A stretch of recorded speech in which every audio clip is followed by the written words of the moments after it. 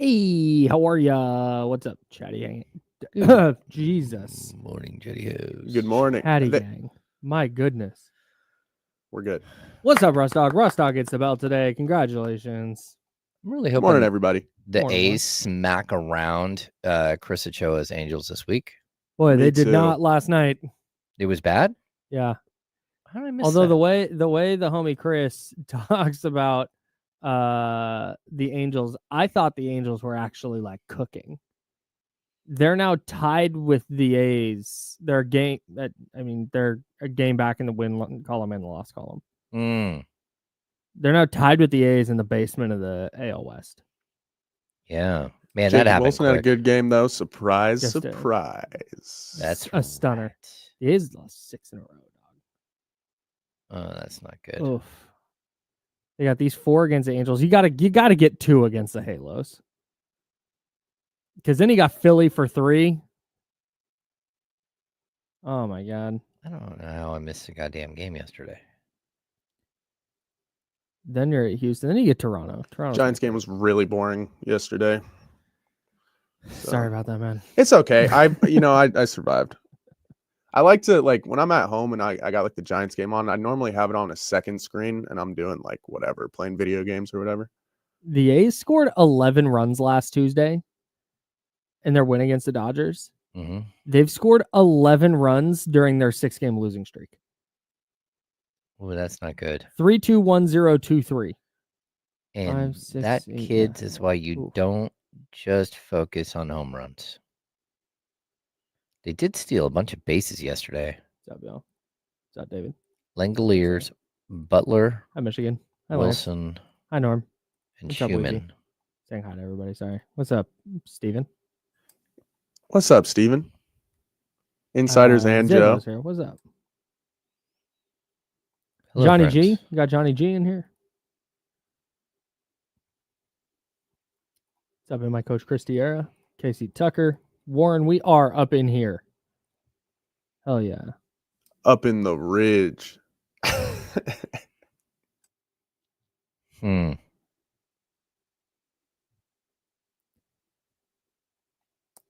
I feel like this happens to every team, though. Like last year, there was a stretch, even the Dodgers, who were obviously awesome, but they went through a stretch in the middle of the year where, because I was keeping track of it, they were like 9 for 87 with runners in scoring position. Yeah. It was really bad.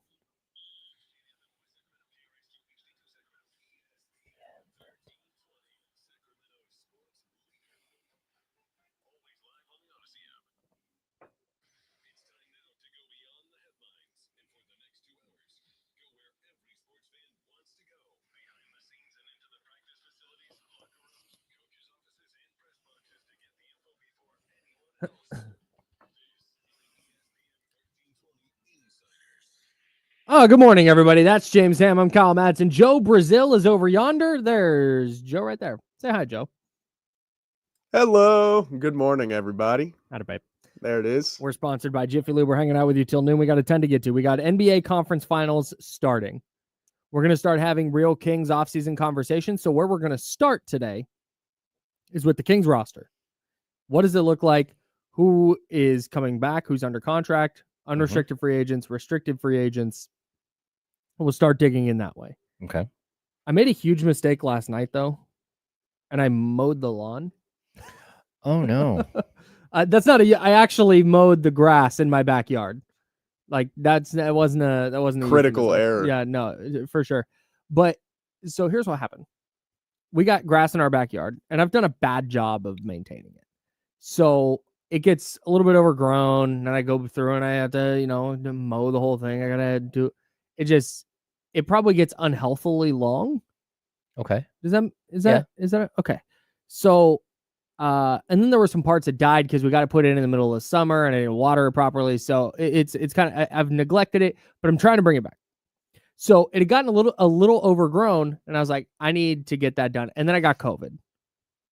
And the idea of getting up and mowing the lawn was just a thing that I was not able to handle. So skipped that. And then just stuff started coming up. Yeah. Where, all right, I'm gone this weekend. Oh, got dinner with my folks on this day. Oh, got a podcast this day. And all of a sudden, my grass is 1.5 feet tall. Yeah, that's not great. Absurd. Really bad. And it does the flowering thing where it's got the little like No, that's bad. right. Not good. So last night I went through and I was like, all right, I have an electric mower. Okay. I was like, this is not, it's a great mower. Love my little electric mower, but it's not meant to grab grass that's 2 feet high. No, it'll all get twisted up inside. Correct. Yeah. So I went through with my weed whacker first. Okay. And just reckless abandon through As my one grass. does. Yep. Just going to town, right? Wore shorts, was getting killed. It was not good for me. It turns out you're supposed to do yard work in long pants. That's fine. So I get all that done. As I'm finishing up with the weed whacker and going to put it away, I realize that I am not wearing a mask. And I get horrible allergies. Oh, yeah, that's not good. My eyes start itching. I'm sneezing, but now I'm powering through it. Like, nope, we're not leaving this like this because it is just a mangled mess in my grass. Like, nope, we're powering through it. So I powered through it, got my lawnmower out, mowed the lawn, went inside, took a little allergy pill. It hasn't gone away. My eyes haven't stopped itching. My nose hasn't stopped running. My mouth gets itchy. Oh, yeah. It's a thing that happens for me with allergies. And so I went from, okay, it was tapering off. I was starting to not just be, if I walked outside, I'd get killed by allergies. I was starting to kind of adapt a little bit. And then mowing the lawn last night, no mask on, just fired it back up. I am miserable today.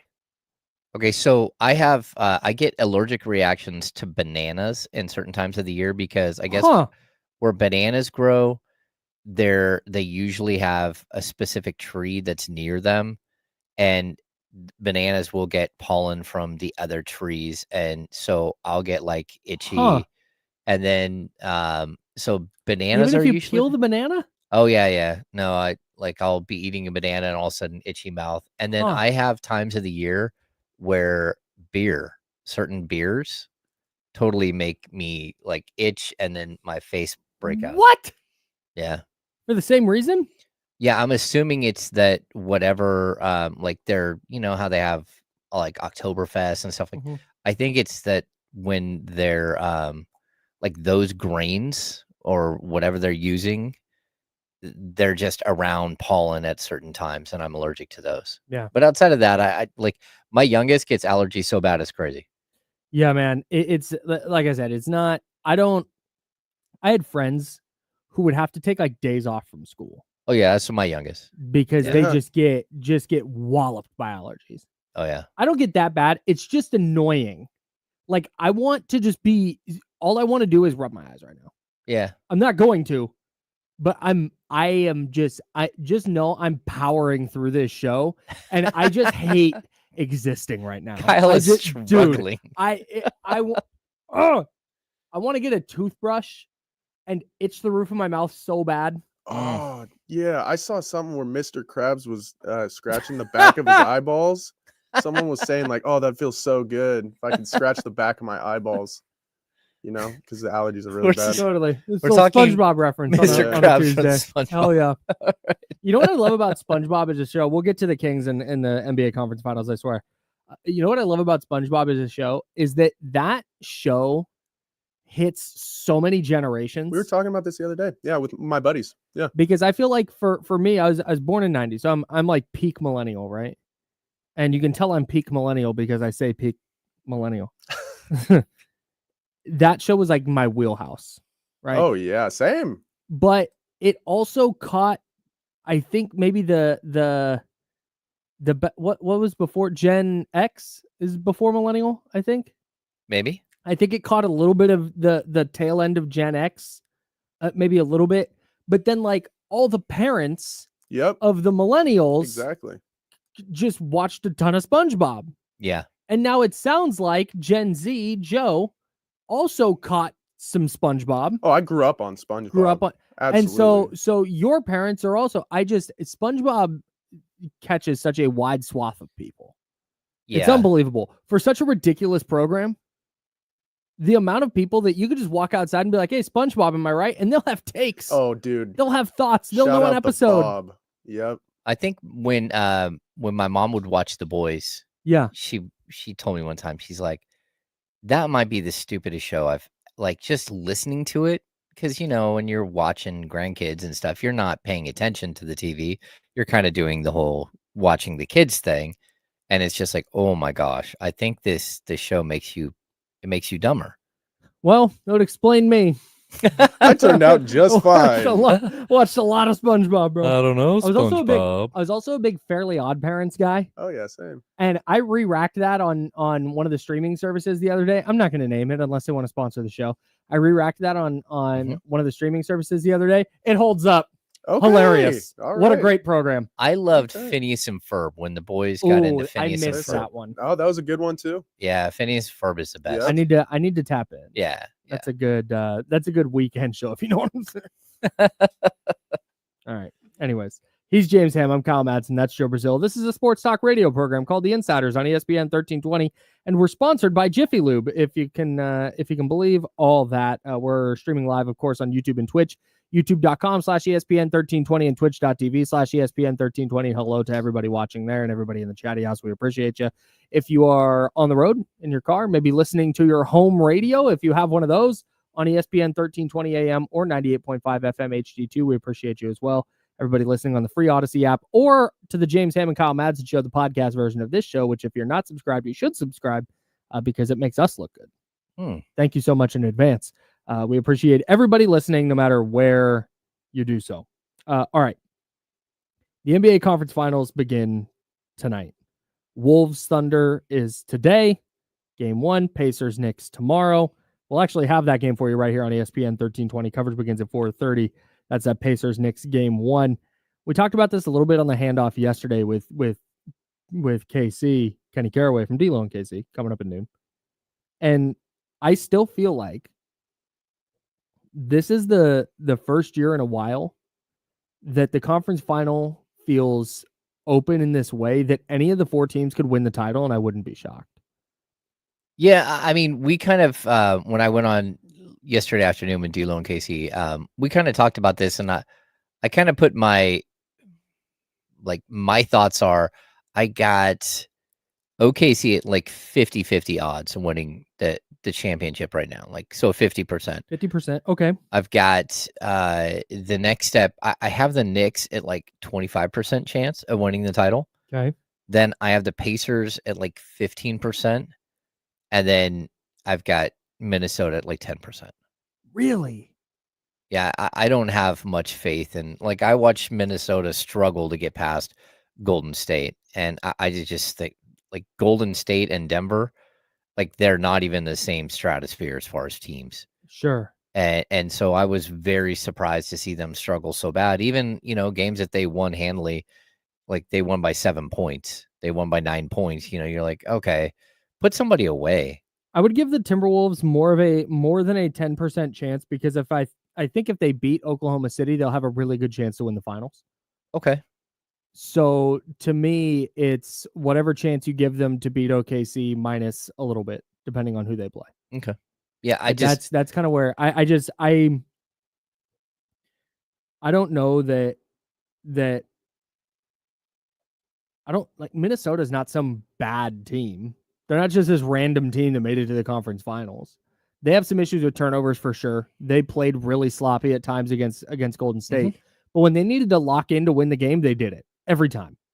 They didn't. It wasn't a single problem. They might have played with their food a little bit, but when it came down to winning time, that game 3, they had no business winning game 3 on the road. It's game 3. They're down 6, fourth quarter, and then they just nope, turn on the Jets, double-digit win. No, I get that, but when you look at the fact that OKC won 68 games on the season and Minnesota won 49 games on the season, then you look at the way they played in the first and second rounds. The Thunder look like a 68-win team, and the Timberwolves look like a 49-win team. That to me, there's a big difference. 19 wins is there are teams this year that didn't win 19 games. There are 2 teams, the Wizards and the Jazz. The difference between, again, a team that's the 6th seed in Minnesota and a team that's the 1 seed in OKC It's a huge gap. Is this more about Oklahoma City being good, or you just don't believe in the Timberwolves despite the fact they're 10-2 in the playoffs? No, this is about OKC is just extremely good. Like I watched them, like what we saw in Game 7 was like a masterclass. They were awesome. Yeah, like there was no way that Denver was just smothered. Like they couldn't do anything. And that's the capability of OKC. And did they let Denver hang around a little bit too long? Sure, but again, Denver has won a championship. They've got a 3-time MVP that isn't going to win the MVP this year, but he's going to come in second place for the second time in 5 years. They have the best player in the league. Yeah. And on top of that, they have a bunch of seasoned veterans, some of which are known as big-time playoff contributors. And sure, they ran out of gas. They did not have it in Game 7 at all. They made mistakes. But I still thought that, that series probably should have gone 6 or 7. That was a really, really good series. Yeah. Now, I don't think that you're going to get the same type of series out of Minnesota. I think you are. I think the Thunder win. I think they're I think they're just the better team. But man, they looked vulnerable at points against Denver, where Denver just didn't quite have the horses to take advantage. Like Denver was all year a guy or two short. Like they were just they were just one, maybe 2 pieces away, depending on what that piece is. And then you add in Aaron Gordon's hamstring issue. Yeah. Certainly didn't help in Game 7, but Oklahoma City won that series flat out. But there were opportunities for Denver to also win that series. And ultimately, I do think that Oklahoma City prevails. But I think there are going to be a couple of games where, man, Minnesota just figures out what Oklahoma City's doing defensively. And Oklahoma City, Mark Dagnall's a great coach. They have so many different lineups to choose from. And there's so many different ways they can mix and match, which I think is kind of one of the fun things in this series, because Minnesota just has like their dudes. They have their 8-man rotation. Yep. And they're going to play these very specific roles. They're going to do these very specific things, and they are dialed in. That's what they're going to do. There's going to be some tactical changes. Matchups are going to move around, and they might run some more zone or less zone or whatever it is they're doing. That might change, but they're not going to dramatically alter their rotation. Mark Dagnall can throw something at you in Game 1 and then completely scrap it and do something totally different in Game 2 and have it work. He can also, if someone is struggling against Anthony Edwards, he can throw like 5 different people at you. It's like, hey, Caruso, go slow him down. Yeah. Hey, Dort, go slow him down. Yeah. Like that's Wallace, where go get it. Yeah. I really feel like, Jalen Williams is a good enough defender that I think he can neutralize McDaniel pretty on his own. I think the guys in the middle can neutralize Gobert. I don't think that even Chet versus why am I drawing Julius Randle? I think that's a great matchup. It's a great matchup for OKC. Like defensively, he might be able to bully him, but man, Chet will block his shot again and again and again. So I'm intrigued by it. I think this is going to be, I think it'll be a fun series, but I also think it'll be a relatively quick series. Interesting. All right. We'll get to official predictions later. I want to get to the Kings roster check-in because we got to figure out what does the Kings roster look like right now. And then we'll dive into some of the specifics as we go along, because I want to make sure we have a good foundation as we're talking about their offseason and the moves they're going to make or maybe not make. We need to know exactly what they're working with. So we're going to set a foundation now for the larger Kings offseason conversation we will have throughout the next few months. So stay locked in here on ESPN 1320. We will get to that in a minute. That's James Ham. I'm Kyle Madsen. Joe Brazil is with us on the radio side. We're back in a second here on ESPN 1320 at Sacramento Sports Leader. Ew. Oh, guaranteed that the Wolves are going to win in 6. That's pretty wild. I don't agree, George. The Naz Reid thing is really interesting. One, he wasn't hitting shots in the last series with any kind of consistency, which I think will change at some point. But also, it was like Golden State was just targeting him defensively. They were getting him on an island and just driving past him, which is a weird thing, because I've always thought Naz Reid was at least a capable defender. Was he playing center or was he playing Kind of both. Yeah. I think it's interesting because when you're playing alongside a center like Gobert, your game is totally different. You know, when Gobert steps off the court and Naz Reid is on the court without him, it's, you know, you're asking a player like, hey, first of all, we need you to bomb away from 3.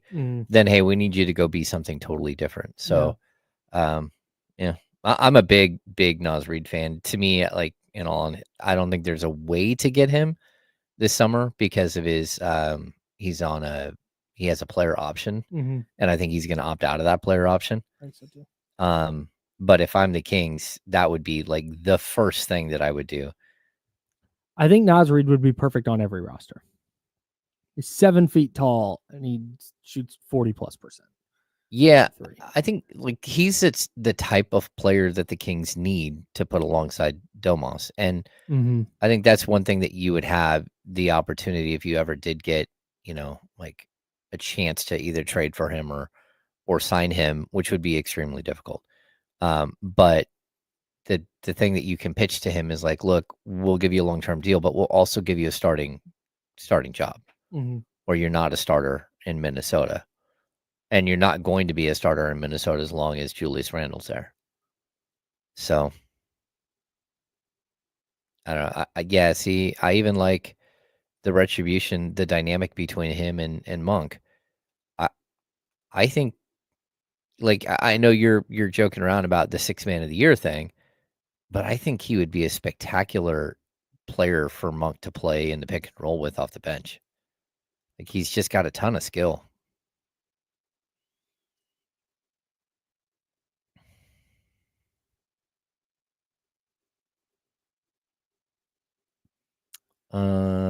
Mr. Angel. This is an interesting question. I don't know. Like, there's talk of Darius Sangaila joining the staff. We've seen that, but that's, you know, again, that's kind of quieted down. I haven't heard a lot of it. Corliss Williamson was on a staff this year. I want to say he's in Minnesota. I don't think Doug and Corliss ever played together. First of all, they're traded for each other. But then Corliss came back. Well, maybe they did. Corliss came back as part of the Chris Webber deal. But I'm trying to remember if they were on this roster at the same time. Maybe.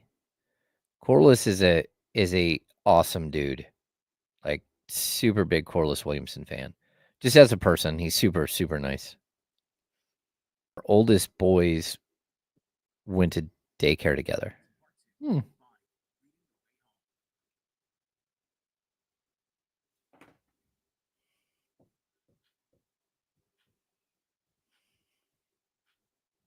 Now, back to the Insiders with James Ham and Kyle Madsen, brought to you by Jiffy Lube on ESPN 1320. Yeah, that's us. I'm Kyle. He's James. Joe Brazil's also here on the ones and twos.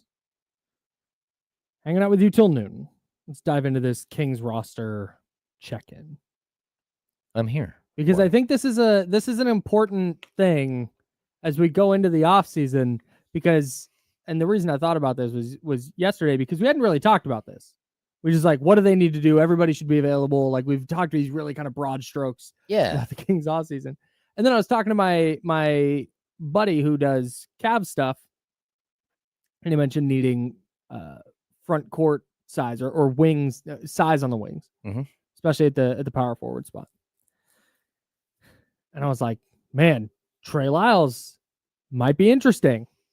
But Trey Lyles is an unrestricted free agent, so that doesn't really help the Kings if Trey Lyles winds up going to Cleveland. Yeah. So I wanted to just do a check-in on who's under contract, restricted free agents, unrestricted free agents, and then we can kind of dig into some of the minutia from there. Okay. So do I have this right? 8 players under contract, 7 with guaranteed deals. I think we're missing one. I think it's 9, because I think Isaac Jones is also under contract, but it's non-guaranteed. Okay. So it's Domantas Sabonis. Yep. DeMar DeRozan, Zach LaVine. Yep. Malik Monk, Keegan Murray, Devin Carter, Jonas Valanciunas. That's their 7 guaranteed contracts for next year. As of today. As of right now. And as then, of May 20. Yeah, and then they have to make a decision on the Keon Ellis situation, which we'll get to in just a sec. Yes. Okay, but then they also Terrence have Davis non-guaranteed. Yep, Terrence Davis non-guaranteed. Isaac Jones non-guaranteed. Yes. So that's 9 players under contract, 2 non-guaranteed. Yes. Okay. And again, so people understand the reason why the Kings gave Terrence Davis a 2-year deal is number one, it's 2 years, but with limited guarantees. Mm-hmm. But also it allowed Terrence Davis to stick around, be in Sacramento if he wants, and work out in the gym and be part of what's happening all summer long.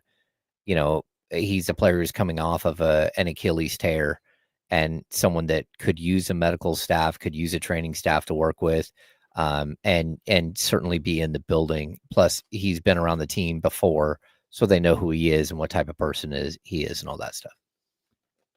Somebody said they need a whiteboard because they're a visual person. They took our whiteboard. Took our whiteboard. Yeah, it's now part of it's now part of the Wonder Wall. The Wonder Wall. Oh boy. Yeah. That I participated in, so I can't act like I'm. No, you did great. It looked awesome. The Wonder Wall looks colored so good, Joe. It does look really cool. I was waiting for that. I appreciate it. We'll hang it up in the studio here once it's we can put it on the fridge. I would love that. That would we'll be get awesome. some magnets. All right, very good. All right, unrestricted free agents. Yep. Jake LaRavia, unrestricted. Yep. Trey Lyles, and we'll talk about these players and what the Kings should do coming up. We're just trying to lay a baseline here. Trey Lyles, unrestricted free agent. Mm-hmm. Doug McDermott, unrestricted free agent. Yep. Jay Crowder, unrestricted. And Markelle Fultz. Yep. Unrestricted free agents. It's a lot of players, Kyle. Yeah. that's a lot. Yeah. And 2 at least regular contributors with LaRavia and Lyles. Mm-hmm. So we'll get to them. Now the restricted free agents thing is interesting. And this is where Keon Ellis comes in, and I guess this is where we'll just crack the conversation open. Because Keon Ellis is currently under contract. Yes. But he could become a restricted free agent this year. Yes. How does that happen? Okay, so it's a little complicated, but basically they have 2 different ways that they can attack the Keon Ellis situation. Number one, they can pick up his $2.3 million option for next year, and he's their player. Right. Okay. But at the end of next season, so next summer, not this summer, 2026, he will be an unrestricted free agent and can sign with anyone else in the NBA, and you can't do anything about it. Right. Now, what you can do is you can pick up that option, the $2.3 million option, and you can instantly start working on an extension for him. Mm-hmm. Right. And the extension can be for up to, I think, something crazy, like up to $89 million. Right. So, like, the extension after this season can be huge. But the idea would be that if you're going to pick up the option year, it's so you might be able to finagle and bring in a couple more players right now. Mm-hmm. Right. And then have Keon get paid the next offseason when, again, the salary cap keeps jumping 10% every year right now because of new television deal. Right. So right now the salary cap is going from 155 million, I think, to 170. The next year it's going to go up to like 187 or 189. And then after that, it's going to just the basic salary cap will go well over 200 million a year. The luxury tax is way above that. Right. So the deal, the other option that you have with Keon is that you can decline the option right now. And he becomes a restricted free agent this summer, which means he can go out and you can work a contract with him and just sign him, or he can go out on the open market and see what people are willing to pay him. And then the Kings would have right of first refusal. So what they have to do is they have to give a qualifying offer. And the qualifying offer for Keon Ellis is going to be like right around his salary, like 2.3, 2 point, maybe it's 3.4 million or something. It's like super minimal. And what that does is it basically gives you the option to match any offer sheet for him. We could talk about sign and trades and stuff like that, but realistically, let's skip the sign and trade aspect of this. Yeah, realistically, you have 2 options with Keon. You can pick up his option and make him an unrestricted free agent next summer, or you can not pick up his option. So the risk of declining his option this year. Yep. Because if you pick it up, he's on the team this year. but he may not be on the team next year, and there's nothing you can do about it. Yeah. But you do have the option to try to work an extension the entire time. Right. So the benefit of declining the option and making him a restricted free agent this year is that when he goes to the market, you get an idea of what his market would be. Yep. And that gives you a place to negotiate from. But B, you avoid kicking the can down the road on this to next year, and you just lock up a player who looks to be a key rotational piece for you at 25 years old. Yeah, you can just get that out of the way now. Exactly. You avoid the potential for losing him, the unrestricted free agent status.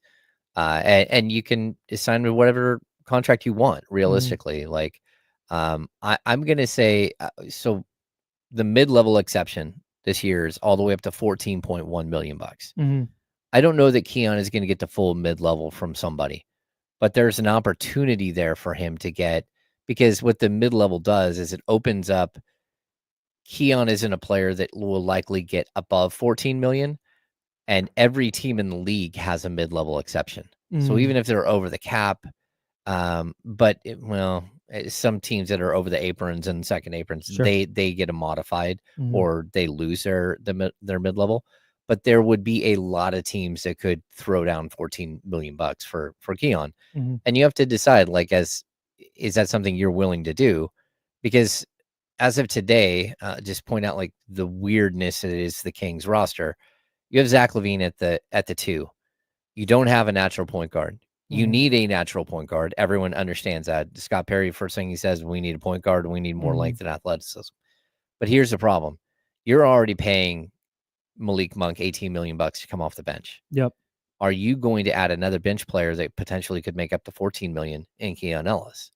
And I know right away you're like, well, you can't give up on Keon, but it's like, okay, you still have to fill that point guard position, right? And so would you have a like $34 million backcourt off the bench? And that's tough. And especially, really tough. Let's add in that you have a $10 million backup center, $10.4 million backup center in Valanciunas. And you don't even have a draft pick this year where you could go, okay, well, at least we can get a cheap, cost-controlled rookie to fill in spot XYZ. Yeah, I mean, you're going to have you'll have an early mid-second round pick. May or may not make the roster. Who knows, right? Yeah. But that's the only thing that you have to supplement as far as draft picks that are low cost for the next 3 to 4 years. Right. And I wouldn't doubt that the Kings hold on to their second round pick and just select somebody because they're going to need to fill roster spots. And so that's a big deal for them. We talked about it. You named all the players that are unrestricted free agents. Man, it's a lot. We're talking about like 7 or 8 players, right? And 6. Okay, so if we're not counting Keon, it's 6. Yeah, so 6 players, and that means that you're either an 8 or a 9-man roster right now.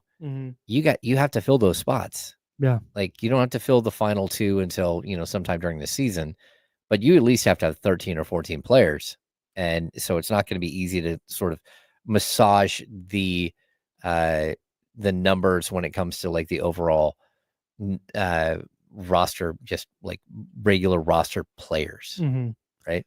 So just to put a bow on the Keon thing,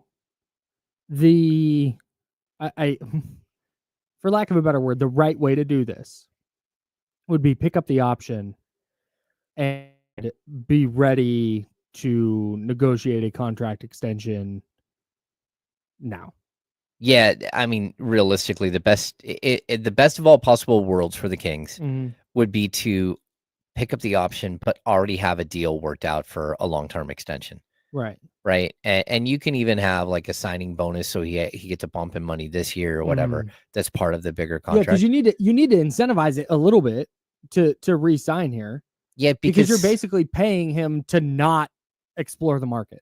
Exactly, and that's the real fear. If you make him if you pick up his option and you don't have a deal worked out, sure you can sign him to an extension, but your leverage is gone. Right. As of right now, you have some leverage, and once you pick up that extension, I mean, once you pick up the $2.3 million option, it really does take away your power. And he can say, yeah, I'll listen, but I'm also, I might want to listen to other teams. And we don't know what this season's going to look like for the Kings. It could be a good season. It could be a bad season.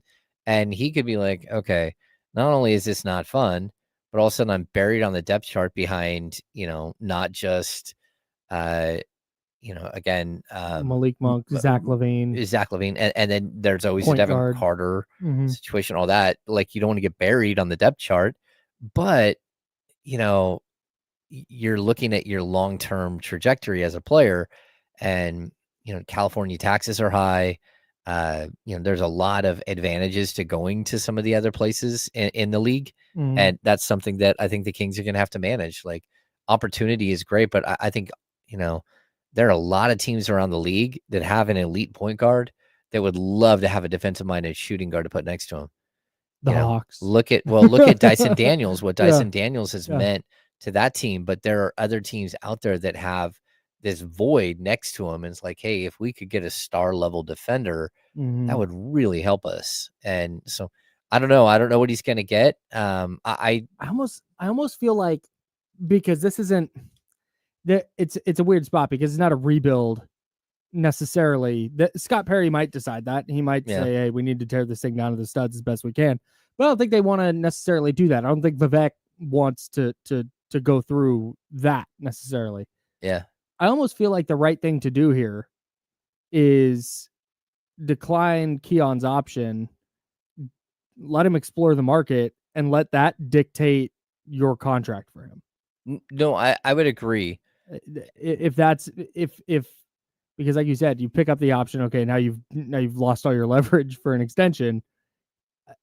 I would just get that out of the way now. Be like, hey, while we're here, while we're in the midst of resetting, let's figure out what we have with Keon or not. Because the worst case scenario is you go, okay, great, we pick up his option. Keon becomes this huge part of the rotation.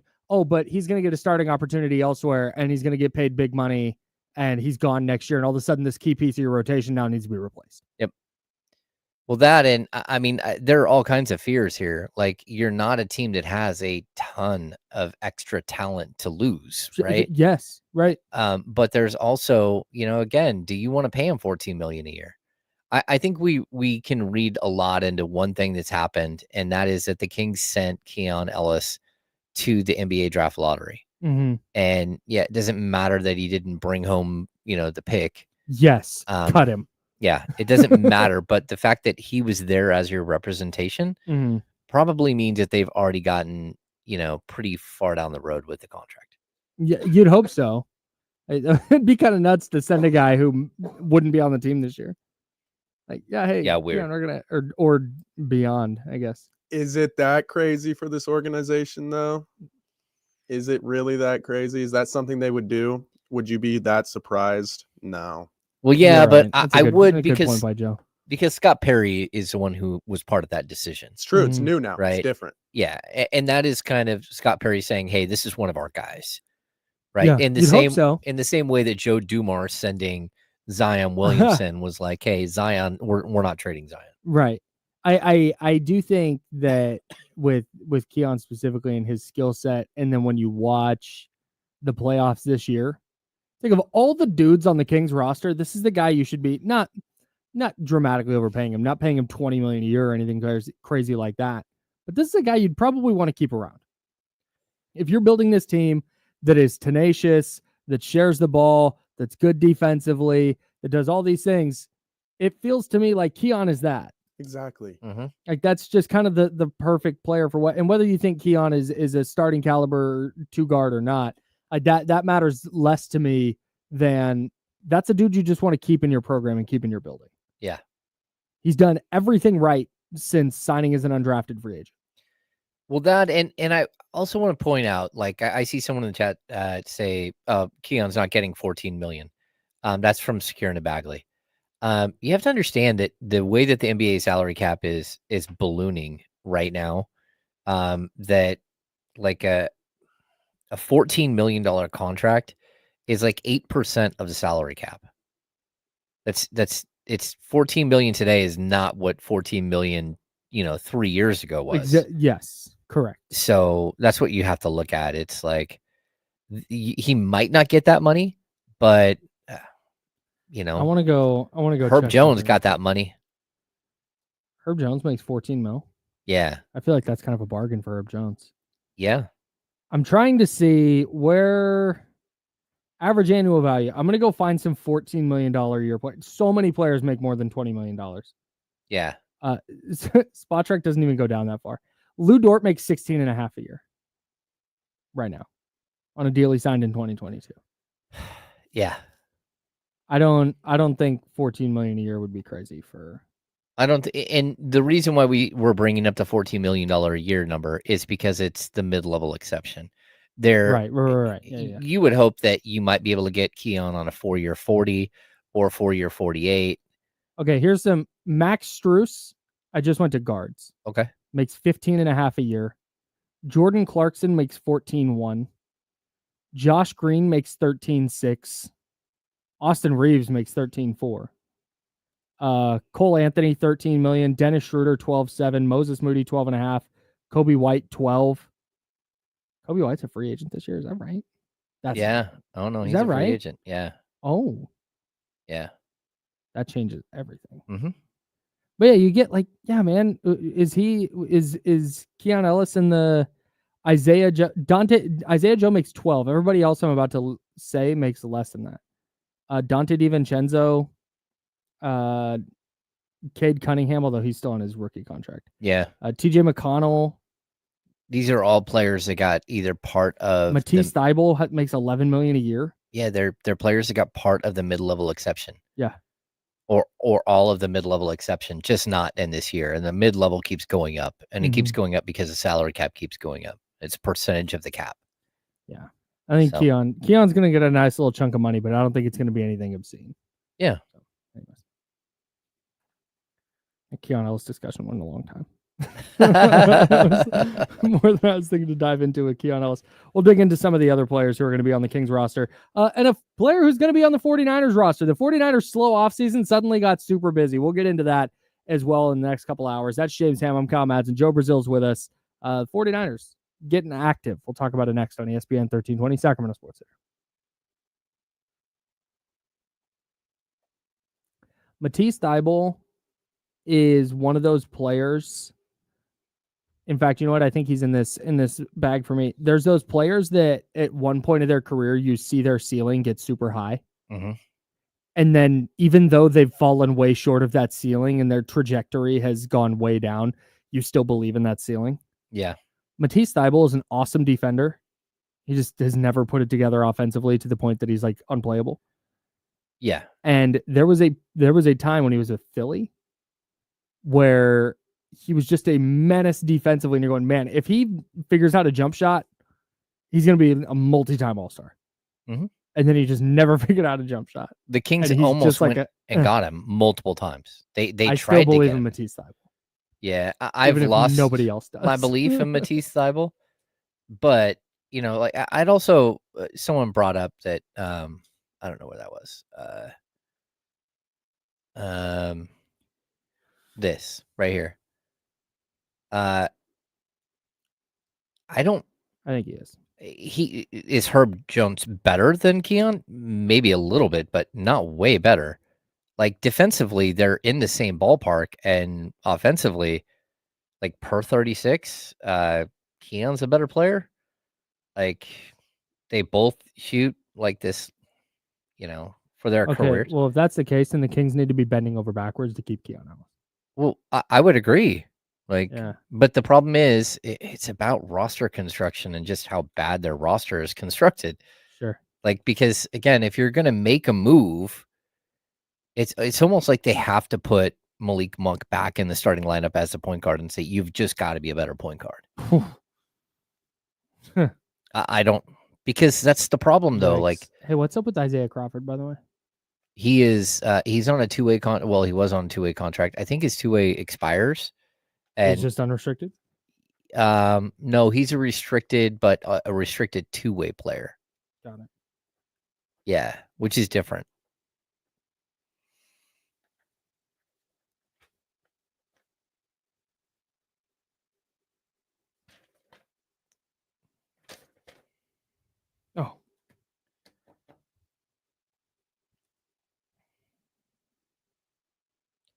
Yeah, I think this is just it. Herb Jones is just a little bigger.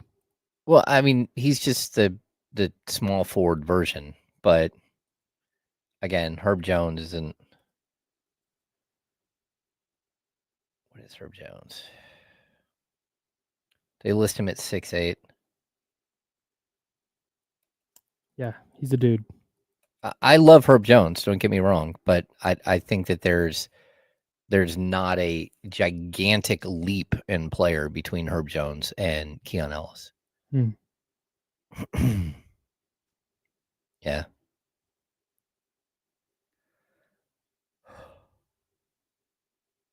Herb Jones is 2022-23.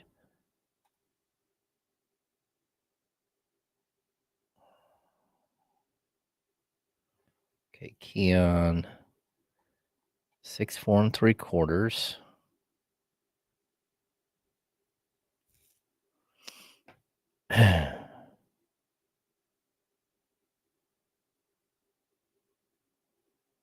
Six, 7 1/4. So he's like 2.5 inches taller. Wait.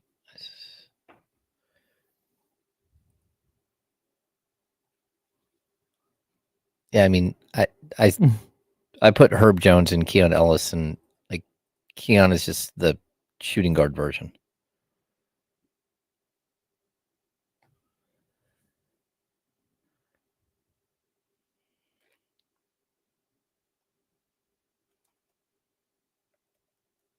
Can't wait. So excited for this. Ooh. That would be fun. I like Cole Anthony.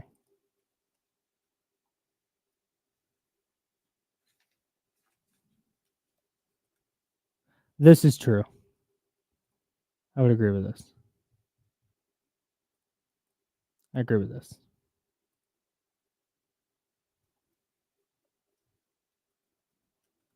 Yeah, for sure. Wings are hard to come by. No, they're not. There's a bunch of wing places. Wingstop, Fire Wings, Buffalo Wild Wings.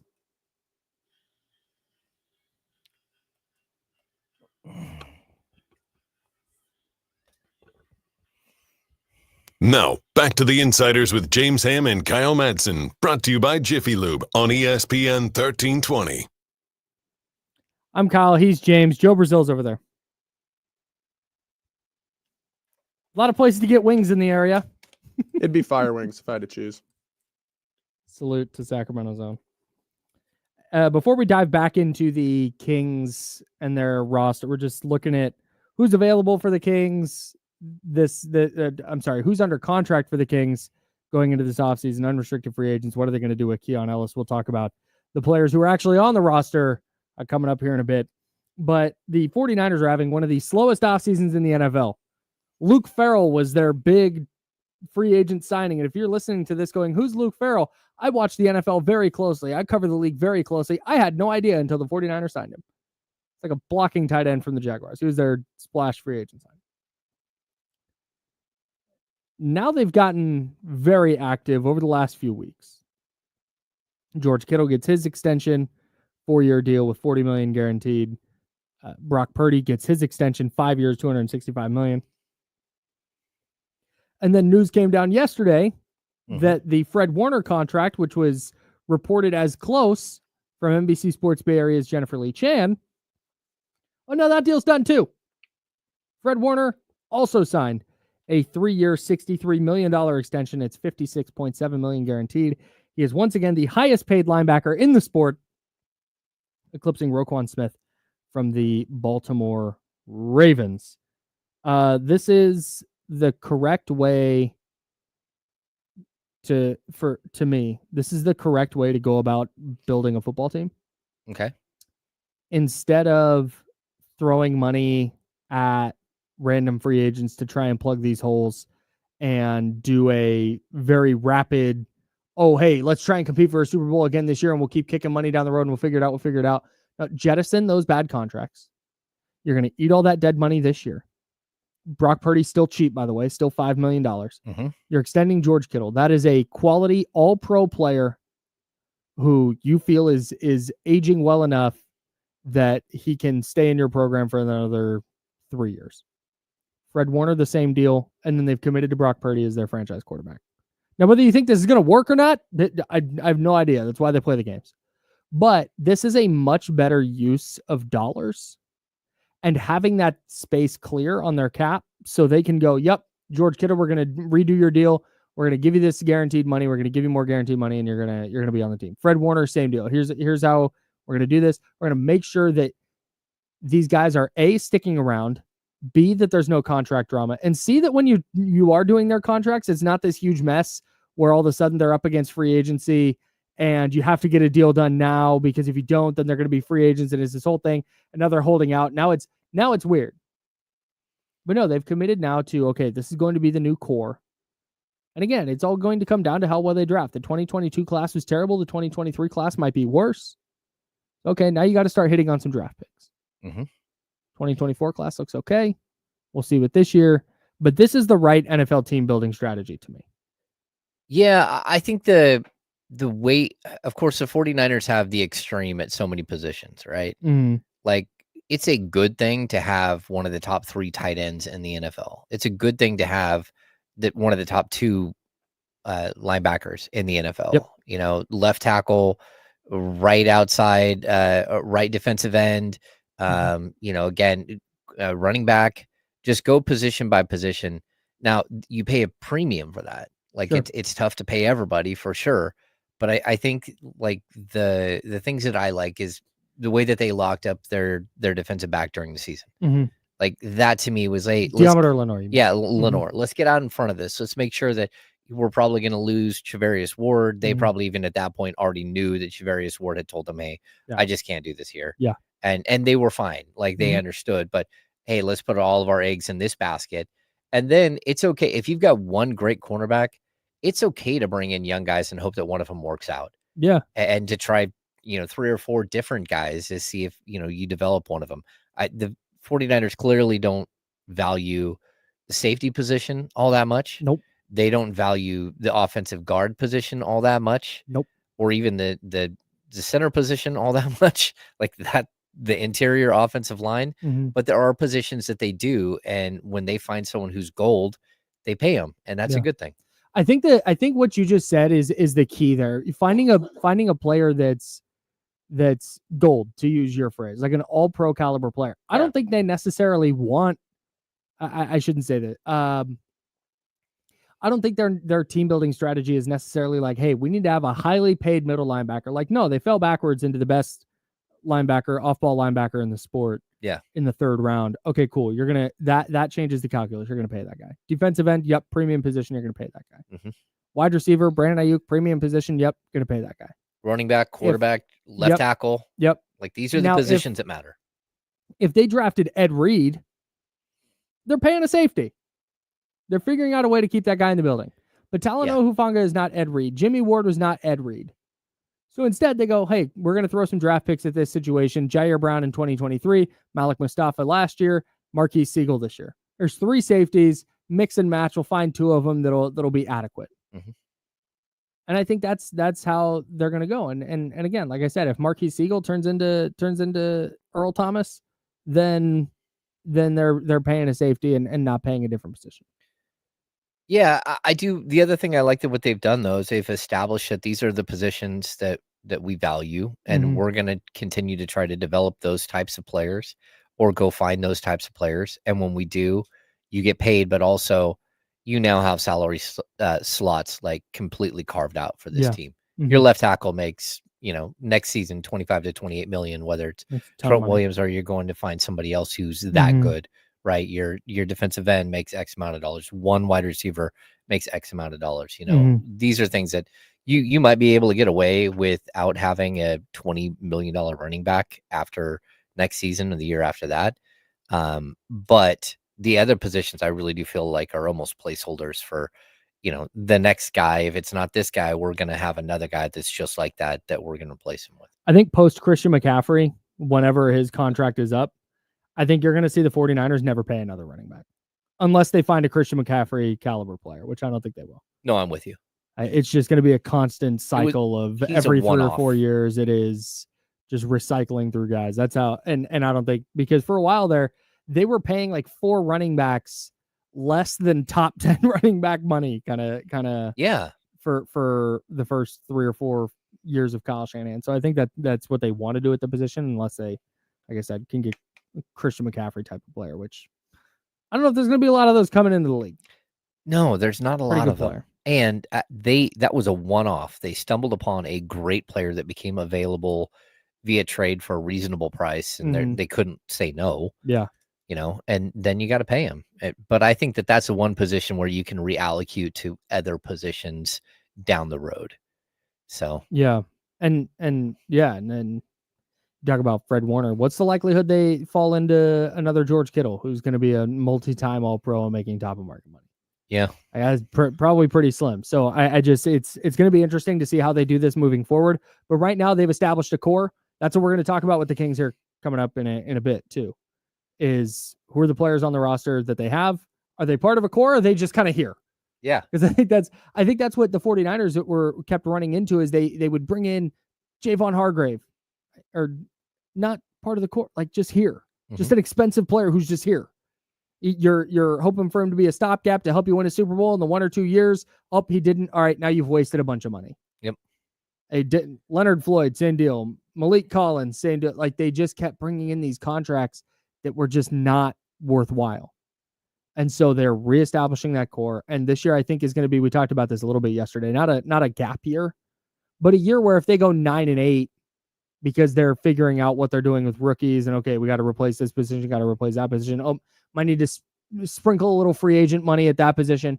That's where I think what they're looking at is less about 2025. Like, they want to win this year. They're hosting the Super Bowl. They would love to win this year. But I think they're looking at 2026 and beyond. And then this year is just kind of whatever you can get from rookies that'll determine their ceiling. Yeah, and like looking at the Kings and comparing them, this is a moment where Scott Perry needs to decide who is his core, and then who are those other contracts that you may have spent money on that aren't going to help you, and stop gaps or whatever they might be. And we're going to have to wait and see what that looks like, because Scott Perry, I want to have like a sit down, like off the record, like, who do you think your core is? Because I mean, like, his direction is going to be completely different, and like how much you should hope it is. Yeah. Well, I mean, but do you? I mean, you hope that it is, but the Kings won 48 games like 2 years ago. Like, if he's got that type of idea, but also, hey, like, the thing that's missing here is clearly that we don't have the wings. Like, so there's a way to have like a hybrid version of what Monty and Wes had built. This just fits the modern NBA. And I'm intrigued, though, who is your core? Because that, to me, is probably the biggest question facing the Kings moving forward. And that's, you got to decide, is Zach LaVine part of the core? If he's part of the core, then you try to get him to opt out of the last year of his deal, and you sign him. You say, hey, can you opt out of the $49 million, but we'll give you a 3-year 105 or a 3-year 120. Less money, but longer term. Less money, but longer term, and say you're part of the core now. Zach LaVine is one of the more interesting conversations we're going to have throughout the offseason, particularly because Scott Perry talked about him on a podcast and was not super glowing about Zach LaVine as a number 1 or number 2 option.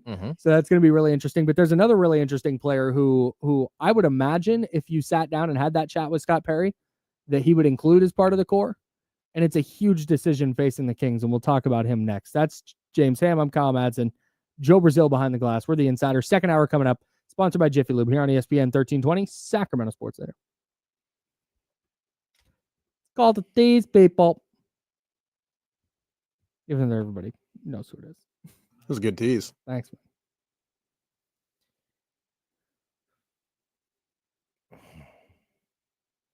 I'm still laughing at the idea of you cutting the grass in short shorts, with especially like how we need the Insiders short shorts. I'm assuming that's what you were wearing. Yeah, by the way, those are coming. The Insider. Oh, 5-inch inseam shorts with Insiders across the ass. Are they jorts?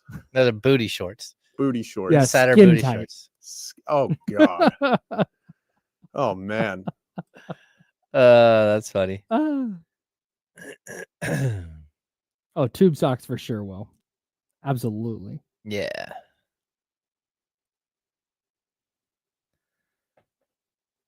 I do like I'm going to Mochi Nut today, guys. I'm going to Mochi Nut and Rancho today. Ooh. Getting a little boba on the way home. Actually, I don't get boba. I get milk tea. I don't get the boba inside it. How do you get there from here? Like, is The that back way way. out of your way? A little bit. Okay. Luckily, once I'm in Rancho, I just jump on 50 and I take that straight up to 5. You just take it Hazel probably down, adds, right? Yeah, I did take a couple of different. Okay. I just pop it into the GPS and it takes me the least Yeah. trafficy way. It's out of the way for sure, but I want to go support the homie Andy. All right. That's awesome. Go do that. I think you brought the John Poles. It's called a mochi nut. It's like a donut, but it's made with mochi, so it's a little bit chewier, a little more dense. Really, really good. Is that what you brought in? Yeah. Oh, okay. Yes, you haven't tried them. Oh, you didn't? Oh, you weren't here. He wasn't here. I wasn't here. I can vouch for this them. They were Thursday, delicious. Donut Thursday. I'll go get them again. Oh, okay. I'm gonna do that just for you. They were delicious. Good. All right. I'm here for it. They were a hit. I brought in 2 dozen and they were gone by the time our show was over. Oh. Which when I bring 18, that doesn't happen. No. These people love their donuts. Alyssa walked by and Alyssa went, "Are these?" And grabbed. Yup. I've never seen Alyssa take a donut. No. But a mochi nut, they're in there. All right.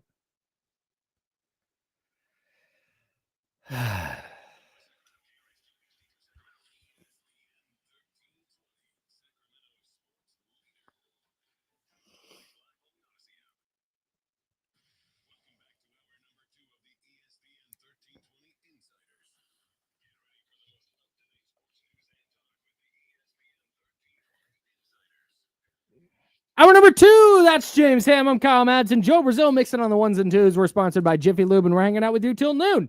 Then we'll hand it off to D-Lo and KC. Started hour 2 a minute early. That's my bad.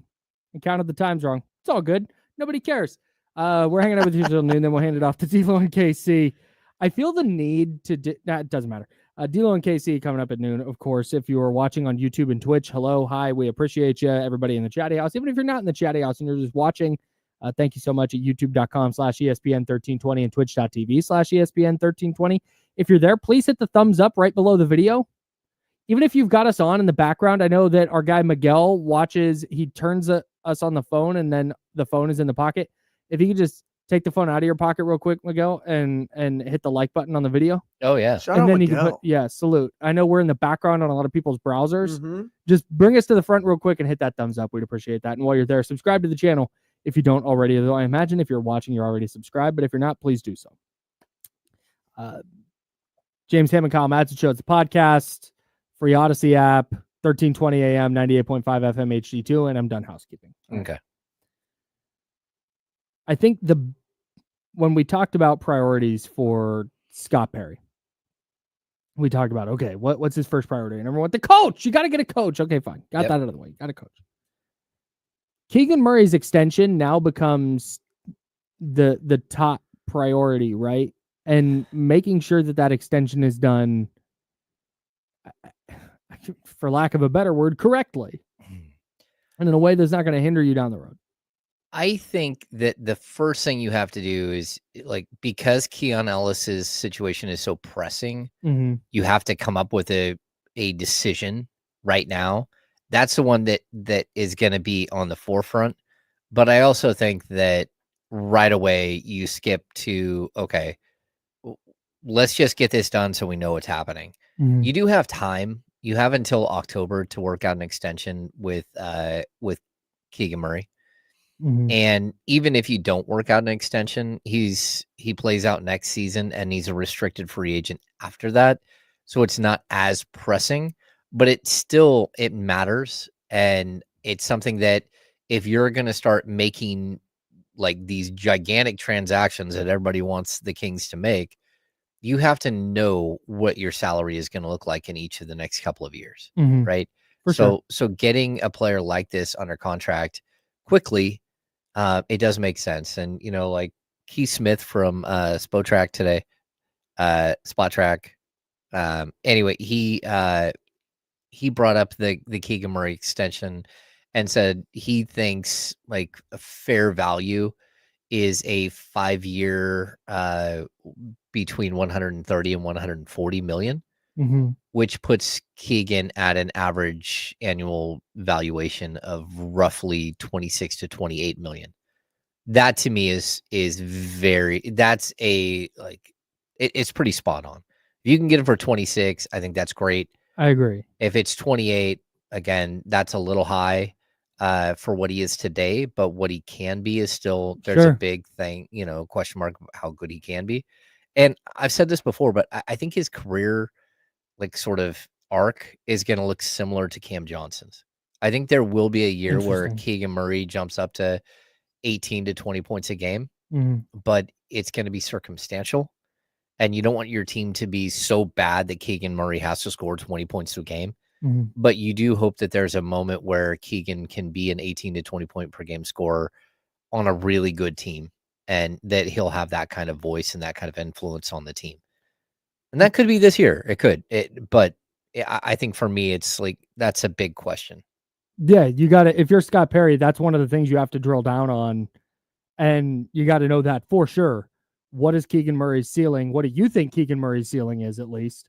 And are you banking on that down the road to be part of that core? Or if not, are you signing him to a lesser extension, trying to? And if he's not amenable to it, are you trying to get some value for him? Yeah, these are the kind of things Scott Perry's going to have to do. I want to run through a couple things on the Keegan Murray contract, but I want to get to the Elk Grove Kia Talk line where we have a couple people waiting very patiently. 916-909-1320, 916-909-1320. Phone lines are open. You want to call in and talk to the great Joe Brazil?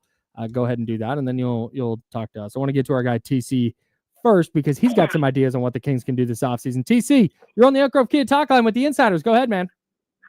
Yes, sir. What's up with my two dudes, man? Chilling, bro. Hammer, what's up? What's happening? Hey, look. So real quick on the Keon. They're both valuable, Keon and Keegan. I think that's a reasonable. So Keegan at 25 a year, so 4 years, 100 million. I get it to 26, 27, but I think that's a decent deal. Yeah. As far as Keon, I'm with that. I think Hammer that what was that? The Rashawn Holmes contract. What was that? 12.5 mil a year. 12 mil. Yeah, it was right around that. It was I want to say a 3 year. No, it was a 4-year deal. It was a little more. I think it's 4 and 54, but something like that. Okay, but either way. Okay. Okay, yes. But with that'll have him staying. That'll have him stay. We don't have to compete with nobody. Oh. And he's gone. We lost TC. You can call back TC. Yeah, I think if you can get Keon for 12, that makes sense to me. No, I like 10 to 12. That would be great for the Kings. The Keegan Murray thing real quick. So 130 million over 5 years puts him at 26 million. 140 would put him at 28. Here are the forwards. Again, this is according to Spot Check. Okay. Here are the forwards in that range. Trey Murphy III makes 28 million a year exactly. 112 over 4 years. Okay. Andrew Wiggins 27.2. Jaden McDaniels, 26.2, although he signed his deal back in 2024. 26.2. Jaren Jackson Jr., he is a free agent, but he was at 26.1. Tobias Harris just signed a 26 million a year deal. Miles Bridges, 25. Draymond's at 25 a year. I think 26 to 28 for Keegan. Again, accounting for inflation of the salary cap. Yep. I think that's super reasonable, especially if Scott Perry sees Keegan Murray as a piece of this core that we've talked about. If Keegan Murray is a player that he thinks, yep, we are going to get the right pieces around him, Keegan is going to elevate. He is going to be a very, very good third option. On some nights, he'll be the 2 or the 1, depending on how his shot is falling and depending on matchups. That is a player that we really believe in, and we think that 26 million a year is going to be a bargain. Then great. I don't hate that at all. Yeah. But if there's doubt, if Keegan Murray is going to be a 14 points a night guy and he's going to be inconsistent shooting the ball and he's going to make upwards of 26, 27, 28 million a year, now that contract becomes a little more cumbersome for me. I'm with you. But I'd also look, if you're going to give Keegan Murray, let's just say you're giving him 26 million a year, which right? It feels like you have to. That's the other thing. you have to do. If you're not doing that, then you just don't believe in him as a player, which is fine if that's what this front office decides. Yeah. But then don't just like keep him around to keep him around. No, I'm with you.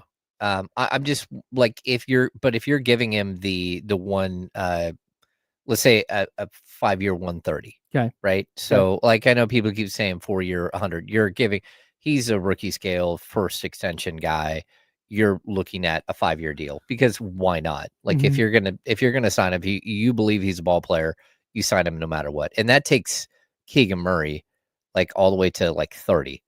So I think that's where they would go. But if we look at a $26 million, even if you start with a $26 million deal for year one, which is the salary cap will be at 171 million in his year 1 year. It's 15% of the cap. Like that is a very good deal. That's where you want to be. And that's in year 1. Yeah, that's in year 1. And his salary is going to go up 8% a year, where the cap goes up 10%. So you're actually going to drop down every year a little bit. So by the end of that deal, he'd probably be at 14% of the salary cap. And that's probably in line with what you want to do. Yeah. So, yeah, I think that's a pretty good value. And I like the number. Again, the $26 million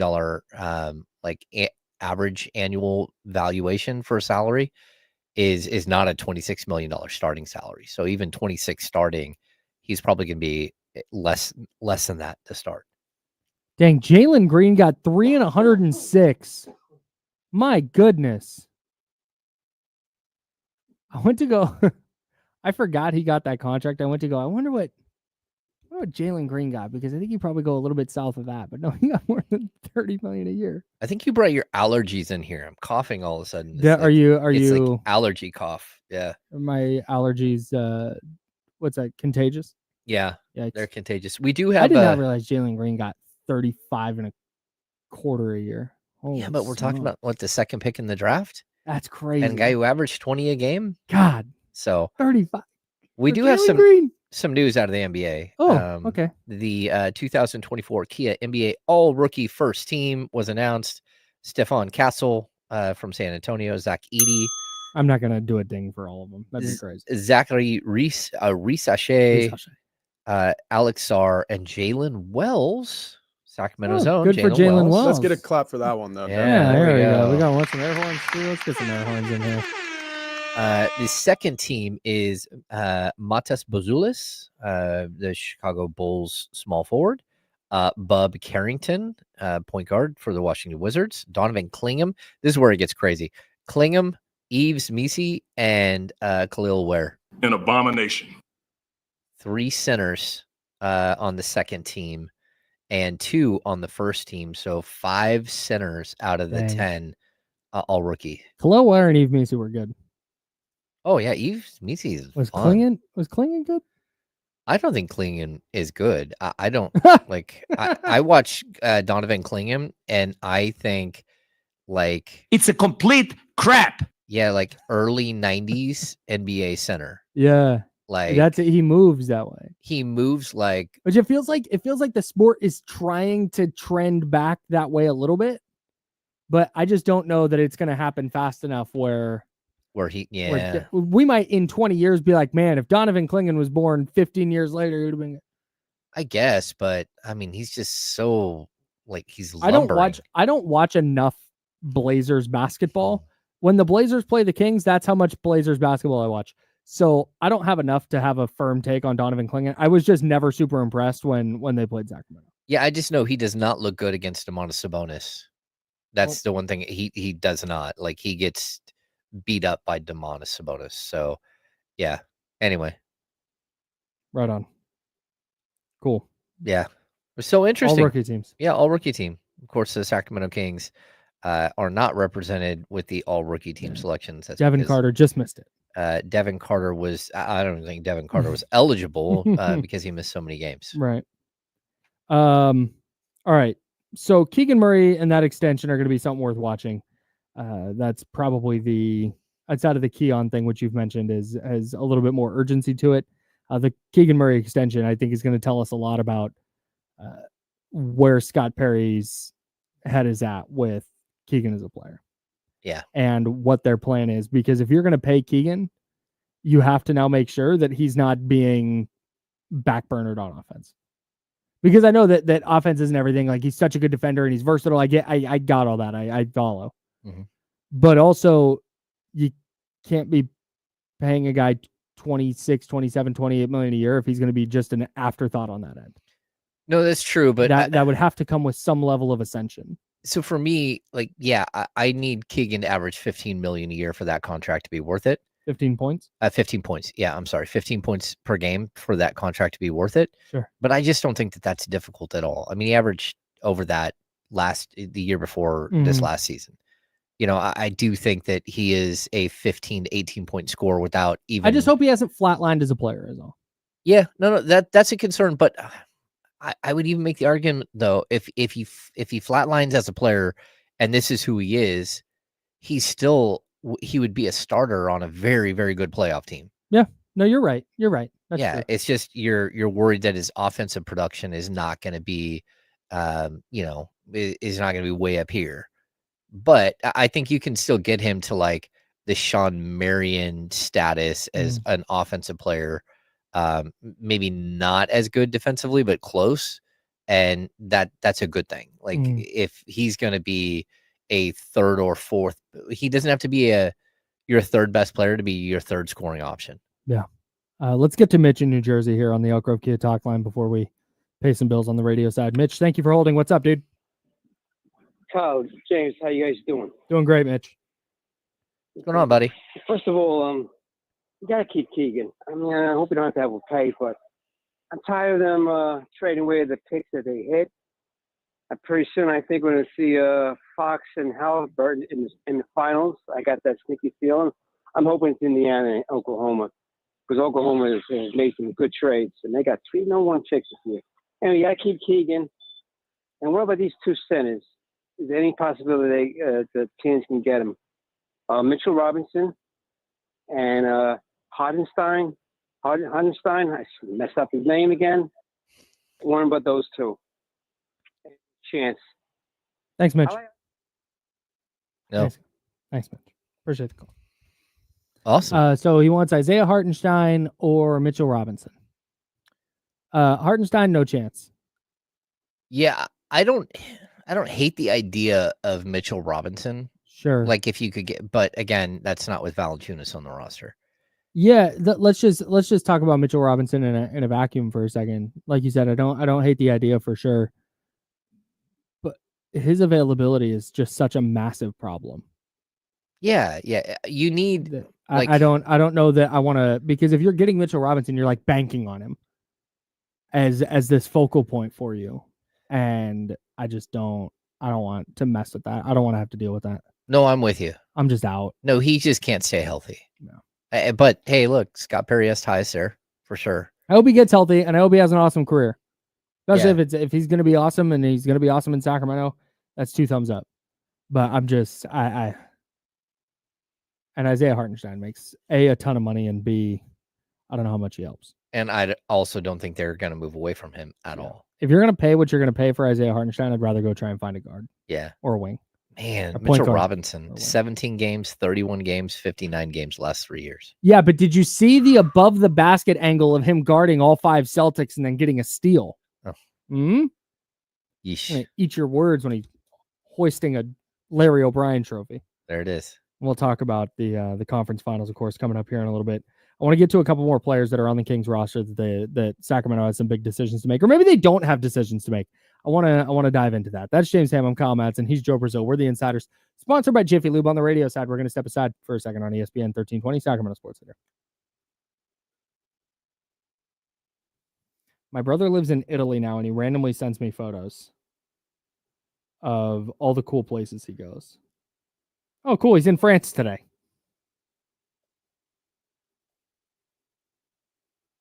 Shout out my boy Hunter. I see you in the chat, bro. What's up? Shout out Hunter. Another one of the Joe Bros.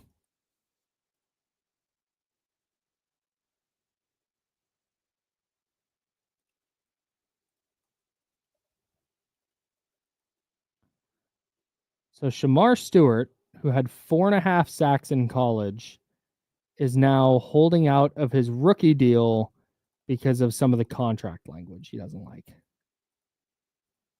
The stones on that guy.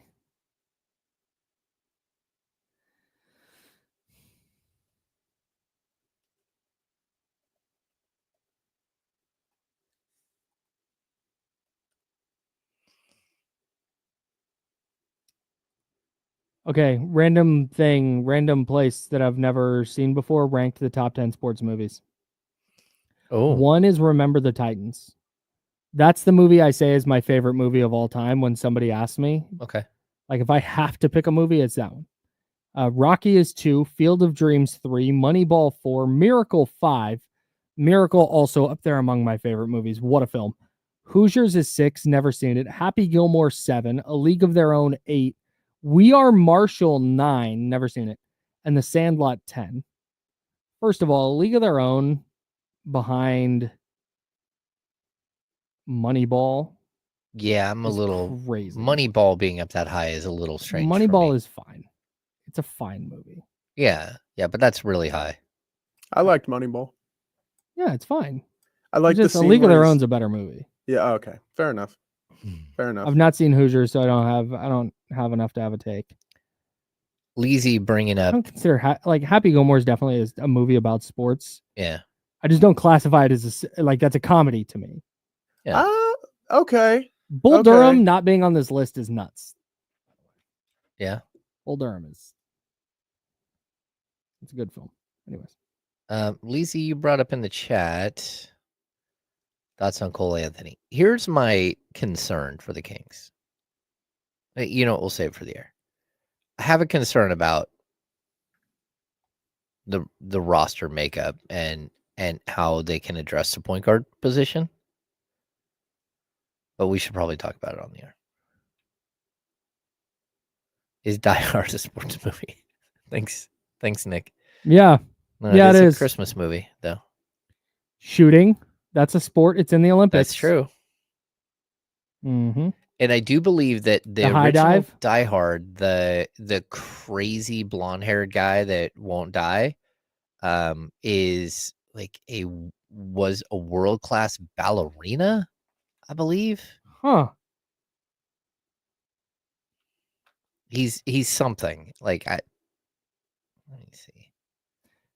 Oh, here's the thing. I started reading this. Oh, we got 20 seconds. Never mind. 20 seconds. Thanks, Joe.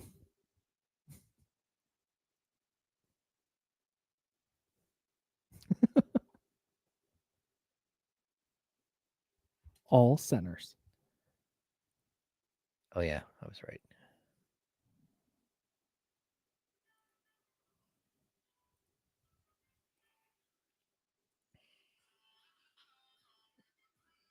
Now, back to the Insiders with James Ham and Kyle Madsen, brought to you by Jiffy Lube on ESPN 1320. Talking sports movies at the break. Bench warmers. You would. That's such a 2000s baby thing to say. I like that movie. I saw Benchwarmers once. Maybe I need to re-rack it. You should probably I'll tap rewatch back it, dude. I'll tap It's a back. good movie. I'll tap back. He's James. I'm Kyle. That guy over there is Joe Brazil. We're hanging out with you until noon. We're sponsored by Jiffy Lube. Couple more Kings things before we get into the conference finals. NBA conference finals should be a ton of fun. Pacers, Knicks. That series starts tomorrow right here on ESPN 1320, 4:30 p.m. Coverage begins, but we got to get the game one of the West out of the way tonight. Timberwolves at the Thunder to begin that series. So we were talking about Keegan Murray, and I don't know, the Keegan Murray thing to me comes down to specifically what the team thinks he's worth, and are they going to quibble if it's $26 million a year or $27 million a year or 27 or 28? Like that's, Yeah. But and then figuring out who's part of their core. And to me, if you're just listing the players they have, we've talked about the players who are under contract. All right, so let's just do this real quick. Domantas Sabonis part of a core. Yes. Okay. Malik Monk part of a core. Probably. But I'm going to be honest, like his contract is one of those contracts that could be used to go get like a starting level point guard. Mm-hmm. Keegan Murray, Definitely part of your core. part of your core. DeMar DeRozan, No. Zach LaVine. Coin flip. Like, here's the problem I have with Zach LaVine. Yeah, go ahead, right? because that's DeMar and Zach LaVine are now the two most interesting players on this list for me. Yeah, totally. So here's the issue though that I have. Like, if Zach LaVine is a player that you're going to put your eggs into that basket, and Sure. if he's going to be a player that continues to do what he did last season, which is he played 74 games, he shot 51.1% from the field and 44.6% from the three. From three. He's one of the most efficient scoring guards in the league. He averaged, combined between the two stops, 23.3 points per game. Mm-hmm. Right. And we talked about this too, this weird statistical anomaly. In 42 games with the Bulls, he shot 51.1% from the field and he shot 44.6% from three. Mm-hmm. In 32 games with the Kings, he shot 51.1% from the field and 44.6% from three. He shot identical numbers. That's crazy. Between the two stops. So if he can be that player or even close to that player for the next 4 years, then yeah, he's part of your core. I don't want to see the Kings do something crazy, like do the Jimmy Butler extension that the Warriors did, where you're taking his $49 million salary, you're adding 8%, because at that point, 8% of $49 million is a lot of money going up, and then giving him another 3 years or something. And just on the Golden State thing, they're trying to maximize the Steph Curry end of his career. Like they're in a different place than Sacramento is. No, totally. But you still have to decide if he's going to be part of your core moving forward. I don't have a problem with him being, you need a 23 point per game scorer who shoots 45% from three and 50% from the field. That's excellent. The problem is, in order to have that player, you need to have a great defensive-minded small forward and a very, very good point guard that can play defense as well. And that's how you have to design the team around him. And as of right now, the Kings don't have those pieces. So it's tough to build around Zach LaVine and say he's part of your core. I agree. Like I've said this about him a million times and everyone always fights me on it. I agree with Scott Perry with what he said. Zach LaVine's been in the league 11 years. He's had foot surgery and he's had an ACL tear. Like, so there are two major injury issues with him. But on top of that, it's that he's been to one playoff series. Yeah. And that's not always an indictment on a single player. That it's no doubt. It's not fair, because certain players just are never put in a situation.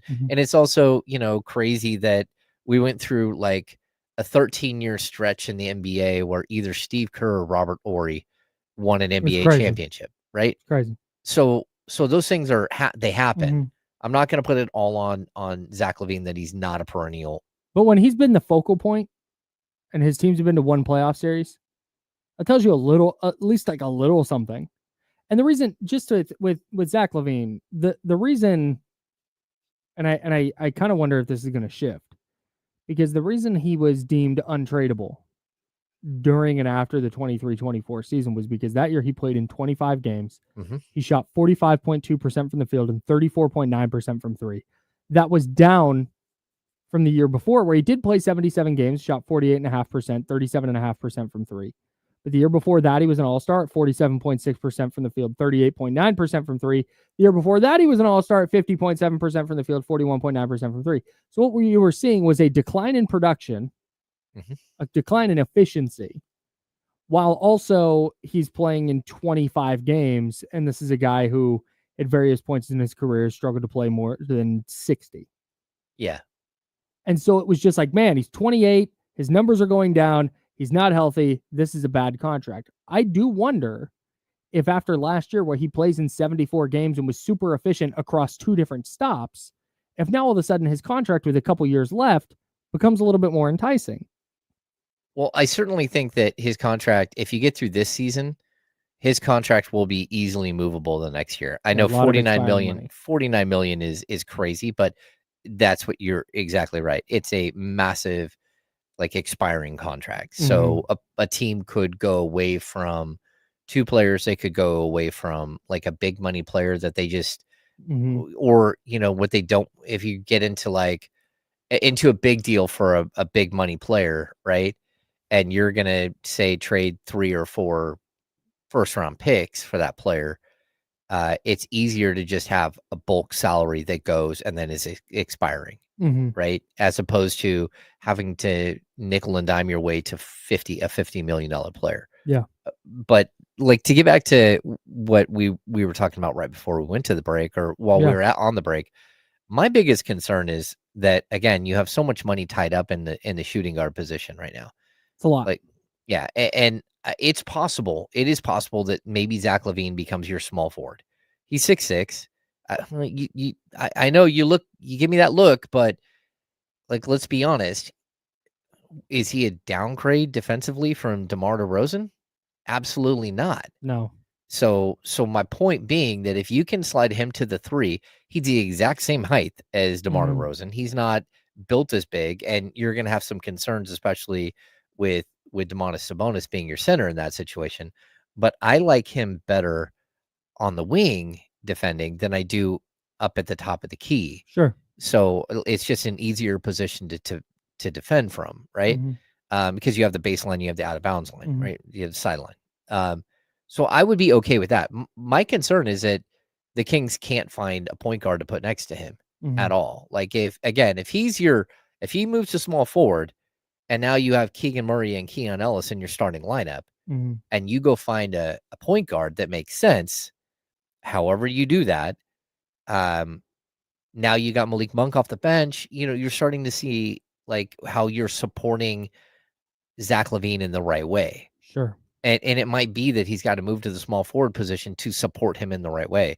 My concern is that the Kings are going to get into this situation that they did, 5 years ago, 8 years ago, 10 years ago, where it's like they keep cycling through like mid point guards, like middle of the pack, we don't really have enough money. Let's use our $14 million mid-level exception to go out there and find a point guard.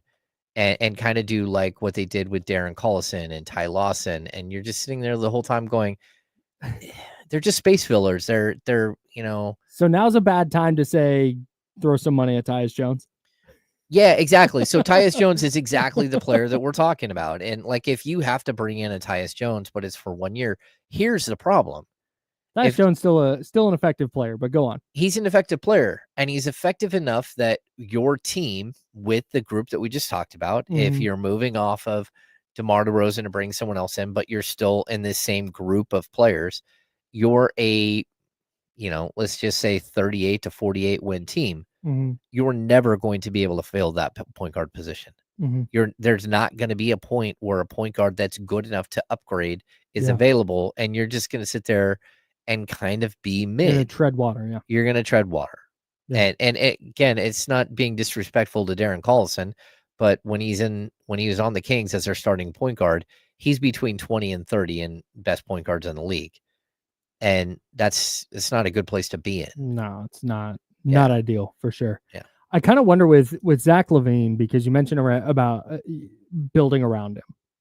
And I think if you're going to have Zach LaVine on your roster, then it's what we talked about with Domantas Sabonis. Like you gotta make sure you're supplementing the roster the right way. Yeah. Because maybe the Zach LaVine Domantas Sabonis 2-man game is just awesome offensively, and if you surround him with the right pieces, all of a sudden you've got a playoff team on your hands. I kind of wonder, because this is another decision Scott Perry has to make. I don't think you can half-ass it one way or the other with Zach LaVine. I don't think you can go into this where you go, okay, Zach LaVine's just on. Again, I'm going to operate as though Scott Perry still believes what he said about Zach LaVine on his podcast a couple years ago, where Zach LaVine is at his best as a third option. Not a winning player, especially as a 1 or 2. He's got to be a third option. So let's just go with that. If that's what he still thinks about Zach LaVine, you can't you have him. And if you can't move him, you can't just be like, oh, well, I just don't like him, so I'm going to build a separate team, and Zach LaVine's just kind of going to be on the roster. Because that's where you wind up with a weird team build. If they're going to have Zach LaVine, and maybe Scott Perry doesn't like Zach LaVine, thinks he's a third option, whatever, tough. This is the hand you're dealt. And if you're not able to move him, which maybe they will, but if you're not able to move him, I think you have to go, okay, we're committed to Zach LaVine being on the roster. Let's do this the right way. You can't view that as a handcuff.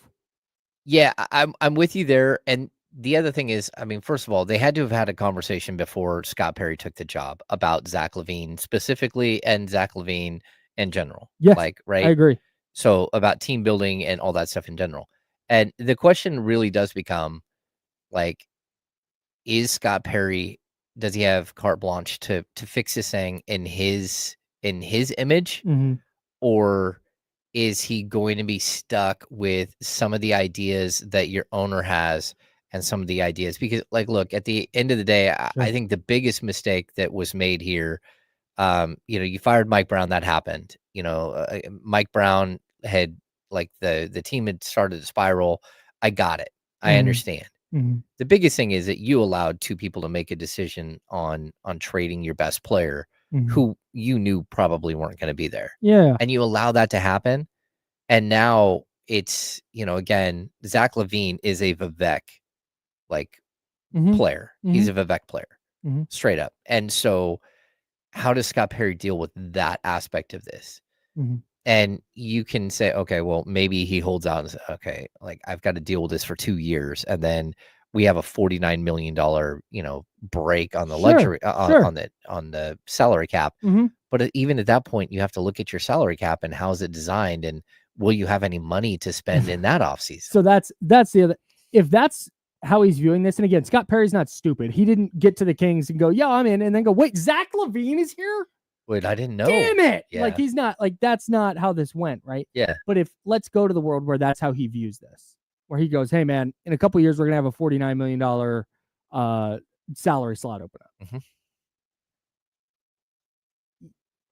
If that's the goal here, is to wait out the Zach LaVine contract, A, I don't think this is the right hire. But B, if that's what you're doing, you have to then, you're tanking at that point. Winning now matters so much less than waiting out the Zach LaVine contract. Because if that's what you're doing and you're going, yeah, hey, we're going to have this $40 million opened up, then cool, start gaining assets. Yeah. Start tearing this thing down and figuring out what the future looks like after Zach LaVine, if all you're doing is waiting for the Zach LaVine contract to be over. Which is why I don't think they're going to do that. Yeah. Because that's just a loser-ass way to go. And Scott Perry did not give off in his press conference that he intends to do that. And I don't think Doug Christie wants to do that. No. And like, look, I just can't imagine they're sitting there going, oh man, can't wait till Zach LaVine is gone. Like, brother, you got him. Figure out how to win now. And I'm going to keep pointing this out. Like, the way Scott Perry described Zach LaVine is, if he's your third best player, your third option, right? If Zach LaVine is your third scoring option, I'll make this, and people can fight with me on this if not. I still think, Domantas Sabonis was a second option on a 48-win team. He can be a second option and as an offensive hub, with Zach LaVine being a number 2 scoring option, as long as you have that other player that's better. And again, like, it kind of comes down to, like, offensive options versus, like, best players, right? So I would make the argument in that crunch time, who has the ball in their hands? Well, yeah, but that's not how a game. Okay, this is how I get your point there. In crunch time, who has a ball in their hands? It probably won't be Zach LaVine, because he hasn't really proven that that's who he is in crunch time. Sometimes he is, but he's more of a, hey, we're down 12. I need you to go out there and score like 18 in the fourth. Than he is, hey, we're up 6 and I need you to sit there and maintain that lead with high level, efficient scoring down the stretch. I think, like, looking at the Kings this year, Keegan Murray's the 5th option on the offense for most of the season. He's not their 5th best player. He's probably their 3rd or 4th best player.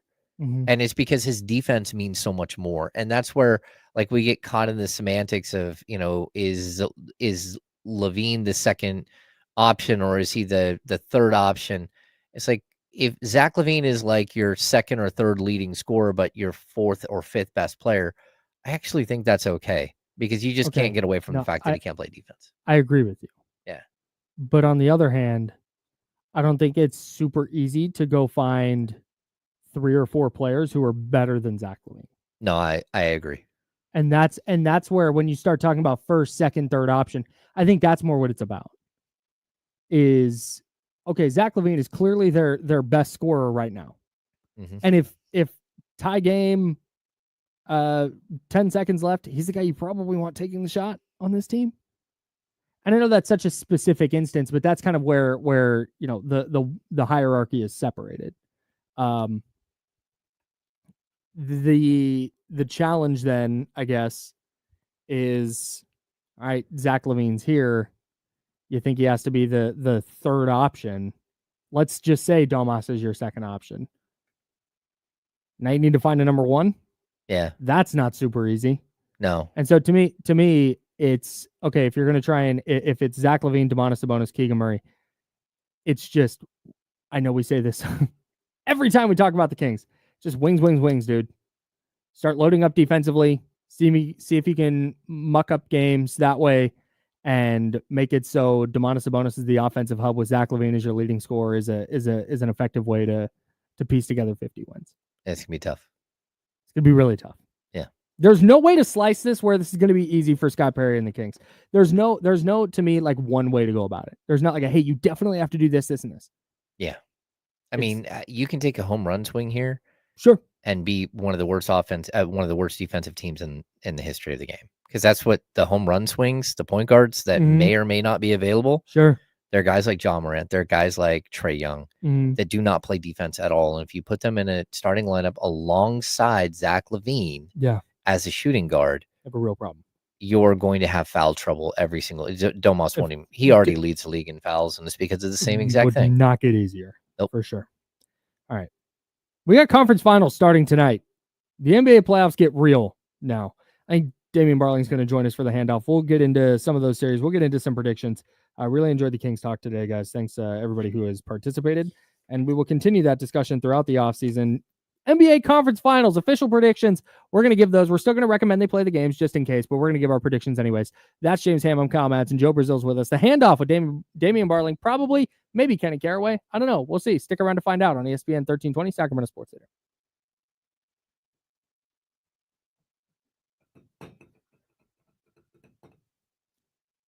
What guy? There's no guy. Bozo did it. Bozo did the dub.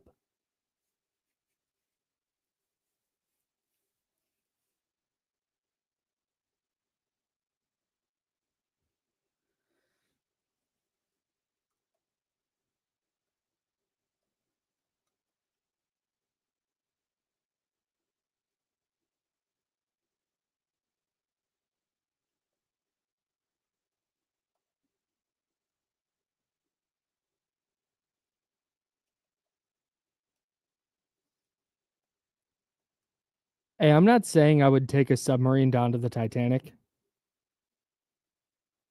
But, like, I get it. Yeah, I just don't want to be. Saying? I just don't want to be crushed in a. Right, I wouldn't do like I said, I wouldn't do it. Yeah, but like I understand. But you understand it. There's a thing on. I'm just going to do some free advertising for Disney and Hulu right now. They could use it. There's a thing called Titanic: The Digital Resurrection.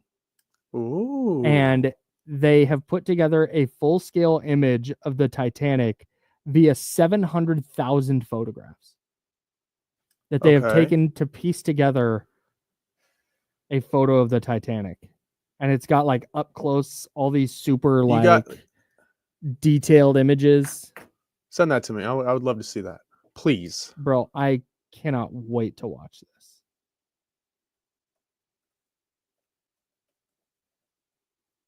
Joe, am I following you on Instagram? I really hope so. I do too. I don't know if I'm following you on Instagram. Oh, thank God. I know you are following me, and I know James is not following me. Oh, wow. James doesn't follow anyone. I don't follow anybody.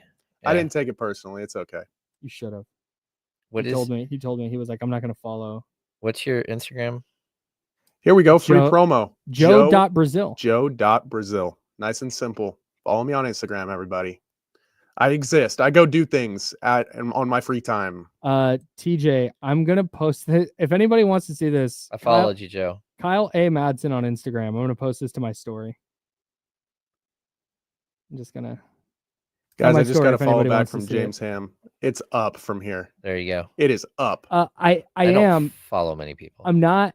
I'm enjoying it differently than I enjoyed season 1. Does that make sense? I haven't even watched it yet. Vibe's a little different for me. That's what I keep hearing. But I'm enjoying it. I'm enjoying it a little bit differently. I'm not caught up though. So I'm 2 episodes behind now. This is a moot point. People have said this a million times. It's a moot point. A moot point. MOOT. Thank you. Got you. I feel like I just can't get past the Ellie character. It just takes me out of the show. There's literally people in the show that look like her but aren't playing Ellie. I don't know, man. Like that it bothered me so much in season 1. It really did. I thought she's a great actor. I enjoyed it. She's unbelievable. But she is putting on a masterclass in season 2. Oh, okay. All right. I'll check it out. But that's just the one thing that bothered me. That was the show, All the Light We Cannot See. Because in the book, the main characters are like children, like 12, 13 years old. Like they are babies. And the actors that play them in the show are like 30. It was really tough to get past. Oh, I didn't fire up that computer. Sorry, I forgot to fire up the computer.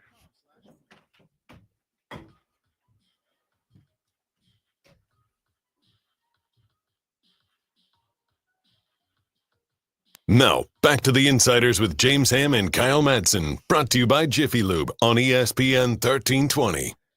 James Ham there, I'm Kyle, that's Joe. We'll have the handoff here in a second. Talk some conference playoffs real quick. It was reported today by ESPN's Adam Schefter before we get to the conference finals that Brock Purdy's camp asked for $65 million a year as in the opening of their negotiation with the 49ers. And my take on that is like, good. I also asked for $65 million a year. That's what you should do. So it's exactly what he should be doing. If the 49ers offered 40, he's going to go, how about 65? And okay, now we work down from there. Anyways. It's time now for the handoff. Taking the handoff from James and Kyle today, here's D-Lo, Damian Barling. The best dressed person in Sacramento, Damian Barling, joining us now. How's it going, man? Good, man. How are you guys? Doing great. Excellent. We've barely talked about the conference finals today because we have been neck deep in a Kings roster building conversation. Yeah, I heard a lot about that. I heard on the average point guards and Tyus Jones and overspending on Ty Lawson and Darren Collison in the past, and I get it. I get it. We're going to talk about the conference finals now, though, if that's okay. Absolutely. Great. Who of the young stars that are in this, who are we rooting for the most to get their first title? Oh man, that's a good one. I really like Ant. I'm rooting for Ant. I like Ant's up there. I've really taken a liking to Tyrese and this Indiana team. So they're up there too. Mm-hmm.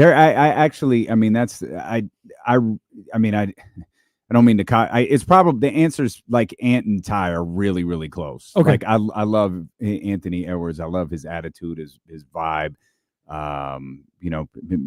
Maybe some questionable things like there go along with my man Ant. But I love that Ty's starting to develop like a little bit of an edge. I like that he has a little bit of swagger. Those two are very much at the top of my list. But really, I love watching Jalen and what he's done in this postseason. I think it's been incredible. I haven't had as much fun watching SGA and the Thunder, but, I'll get there. I was impressed with what they did against Denver, that whatever, Incredible Hulk snapped them in that second quarter. Like that was I mean, a testament to Denver for doing what they did for 6 games in a quarter. But my goodness, to me, there's moments of like championship mentality, and that was a moment where it's like, all right, we've got to do something here. Yeah. They do it, and then it's like amongst themselves, they're like, yeah, this is over. Yes, This is over, and they knew it, and Denver knew it, and we all knew it. Like it was over. Didn't watch a lot of the second half. Yeah, exactly. Right. It was the a beautiful Sunday to go enjoy outside. That was a moment where I looked at them and I said, this whole thing is over. And that's why I don't so agree high with on that. OKC. Yeah, I don't agree with that, but I won't argue with anyone who feels like that. Like that was really, really impressive. I don't love Minnesota as a collective. That's the weird thing going into this Oklahoma City series is I don't love Minnesota as a collective. With me, they're in this constant state of, you're just going to have to show me. They're going to be in the NBA Finals up 2-0, and I'm going to be like, hey, you got to win the next 2 or I'm not buying it. I've been saying since Julius Randle came back, he's playing great. Mm-hmm. He's been outstanding in the playoffs, and you just won't join me on the Timberwolves bandwagon. No, yeah, I'm not ready to join you on the bandwagon. I'm just over here by myself. I've been a Julius Randle fan though. Like I've been a fan is a stretch, but I think I've appreciated Julius Randle. Yeah, thank you. I think I've appreciated Julius Randle a little bit more than maybe other Kings fans have. But just as a collect, I'm not there. It's Ant number 1 for me is like the person I'm rooting for the most. Uh-huh. Then there's a gap, but then I think Jalen Brunson is 2. Okay. Because if Jalen Brunson wins a title, he becomes the greatest New York Knick of all time. Mm-hmm. And I love the idea of getting to say that I watched that. Sure. And he's just changed my mind dramatically. When they signed him, I was like, he's the number 2 option. This is crazy. Why did they do that? Who is it now? Is it Patrick Ewing? It's probably Ewing. Okay. Because there's people now in New York, ear to the streets, saying that he's already the greatest Knick of all time. Jalen. Saying that Jalen is. Or Jalen Brunson. Yeah. Yes. Okay. Saying that he's already past Ewing. Okay. I think that's kind of wild. But if he wins a title as the bona fide number 1 guy, yeah, I think that'd be really cool. Well, especially if he I would does like to it, see that. Especially if he does it playing the way that he did this postseason. Mm-hmm. Like this, he's having a phenomenal postseason. You talk about the players I'm rooting for the most. The team that I'm starting to lean on the most is the New York Knicks. Like the team that I'm starting to think, man, I think they could win the NBA championship. Yeah. Granted, I think all 4 of them can. Like Sure. legitimately, I think all 4 can. Funny enough, what James just said, I'd rank OKC and Minnesota as 3rd and 4th. Interesting. Okay, so give your percentages again. Do you remember?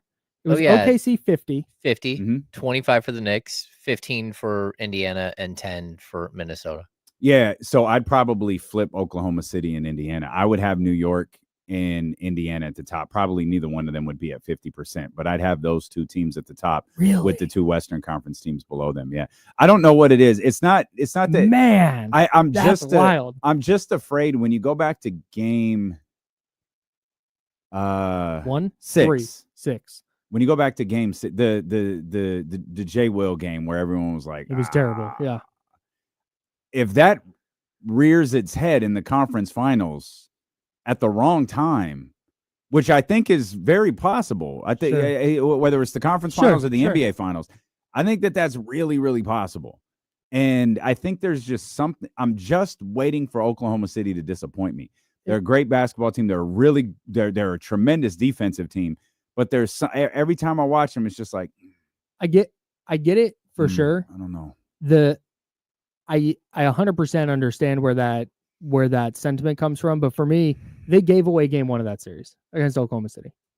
Just doing dumb stuff. OKC and Denver? Yes. I just well, they okay, did. They were that's up. fair. They were fouling at the wrong time. No. It was a mess. That's fine, but It was a mess. Yeah, but I feel like that discredits Denver a little bit. Like Jokic was phenomenal in that 4th he quarter. was. Like they beat his ass. He had 18 points.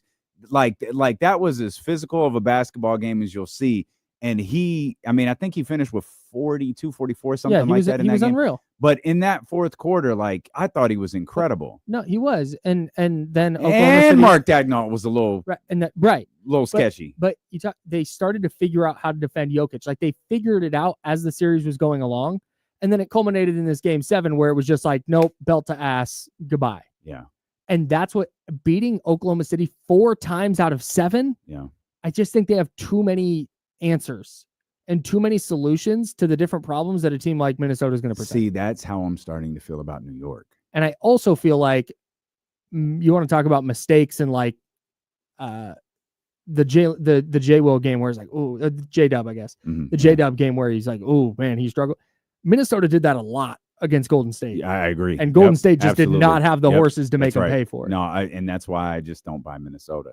Sure. You had Minnesota at like Minnesota would be 4 for me. You're just out. Yeah. Out. I am like, but, and again, I don't, the confetti might be falling and I'll be like, I don't know. I don't know, man. I think that the like, true- I'm just waiting to like see it. And maybe we see it in the conference or not maybe I see it in the conference finals. Maybe I see it in the NBA finals, but I could see Ant-Man with the trophy and me just going, all right, we'll do it again next year, pal. I think like the true wild card team out of all of them is clearly Indiana, where we just don't have any idea. Like you think like when they get hot, there is no one that can stop them. The ball is moving so fast. And I also have a little bit of concern with the Knicks' depth when it comes to a team like Indiana, because Indiana is going to push. And we talk about teams that are like created the right way.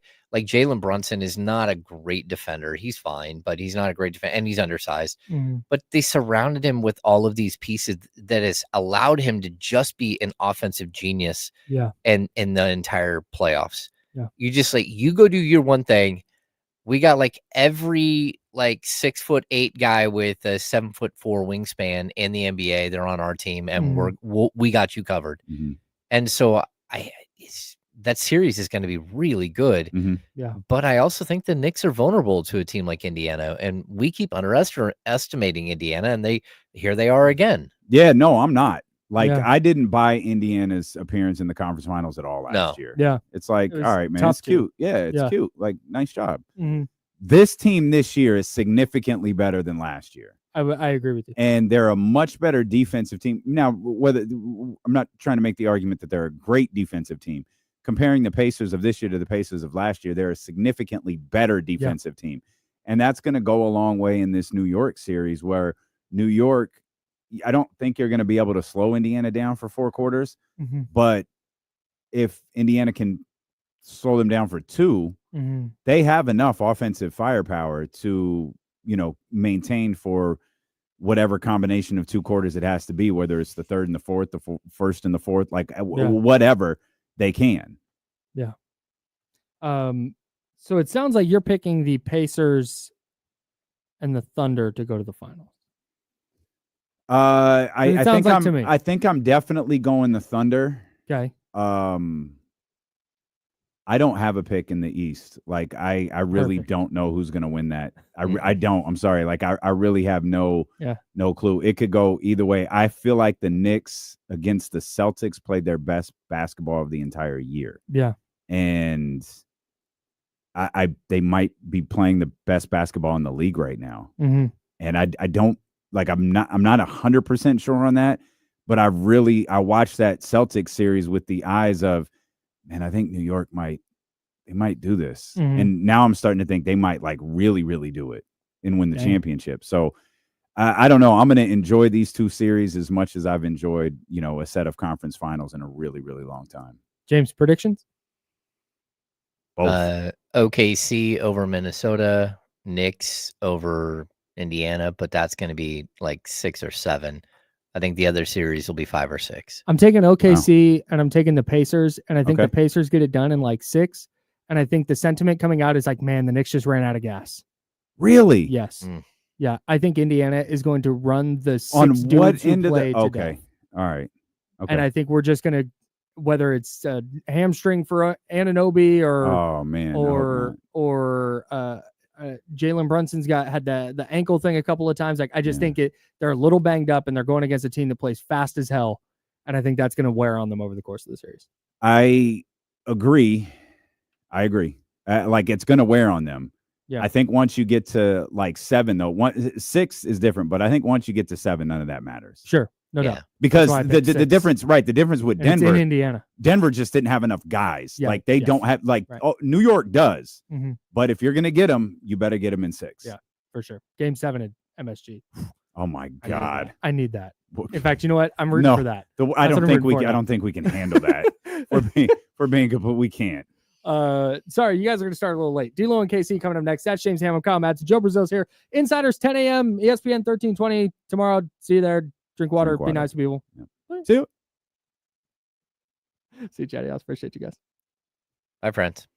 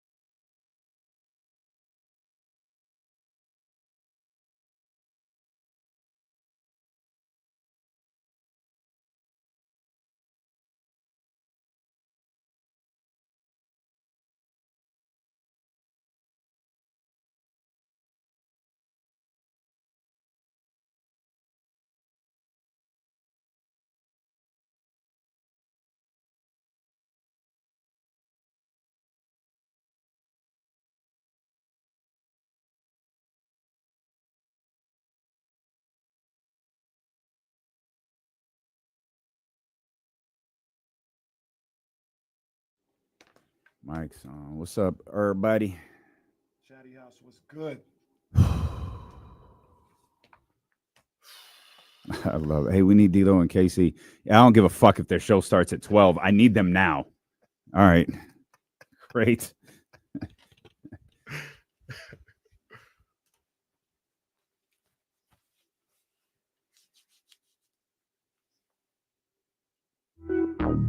Hold on. I don't like it when it does that. Let me run that. Let me run that over again. I don't like it. I don't like it. Let's go.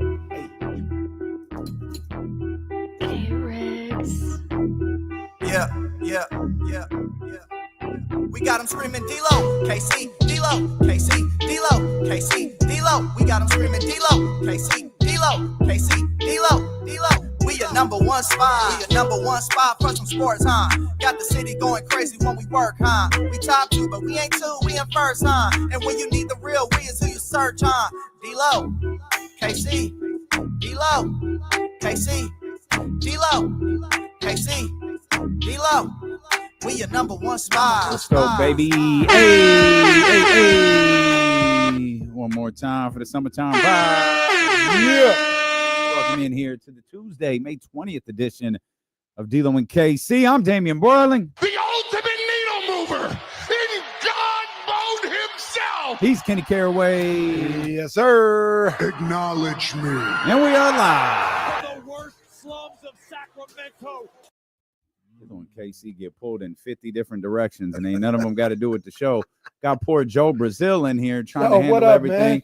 Because what's up, guys? Jesse and Kyle are off on a meeting together. KC was in a meeting with Complex before today's show. I was in a meeting with Complex and the boss before yesterday's show. And it's like, does anybody care we have a show to do? Anybody? No, look. That's how many different things we do that no one knows about per day, to where like the people in charge are like, yeah, it's all right. You go ahead. Go. It's okay. No, I know it's 12:03. Go ahead.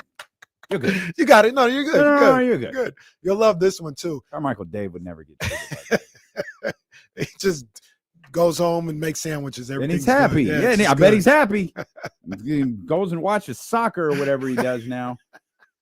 Man is as happy as can be. It's yelled at by their fans. Hey, well, the owner had throwing trash at him like they did that was Pacer fan. Come on. They did that. That was uncalled for. And Wendy. Uncalled for. Yeah, I didn't see that part about Wendy till yesterday. I was uncalled for it too. Wendy with his backpack, just trying to leave work, man. Like what? Now, I know Wendy was a bit of a Knicks hater, but that's not how we You ain't got to throw nothing at him. That's not. You can go around to, I wish you were a Knick. Well, you could have done that, but you didn't have to throw nothing at him. Maybe don't do that either. There's like 1,000 of you and one of Brian Winters. Like Winters just trying to do his job.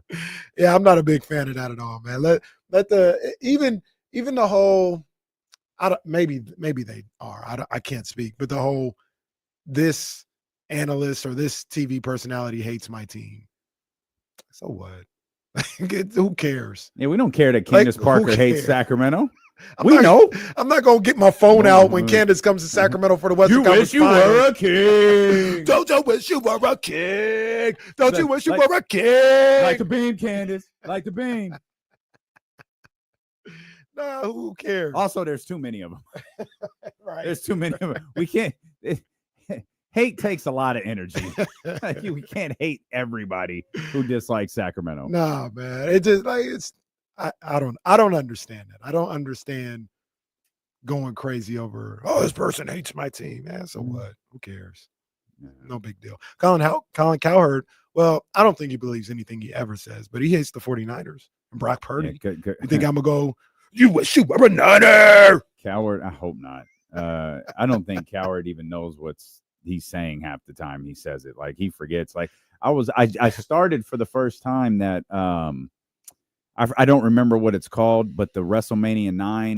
Yeah. I haven't seen it yet. So I started it for the first time. I thought it was like a 45-minute. It's an hour and 40 in it. So like I haven't 40 on one WrestleMania. Yeah, I haven't made my way through it, but Cowherd was like heavily featured in it. It's like I remember Cowherd was in Vegas. Let me like look up Cowherd real quick. And he was a sports director in Vegas around that time. I was like, okay, this makes sense. Like a lot of the stuff at Caesar's Palace, it's the boxing match, the Riddick Bowe where the dude. Oh yeah, that was at Caesar's Palace. Yeah, yep. Obviously, WrestleMania 9 was at Caesar's Palace, and I kept watching this. Like, I thought Cowherd hated professional wrestling. Again, 2 seconds of research. Like he got in trouble at ESPN for saying, "Who cares that Eddie Guerrero died?" Like no one knows or cares who this man is. Then he had another one when. Damn. It wasn't Chris Benoit. It was someone else. Like another like wrestling thing happened. And it took me 10 seconds to find this. Who put this idiot on this documentary? He literally hates the existence of this company. But there he is, featured in his little lounge chair, talking about WWE in Las Vegas in 1990. So you saw him like on the you heard? Yeah, no, absolutely. So was he like complimentary in that? Well, arena, so he wasn't necessarily. I mean, he wasn't necessarily complimentary. He talked about he was brought in again. I'm maybe 45 minutes into it, 40 minutes into it. Mhm. He talked a lot about sports at Caesars. He talked a lot about boxing matches at Caesars. They talked about Sugar Ray and no, the white guy, Lamond. Vince McMahon promoted this fight. It's Sugar Ray. It was November of '98. Huh. Sugar Ray. It was Sugar Ray in a white dude. I think it was Lamont or something like that. Mhm.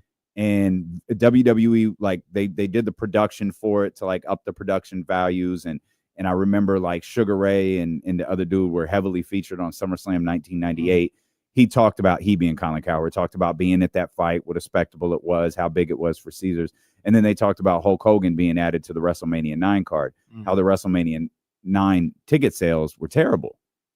And they had like one of the guys in charge of, informing Vince McMahon of stuff, had the original memo that he sent where he was like, we've sold 2,000 tickets in the first, like, I think it was the first full 2 weeks of sales. And he was like, it's significantly slowed down after the on sale date. Like, it's not bad, but it is a little worrisome. And then along comes Hulk Hogan. And Cowherd's there talking about it. He was like, yeah, the interest in WrestleMania shifted when they added Hulk Hogan to the card.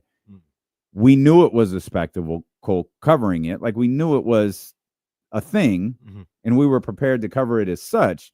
But when Hulk Hogan got added to it, it changed everything. And again, I just was like, what are you doing here? Talk about guys who imagine Windhurst like doing a documentary on the Knicks. Like, no, like, why are you here? But it's an interesting documentary. I want to watch it. It's interesting. Like, I'm enjoying it. Like, they have the footage from like they were filming something backstage, which I guess was one of the first times they did it. And I think one of the really cool things that they show is the wrestlers reacting to the cameras in stuff that we see it like it's just life now. There's a phone in your face every 10 seconds or a camera. Then, kayfabe was a thing. Yeah. This was a work. Should bring it back. And they showed like the Undertaker's I like the funniest. Like, he catches the camera and his face changes and he looks down at, I think it's Linda or somebody's like, what are they doing? Why are you filming? And someone tells him no. And Brett does the same thing. Like, what are you filming? What are you filming? Oh, it's for us. It's well, all right. Like, oh, it's for us. It's backstage stuff. We just want to, see what you do to prepare. Yeah. And he goes, oh, I guess you could film me doing some push-ups or something. And it's like, no one knows what to do in this setting because it's the first time that the cameras have been put on him in this setting. That's one of the most interesting things about the documentary. So 91? Three? Yeah, because it was after the Royal Rumble that was at Arco Arena because they showed that. And it's like, oh, that's Arco Arena. Yeah, so that was 1993. Yeah, I guess, I mean, it's a different time. Yeah, different time. And then it was also one of those things where cameras around at that time, like they're these, notice them. Like, cameras could be around on your phone, obviously nowadays, but back then notice. No, it was it's a camera, it's a boom mic, it's picking up what you're talking about. Guys laying out matches, and they literally stop. You see their face change, and it's something you see it all of the time now. It's funny if this because this does appear to be the first time they ever did it. Yeah, it's very funny to see them in that setting. When we'll end up taking a break and then we'll start sports and everything. But I want to tell you something about the different eras, right? And my nephew, he's 15 or 16. Anyway, his brother was graduating. You almost framed that as a question. I don't know. I think he's 15. Okay. But he was having a conversation with all his aunts or whatever who are my age, and he's like showed them a picture of his mom and Jazz and all this other stuff. And he's looking at the picture. It's when they were in middle school, and he goes, wait, is that a chalkboard? You guys really use the chalkboard It's like, yeah, that's what we did. And like, wait a minute, how'd you get this picture? And they told him about taking pictures, get them developed or whatever. He's like, nah, this is wild. Like, how would, and you only had one copy of this? So like, how would somebody else get the picture too? Like you couldn't send it to him or not? He was just literally like blown away by the way he went through life. Did anyone try to explain 1 hour photo to him? I don't know if they got that far. Anyone explain to him how your pictures are on this little roll that if it's exposed to light, like they're all destroyed? He was just like, there's only one copy? And well, how would your friends get the picture? Like they wouldn't or something like that. And then he said, me and Jazz were talking about the difference between our generation and like our parents or grandparents' generation isn't as different from my generation to my son's generation. Because we as kids still dealt with chalkboards, pencils, all this other stuff. Like we still they don't deal with none of that. They've never dealt with any of that stuff. And they're like, a chalkboard for real? It's crazy. I have spent having kids in the house now a considerable amount of time trying to figure out how I knew anything as a kid. Because now they just look something up.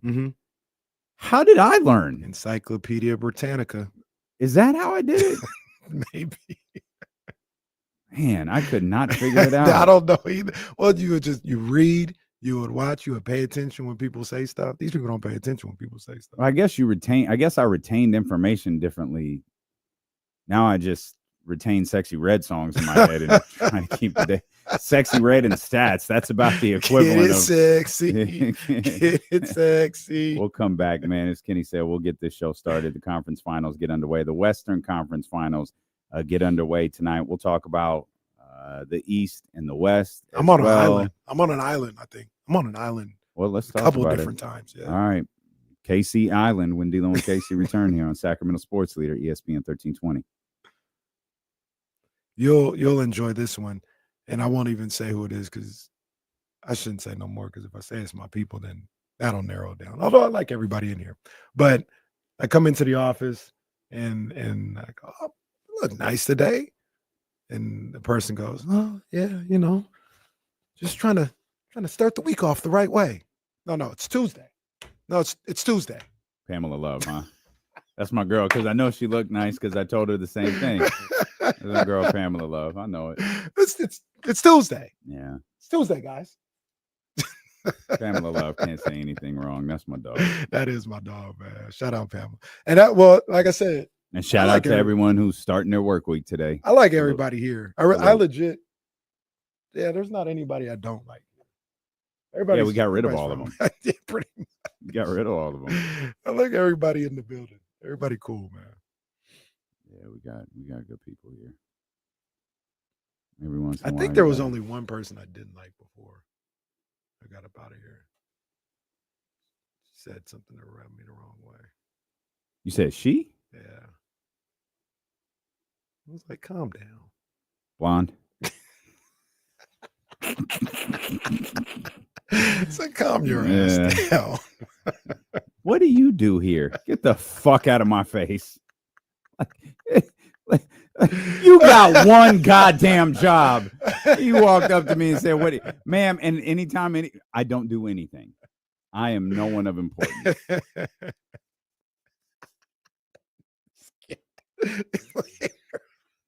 Literally handed this human being, handed her platters of money. Like, hey, we have someone who wants to do this. Okay. Couldn't get the job done. Never could. Goodness gracious. Oh, Francis, I appreciate you.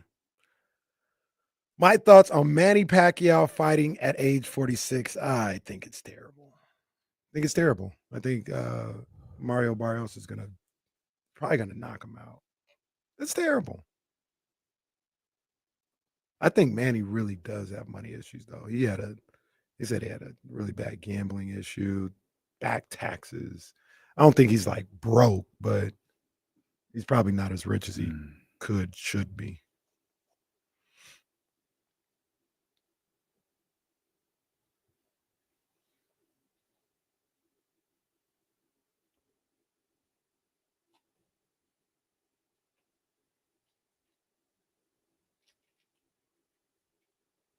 Did you see that clip when Denzel was about to smack the shit out of that guy? I did. All I kept thinking about is like, how come no one walked over to assist him with this?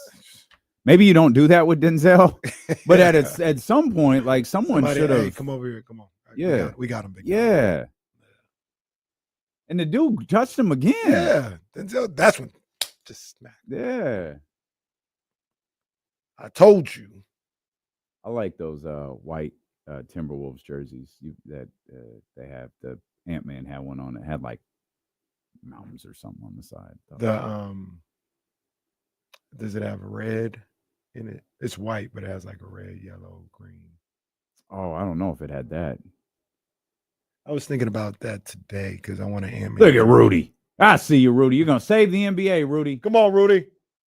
Oh, Rudy. those hurdle things are so difficult. I need to do those. Dude, oh my gosh, especially at our age. Those are so difficult. It'd be sore as hell. Oh man. But I need to do them. You think that's a whole ass workout? Mike Conley is 67 years old and he's playing in the conference finals.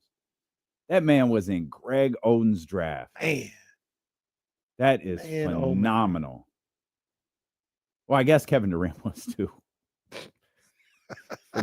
Forget that. Kevin Durant is like leading teams. Yeah.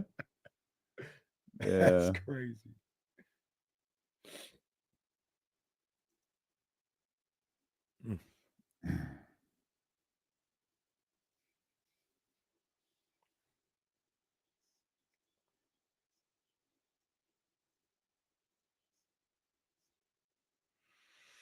Up here watching, marveling at the fact Mike Conley's just hooping.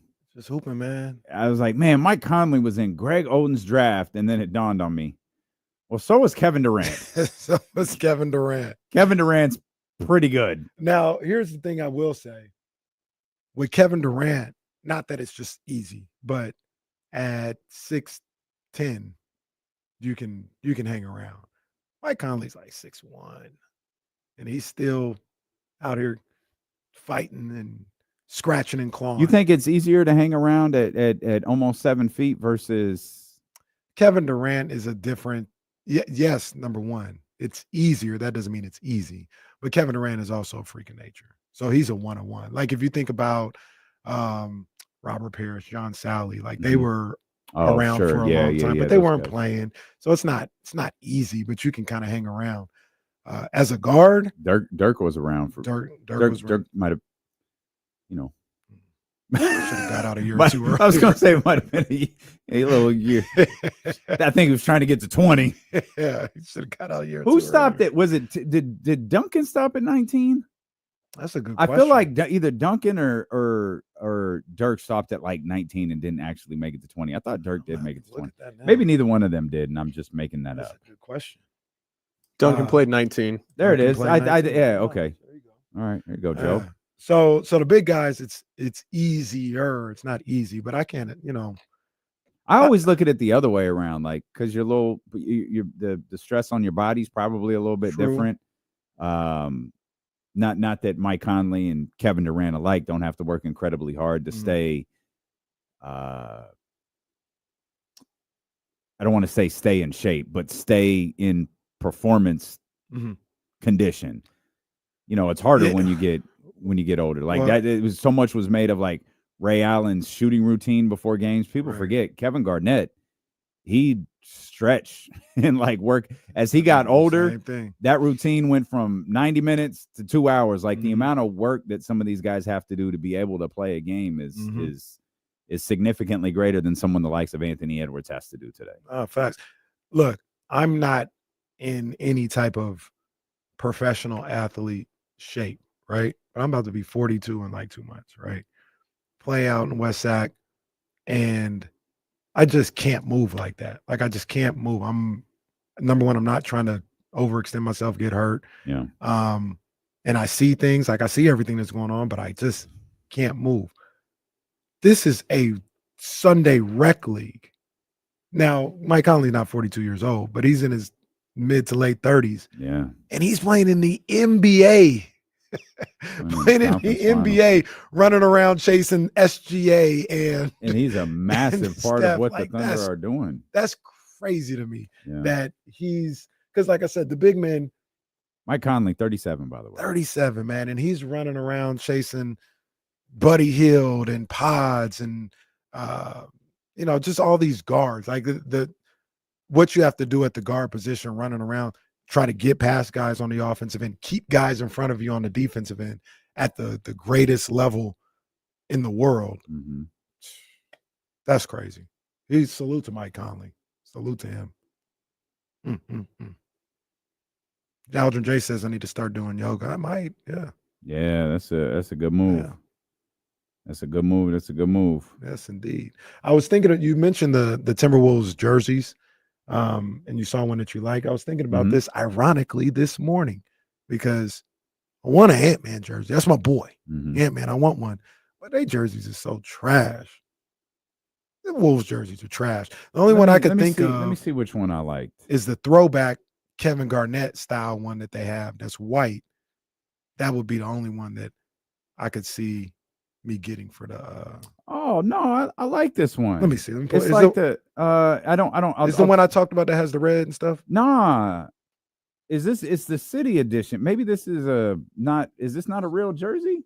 I thought that's the one. It is. It's better than the regular. It's better than the regular ones, but I don't like that blue up on the shoulder. I'm sorry, Blood. I didn't know we was doing that. My bad. Jeez. All right. Nipsey. My bad. I didn't know that's what we was working with. Yeah, that's the one. That's the one Ant-Man. Well, they do that a lot, though. They do that with the regular jerseys. They got stuff up on the shoulders. Oh man, I don't even see the one with the red that you were talking about. It's a. I do like the old. I do like the old the old Garnett era ones are kind of dope. Yeah, those are. I don't know. I might have to get a Team USA. So you said you're on an island as these conference finals start. What is this? The island of relevancy? What island is this? One man Wolfpack out here, I guess. So I got 2 takes. Okay.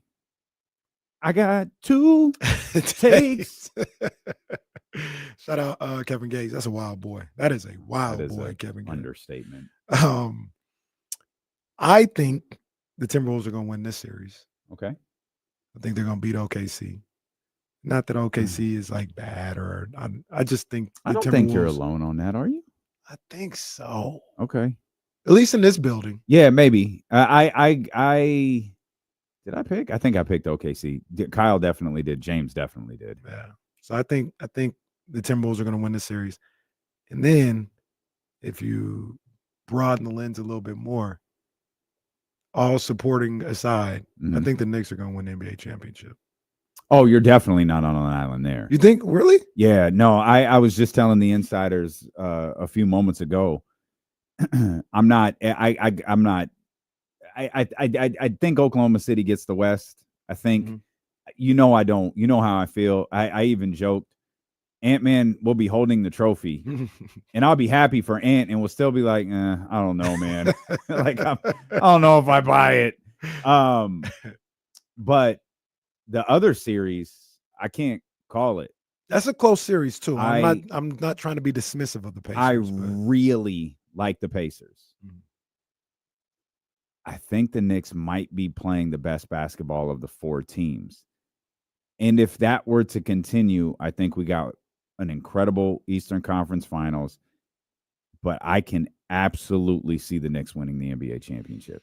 Absolutely. I look at what I could see all 4 of them winning the championship. I agree with you on that. But too. Like if I were to rank my favorite teams to win the title, the Pacers and Knicks would be at the top.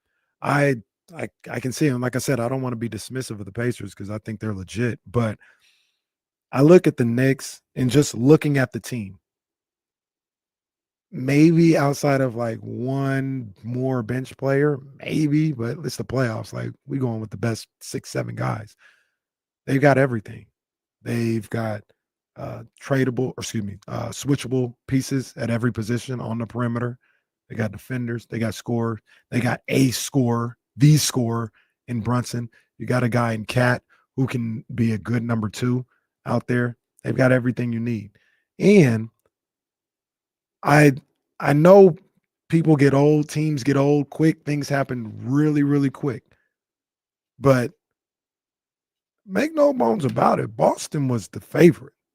Boston was the team that was, in my opinion, primed to win a championship and primed to repeat. They were the best team in basketball to me. No disrespect to OKC or anybody else. I agree.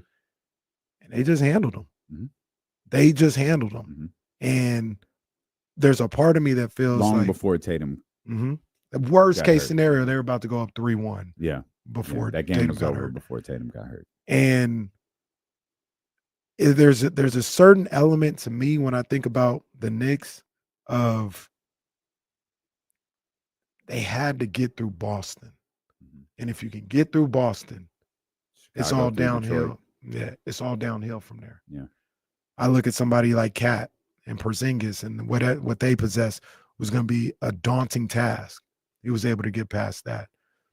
Guarding Jalen Brunson, Derek White, Drew Holiday, Jason Tatum, Jaylen Brown, all these guys, Pritchard, that they could throw at Jalen Brunson. He got through that. And I know OKC's got a lot of guys. I like what they do on the perimeter defensively.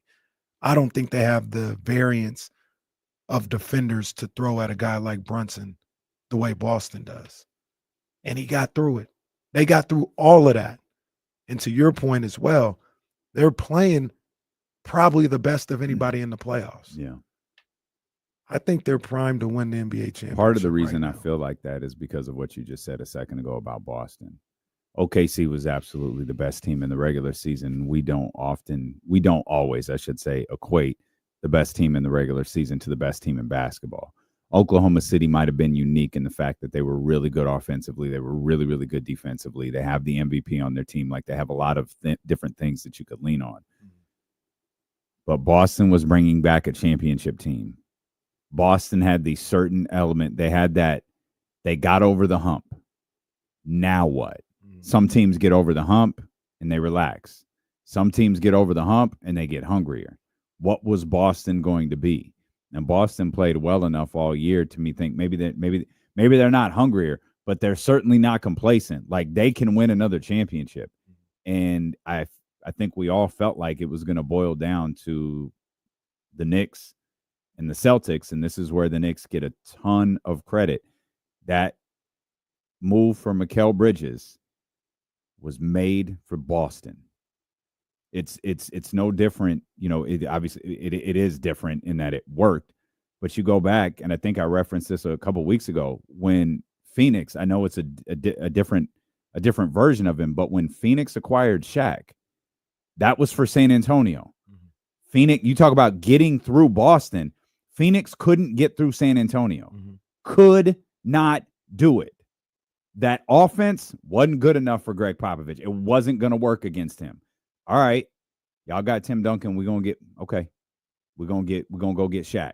And Shaq, he was mostly healthy in Phoenix. It didn't work.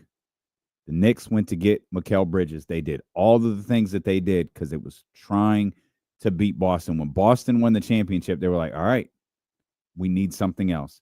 We have the ability, the assets, the personnel, all of this to go get Mikal Bridges. That's what we're going to do. Everything they did was leading to that series against Boston. And I know this term is so overused, particularly in basketball. That switch was flipped. They were ready for the Boston Celtics. They had been preparing for the Boston Celtics. They had been thinking about the Boston Celtics. That front office had been thinking about the Boston Celtics. Everything that they did was about the Boston Celtics. Now, that was a second round series. Now you've got the Pacers ahead of you who are returning to the conference final. Now you've got a whole different set of issues. But I do love the comp that you made right there about how you had to get past Boston. Phoenix had to get past San Antonio. They couldn't do it. Chicago had to get past Detroit. They did it, and they never looked back. New York had to get past Chicago. Couldn't do it. And I think this is the latest setting right here. That's a good call. That's a good call. So Mark in the chat says the OKC disrespect is crazy. Nobody disrespecting OKC. They could absolutely win the NBA championship, and I wouldn't bat an eye. Like you mentioned, all four of these teams can win an NBA championship. I can see Indiana beating New York and getting to the finals themselves and winning it. This is wide open when you talk about the ability to win a championship with these Final Four teams, and it's been that way all playoffs. So no disrespect at all to any of these teams, but I think Minnesota, OKC is. There's another one. The Rockets had to get past the Warriors and couldn't do it. Did everything. Russ couldn't do it. Chris Paul couldn't do it. No one could do it. What's the number? They've lost 8 straight series to the Warriors. I think it's something. Oh, I think crazy. that was it. Yeah. That was something that was crazy. tough. That was tough. But I think the Timberwolves in this series against OKC is stacked. They've got guys that, no disrespect at all, but I saw them struggle with, while I give the Nuggets respect, that was like a 3-player team that they struggled with. The OKC Thunder struggling with Denver. They had Jokic, Aaron Gordon, maybe Murray. I'll give Murray. I'll say Murray. And then you didn't get nothing from Porter. You barely got anything from Westbrook. Christian Brown was a half. Then there was nothing else. And they pushed these guys to 7. Minnesota don't have that. Minnesota got Ant-Man who's going to do what he does. They got Naz Reid. They've got my man Jalen McDaniels. They've got DiVincenzo coming off the bench. Alexander Walker coming off the bench. They've got guys that, and Julius Randle obviously playing the best basketball of his career. They've got guys that I believe are going to show up most of the series. OKC can still beat them, but they're not going to have that caveat of you get into a deciding game. Well, we really just got to worry about Jokic. In Game 7, all they had to do was Jokic and Murray. Aaron Gordon was on one leg. Nobody else was there. I think they're going to have to – Minnesota going to push them. I think they're going to win, obviously, but Minnesota going to push them like probably they haven't been pushed so far in this playoffs, personnel-wise at least. James and Kyle think the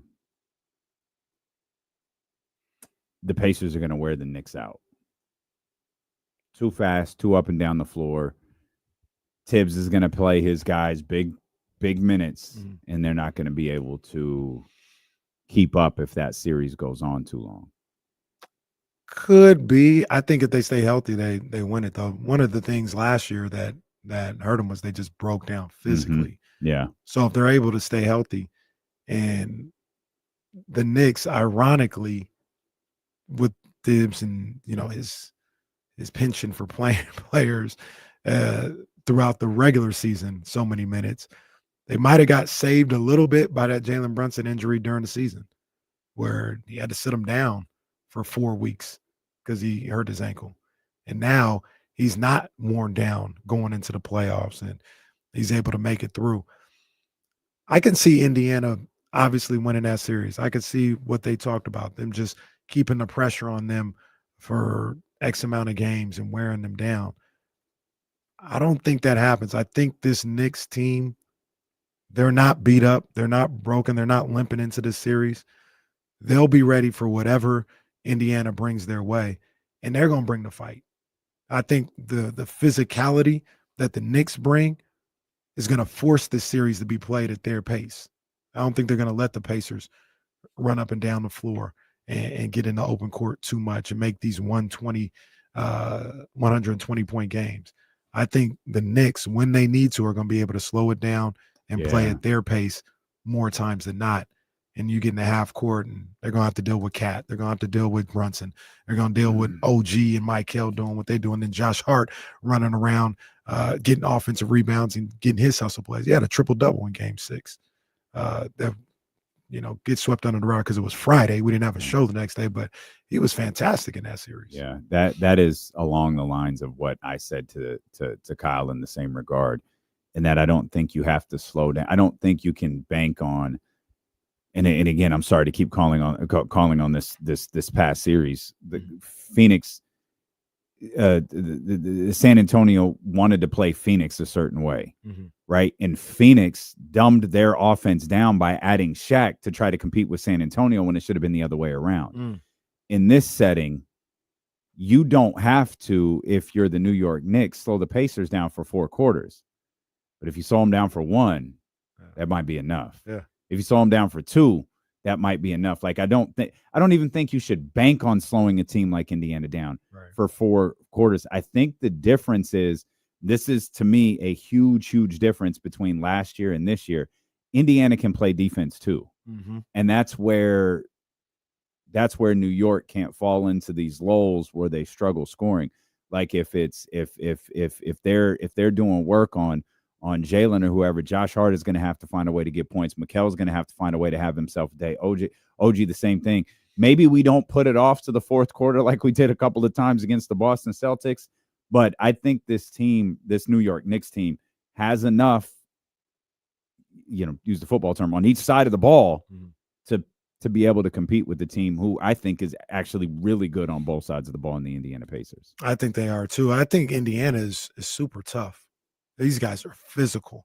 You get Neesmith out there, and he's one of the more physical people left in the playoffs with the way he plays. So you've got that. You've got Obi Toppin. When he comes in, he gets physical, and he starts to, push people around and bang into people and things of that nature. Miles Turner, he's not soft. None of those guys are soft. So I like that the Pacers bring that aspect to the game. Now, I saw it a little bit last year in the playoffs, but now they fully incorporated that into what they do. And they're going to be tough. They're going to be tough. This is not by no means, by me picking the Knicks to win this series and win the championship, are the Indiana Pacers any type of cakewalk. They can easily win this series. But I just think New York has everything you need right now. When you talk about the way they're playing, what they have as far as roster-wise and the roster construction, the momentum, I think it's their time right now. They're playing great basketball. Yeah, playing great. Now, one thing that you touched on a little bit that they have to guard against a little bit is, yes, you beat the Celtics. That was the 2nd round. Yeah. Job not done. Yeah. Job not that's done. right. Yep. You still got things to do, and you can't feel like you're accomplished. If your ultimate goal is to win a championship, you can't feel like you're accomplished because you won a 2nd round series against your rival. There's 8 more wins you still need to get. And I don't think that's going to be the case, but you don't want to overlook Indiana at all in this situation and feel like you accomplished your goal because you won a 2nd round series. So, yeah, you're right. It's Knicks, Bulls, Pistons was the conference. Mm-hmm. The Knicks were never able to do it in the 2nd round or the conference finals. It didn't matter. I remember I can't remember if it was the 7-game series or the 6-game series. The Bulls had the Cavs next. They had the 90. Was that 92? It was airtime. 92. It was not. It was airtime, right? So was that the 6 or that was 7, right? Was that where they were down 2-0? Was that the one where they were down 2-0? No, they were down. They went 1-1-1-1-1. They were down 2-0 in 93 with Charles Smith block because game 5. Oh, that was the 93 series. Yeah. Okay. But that was the conference finals. You're right. 92. They played the Cavs after because in airtime they didn't spend any time on that series. None. They just showed Jordan Duncan with the newspaper clipping. That's right. Beat the Cavs 4-2. Not even a single highlight. Oh, that's tough. So yeah, that 7-game series where I had to go up against the bully. Sometimes you got to go up against the bully. And Jordan talking crazy to Xavier McDaniel. He's got the super hustle play where he reverses the layup, gets the steal, gets stolen back, then he chases down court and slaps the ball out of Xavier McDaniel's hands. And Chicago Stadium goes crazy. And Jordan is pumping his fist and everything. That was Game 7 semifinals. And then they just showed a little headline from the Cavs series. It was the conference finals. It was a 6-game series. Shows the dunk. And you would think they swept them. It was a 6-game series. And now we're getting the finals we've waited a couple of years for. Oh, that's hilarious. Shout out Cole. I bet Thunder Jesse fan. was producing that. Nah, no Cleveland highlights in this Jordan video. Nah, no Cleveland highlights. What up? And we're back. Yeah, no, what's up, man? Hey, let me tell you, we've been kind of creating fire like caveman. They gave us a lighter today. So yeah, we gotta learn how to use it though. We gotta learn how to use it. Yeah, I like Wow. that. Wow. I like that. It's like, wait, you can do it this way? Look at Odyssey helping us out. No, look at this. No, shoot. 5 years into this bitch, and all it said was, hey, Kyle has a couple questions. Now all of a sudden stuff's getting done. See, he really makes things happen. Kyle Y'all does. think it's me. It's Kyle, man. Kyle might be the new tribal chief. Hey, Kyle getting things done. Kyle and Jesse. Acknowledge. One's Look, in the air. he doesn't even know what any of this means. He's not even listening. He's locked in No, right it's now. fine. Yeah, that's fine. Lock in, pal. It's all good. Just know I'm acknowledging you. Yep. Yes. Yep. There it is. Yes. All right. Yep. Here we go. There it is. Joe's like, this one? Yep. That's Joe. That is your tribal chief. He just saluted him. Oh man, Jesse came in all smiles. That must have been a hell of a meeting they just had. All right. Oh man, we'll come back. It's actually a good thing Jesse missed all of that because we were recapping Well, Knicks last. yeah. It's good he wasn't around for this. Knicks are winning the championship, Jesse. That's fine. And then you need 17 more for me to care, or 16. We'll come back, man. We'll stay in the NBA. We're gonna get a new champion for the 7th straight year, or is it 8th? 7th straight year, right? 7th straight year. Yep. Is that a good thing or a bad thing? Question mark. We'll discuss. D'Lo and KC on Sacramento Sports Leader, ESPN 1320.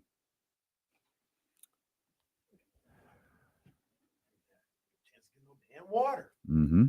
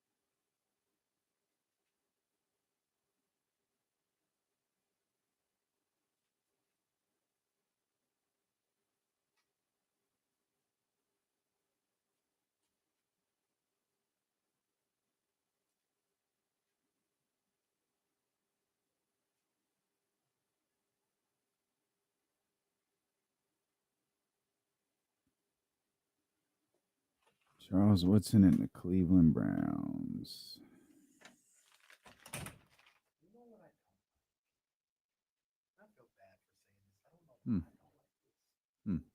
This damn celebration, this post game thing, it irritates me. Oh, Move I out the understand. way. Let the guys speak. Yeah. No, they're just being good teammates. It's all in good fun. I don't know why I don't like it, but I don't.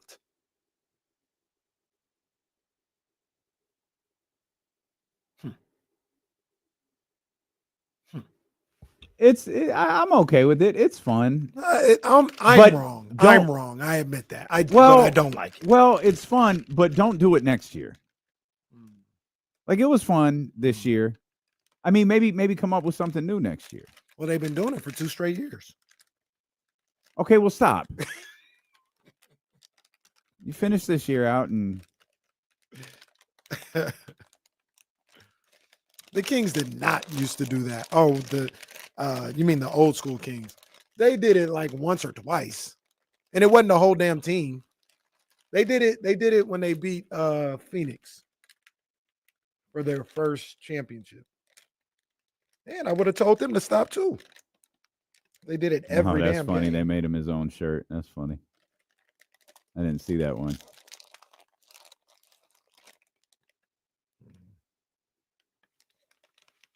We got some scissors over there because I guess I'm just not getting these muffins. That's here, son. They don't have a tier situation. We'll go.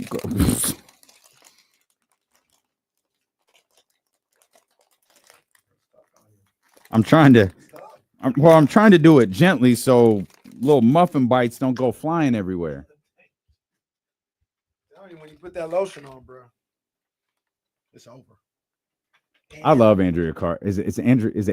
Mm-hmm. She's really good. Great. She's great at what she does. Great style too. Mm-hmm. Where did she go? Tennessee? Where she didn't go to Tennessee? Where did she go again? Tennessee, yeah. Oh, was it Tennessee?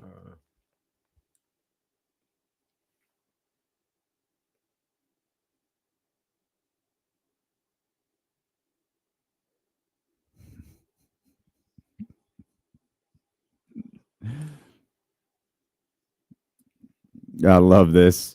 Kenny was struggling to open his first round of snacks, and I look over at the chat, and Brian says, "I hate those damn childproof snacks." Weezy says, "Hey, some of my kids' snacks are impossible to open." Usually that. Now I understand what you guys are saying. Usually it's not an issue. I mean, Ryan snacks, all this other stuff. But I ain't gonna lie. When you do put the lotion on, well, I'm SOL. some of these bags. No. And one thing that I hate in life, at least for me personally, I can't speak to anybody else, is when I have ashy hands.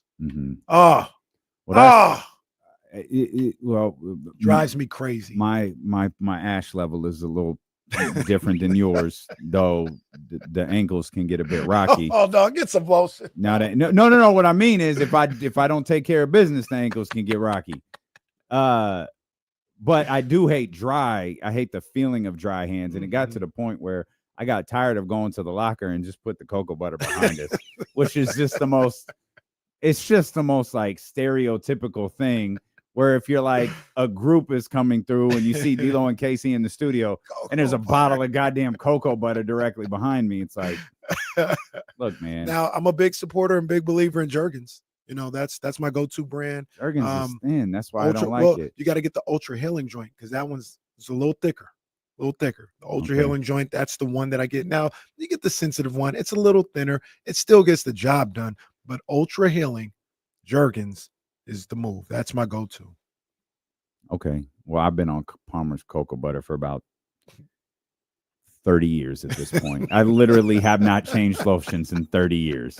Changing lotions like changing the barber. Yeah. Oh, yeah. Try not to do that. Yeah. I mean, it's not even that. Like, you change your barber, like, hey, man, I can't drive 45 minutes and then wait. Like, all right, I got it. Like, yeah, lotion. Nah, there's a CVS down the street. Like, I'll go. Like, I'm the type where if I don't feel like I have a significant enough amount of lotion for a trip in my carry-on bag, I'll just go to CVS, buy a bottle, and bring it home. That's it. Yeah. That's it. I got to have lotion. They get on me in my house because I'll be using everybody's lotion until we're all out, and then I go get some more lotion. I literally had those bottles all over the house. There's one by the sink. One in the downstairs bathroom. That's mad though. Yeah, you gotta need do it. You know, real quick, because I definitely want to get into the discussion that you posed before we went to the break. But I mean, the NBA, did they just punt on the MVP this year? Did they forget? Like, I thought for sure it was going to be announced. I thought for sure it was going to be done tonight. But usually, historically, traditionally, who wins the MVP in the second round, that home game, that's when they present it. We're in the conference finals. Well, of course, if you're playing in it. Well, there's only one instance. But look, we almost had an instance now where the MVP won't even get it. Now, luckily, SGA is moving on to the conference finals, so he'll have that moment. But it usually always happens in the second round. Did they just forget? Like sometimes how the Kings forget to send out a press release. Did the NBA just forget? Forget to call a press conference. Oh, we forgot to announce the MVP. Just one of the things I noticed and observed. Well, yeah. So the weird thing, there was a certain point, like I wouldn't have like if I was the Thunder, and they were like, all right, we want to do the MVP. Game 7. No, right? Absolutely yeah, not. That's the other thing. It happens No in game chance. 1 or 2. Yeah, like no, we're not doing that. So you just hold on to that. I gotta assume you're doing it year 2, but I mean game 2, excuse me. But maybe no one's getting it. Maybe the vote was too close between SGA and Jokic, and they were just like, "Nah, forget it." Nobody gets MVP this year. Nobody gets it. You know what? Too close. You know what I feel happened? Once again, I could be wrong. But typically, the MVP is in the MVP announcement and everything was in the second round. And the draft lottery is during the conference finals. And this year, the draft lottery was during the second round for some reason. There was so much excitement around it. Yeah. They had to make sure Dallas got their pick. Well, we'll talk about that later. We will? Yeah, I mean, because it's going to talk when you go off on your boy, it'll lead into another conversation. Oh, I see. I got you. Okay, my bad. So the Thunder and Timberwolves, the Western Conference Finals, get underway tonight. Mm-hmm. And then we'll have the Knicks and the Pacers tomorrow. But between those 4 teams, with the Celtics being out of this, we've got a new NBA champion coming our way. It's the 7th straight year we've had a new NBA champion. By new, it obviously doesn't count the Golden State Warriors who won in 2022, but we don't have a repeat NBA champion. You've got to kind of throw the Warriors out of this discussion because the Warriors are a dynasty. And that is really, whether it's the luckiest moment of their dynasty or the crowning achievement of their dynasty, it is their dynasty. And they don't fit in this conversation despite the fact they are technically a new champion. But we're not getting repeat champions. And for years, it felt like, really since, going back to the 80s where it was just the Lakers and the Celtics winning over and over and over again. Then it was Detroit winning a couple. Then Chicago won 3. Houston won 2. Chicago won 3 more. The Lakers won a bunch of them. I'm probably leaving a few out after that. But San Antonio, of course. I don't even remember. Did San Antonio ever win back-to-back titles? They never won back-to-back. But they kept winning titles. They got 5 in like 10 years or something like that. Yeah. So then you've got the Warriors, who are a dynasty. And then you have LeBron James, who is essentially a one-man dynasty. Because he took Miami to 4. He took Cleveland to 4. He came back and he took LA to 1. That is a one-man dynasty right there. And he's not a part of this. The Warriors aren't a part of this. The Boston Celtics, who are historically a dynasty, this incarnation of them is not. And they're not going to get an opportunity to defend their title. And we said yesterday, this conference finals is littered with young stars. The established ones are out. Hell, even Jokic, multi-time MVP, not here. Giannis, multi-time MVP, not here. Even a guy like Joel Embiid, which might be a household name, Kawhi, they're not here. And I'm trying to figure out, is that a good thing or a bad thing? Or do we even know yet? I'll play it safe and say we don't know yet. But I think there's components on both sides. I think it's good that you're introducing the general public, maybe the casual basketball fan who's, just watching conference finals. And I don't think the casual basketball fan isn't saying, I'm not watching the first 2 rounds. I'm only watching the conference. But it's on a bigger platform. This year, I think it's just ESPN. But moving forward, conference finals is going to be on NBC and ABC. It's just a bigger platform. So to be able to introduce an SGA and OKC, maybe Anthony Edwards, Tyrese Halliburton to that platform, I think that's a good thing. That strengthens the league just in general. I also think I'm a fan of dynasties.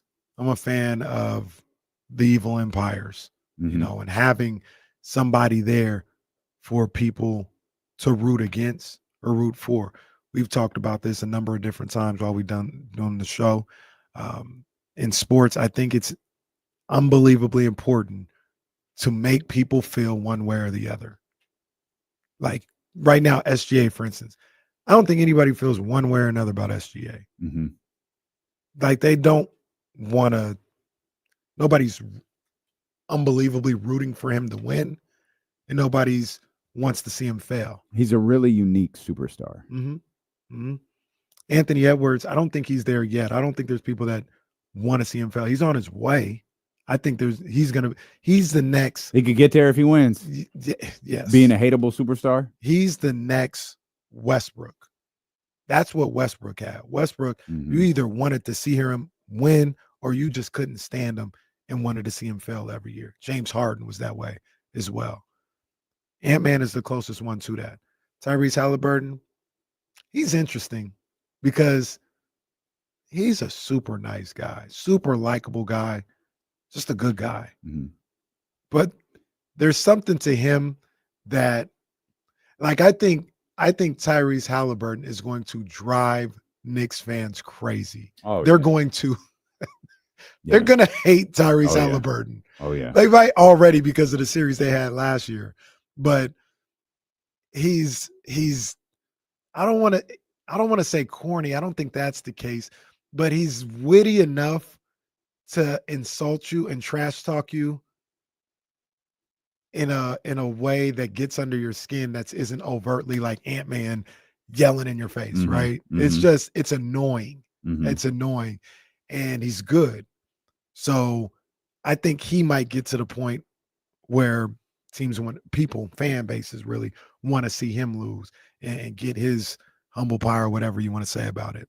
But dynasty wise, I think that's needed.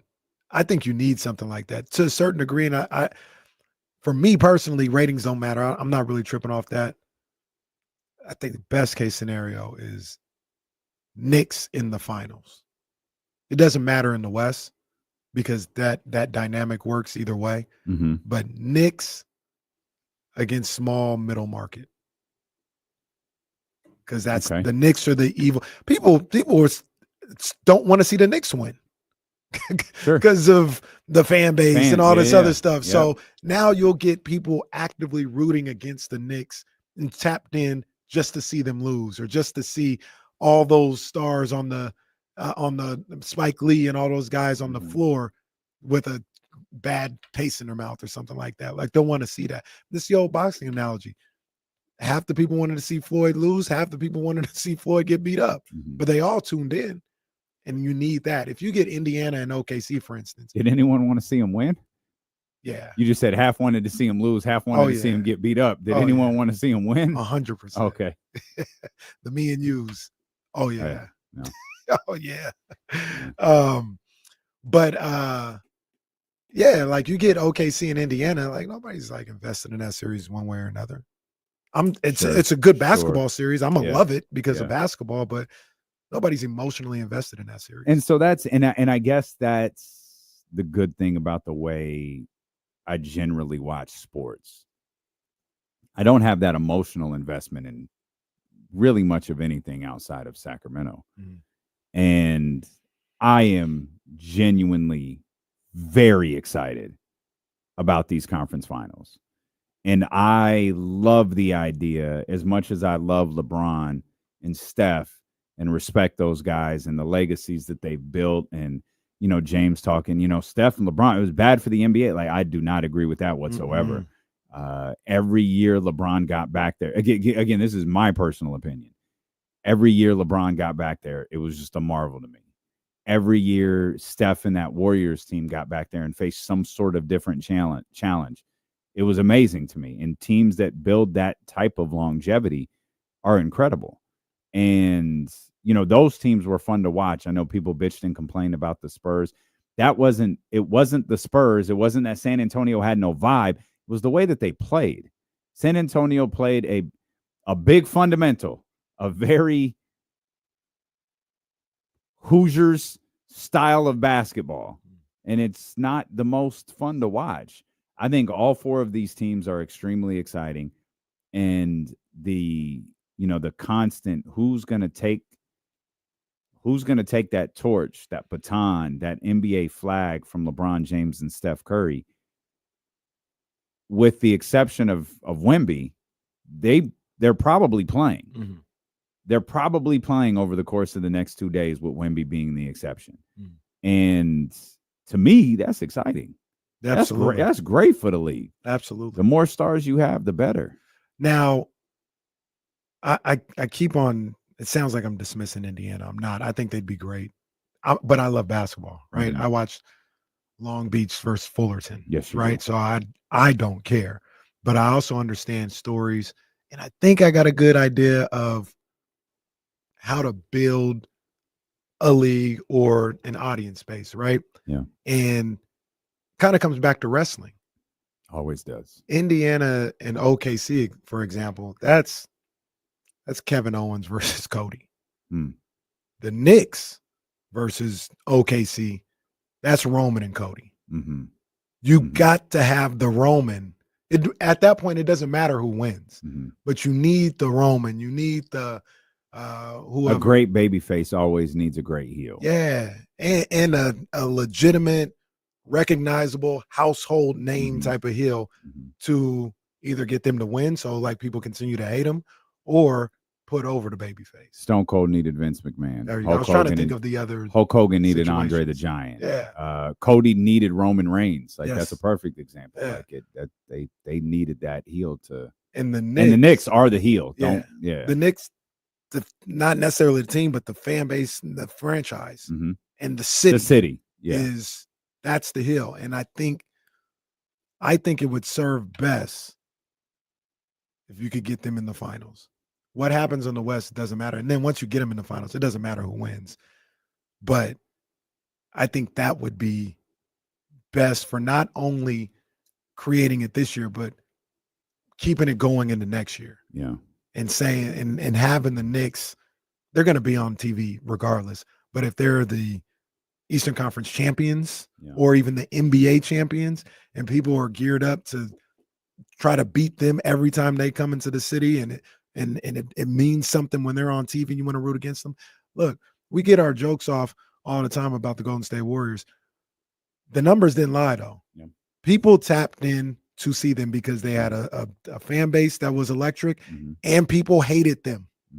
I wanted to see them lose. So I tapped into every second of that Raptor series. Well, they also had a generational player that the casuals can gravitate to. That's you had Steph Curry, who, he's a lot like, it's like watching.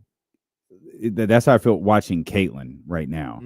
You don't know what she's going to like. She's going to do something on a night-to-night basis that just makes you go, oh, God. Steph did that like every night for the last 10 years. Like, oh, my God. And you don't have to be a huge NBA fan to tune in and want to see that. Absolutely. Steph is the type of player, and there aren't a lot of these. And I don't know that I genuinely don't know that there's one in this series, the two series. Steph is the type of people who get casual fans or sports fans to become basketball fans or diehard basketball fans. And that's not a knock on the guys. There aren't very many. There's Michael, Magic. I believe Steph is one. LeBron is one. Wemby may very well tune in to turn out to be that, because he's another one of those tune in, watch. Oh my God. Did you see what that tall guy just did? Like, there's very few guys who can get just the most casual sports fan or basketball fan to be a big basketball fan or a Warriors fan or whatever. The closest one is Ant-Man. I Because think Ant-Man so. does spectacular things. Like SGA doesn't do spectacular things. Brunson doesn't either. Tyrese doesn't either, although he's a spectacular passer. Sometimes he'll give you like a no look or something like that. But Anthony Edwards does spectacular things, and he's the closest one to. How close? Let's revisit the original Tyrese Halliburton nickname. Little Magic. as his career has gone along, how close has his charisma level gotten to Magic Johnson? Because he's more charismatic than when he left. And that's, I'm sure, age, comfortability, all of that stuff. He's also more edgy than when he left. Like there's going to be trash talking. I watched of course, it was all over the internet after the Knicks won, the WWE stuff again with Jalen. Yeah. And I thought Jalen did a great job. Yeah. Except for the chair. Which is Almost threw it right to completely Tyrese. illogical, but except for the chair. Watching it back, Tyrese did a better job than I gave him credit for originally. I thought he was a little cheesy at first and wasn't really. Then I look back at it, like walking next to Logan, he did it really well. And even the stuff walking back, because this was all at the Garden. I'll be back. Oh, you gonna see me? You're gonna see me. Yeah. That was really good. And I think he's taken a little bit of that because he is a lifelong wrestling fan. I think he's taken a little bit of that WWE edge to the court. Like Tyrese is trash talking Dame. Oh, give me that. He ain't ducking away where the Dame's in street clothes or a uniform. He ain't ducking away. I love that. Yeah. And I ask how close is he getting to that? He's a little Magic, but how close is he getting to that charisma level? Man, I think he's really close to it. As if he is. I mean, as close as he can be with Magic Johnson. Like a little of that was in tongue in cheek because ain't nobody getting to Magic Johnson. But as far as this incarnation of NBA players, his style of play, his charisma, there is a level of joy that he plays with when he's on. Like when Halliburton is on, there is joy that you see on the court from him, from his teammates being able to play alongside with them.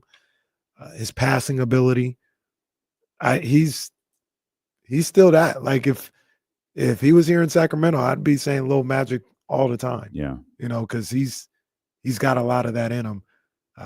And then even the awkwardness of it too. Like it's not always the smoothest, but it's like he's still figuring it out. Yeah. No, he's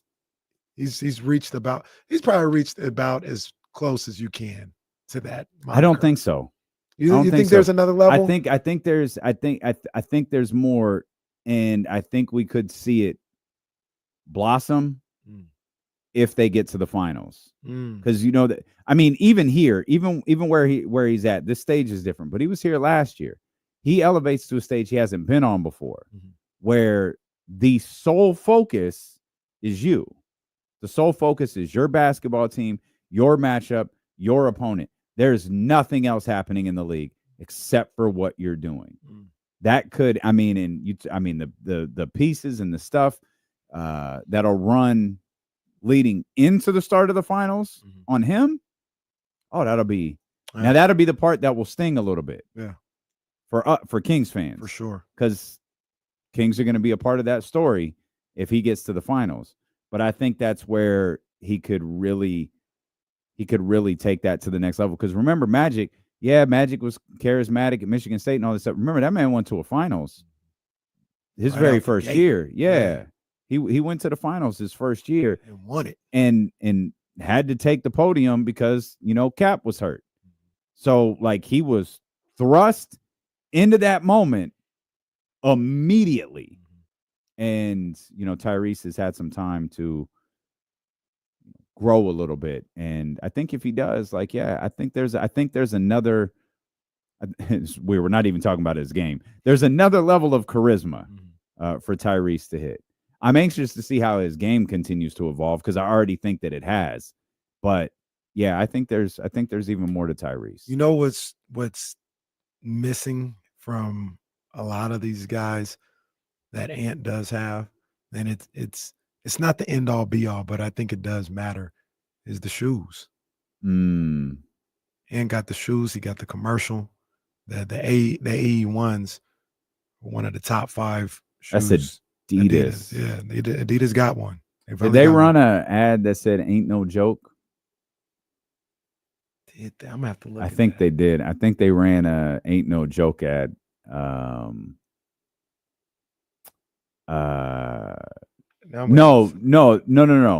Was that what's SGA have? He's got Converse. Oh, maybe Converse ran it. Converse might have run it after they beat Denver. See, I hadn't. Okay, now I'm gonna have to tap in. Look that up. I think it was a SGA. Leezy said that was for J Dub. Okay, I didn't know J Dub had a. I didn't know they did that. Yeah, he's with Adidas. Okay, that's what I thought. I thought it was an Adidas. He doesn't ad. have a shoe, but he's with Adidas. Shoe game is big. It is. Who has the shoe right now? Anthony Edwards. Really? Like, well, you mean left in the playoffs? No, period. Still might be Anthony Edwards. Them AE1s are everywhere. Today, at this moment, it might be Asia. To be honest with you. I mean, is it Asia? I mean, now that you say it, it's Sabrina. Sabrina's shoe is pretty crazy. Asia in the last because Sabrina's month, shoe. Asia's, because Sabrina's shoe is essentially Kobe. Kobe. Yeah, Kobe-ish. Okay. What Asia's done in the last month with those AE1s are they've been so everywhere. I did this the Wake Up Call hosted this Fun Delivered thing. It's there's this service where you get like undelivered packages. And like Gavin has a relationship with them, like so they open these these undeliverable packages as part of one of their show bits, and they did this big event to where you be a part of a raffle and you open that you get to keep whatever you open. Yeah, they did it like White Elephant style. The first thing that was opened was a pair of Kobe's. So Katie calls me over. She was like, "Hey, are these real?" And I opened these things. Them things ain't real. Oh. She was like, "Wait, how do you know?" I was 1, this colorway doesn't exist. 2, I'm pretty sure this tongue is just gonna like fall apart. 3, Kobe isn't Japanese for anything, so I don't know what this tag means. But no, these aren't real. But I told the guy, I was like, unless you're gonna take your shoe off and hand it to somebody, no one's gonna know. So like, wear them. Get out my face. Yeah, wear them. Like, you'll love it. Back up. We'll come back. Steeler with KC, brought to you by Sky River Casino and Sacramento Sports Leader, ESPN 1320.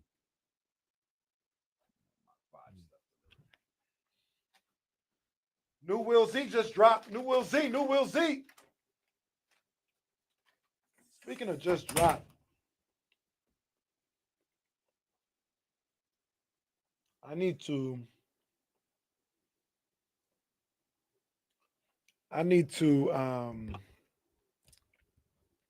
to get caught up on this Joey Badass. He dropped another one that I wasn't able to hear. Joey Badass. Shout out to Rayvon. He doing a cool job. You know, shout out to my guy Reason. Reason doing a good job. Both sides like bars are being spit right now, but Joey on their ass right now. Joey killing it, man. Hey, Joey killing it, man. Damn. Joey winning right now to me. And like I said, those other two, Rayvon, Reason, they doing their thing, man. I'm like, oh, these guys is getting after it. But Joey Badass, he beating their ass right now. I didn't hear the new joint though. They had one that came out like an hour ago. I ain't heard it yet from Joey.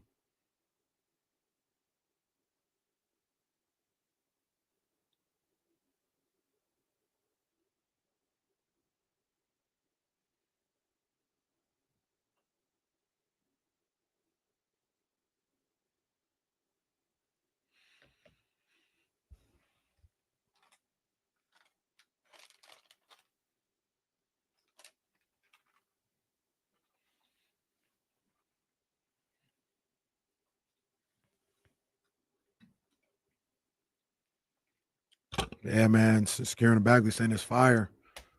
I don't doubt it. Like I said, though, all them dudes is killing it, though, man. Shout out to everybody involved, man.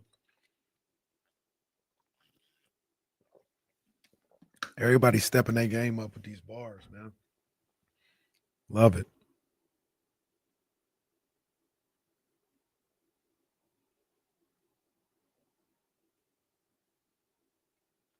Crash Dummies is the latest one, right, Ash? That's the last one. The one that Rayvon had that I heard yesterday, like he was spitting, I just really wasn't feeling it. The joint with the golden eye joint. He's still spitting like it's not weak. I was like, nah, bro. He spent too much time talking about the Diddy comparison or angle to it. I was like, not really feeling that one. But like I said, he was still spitting though.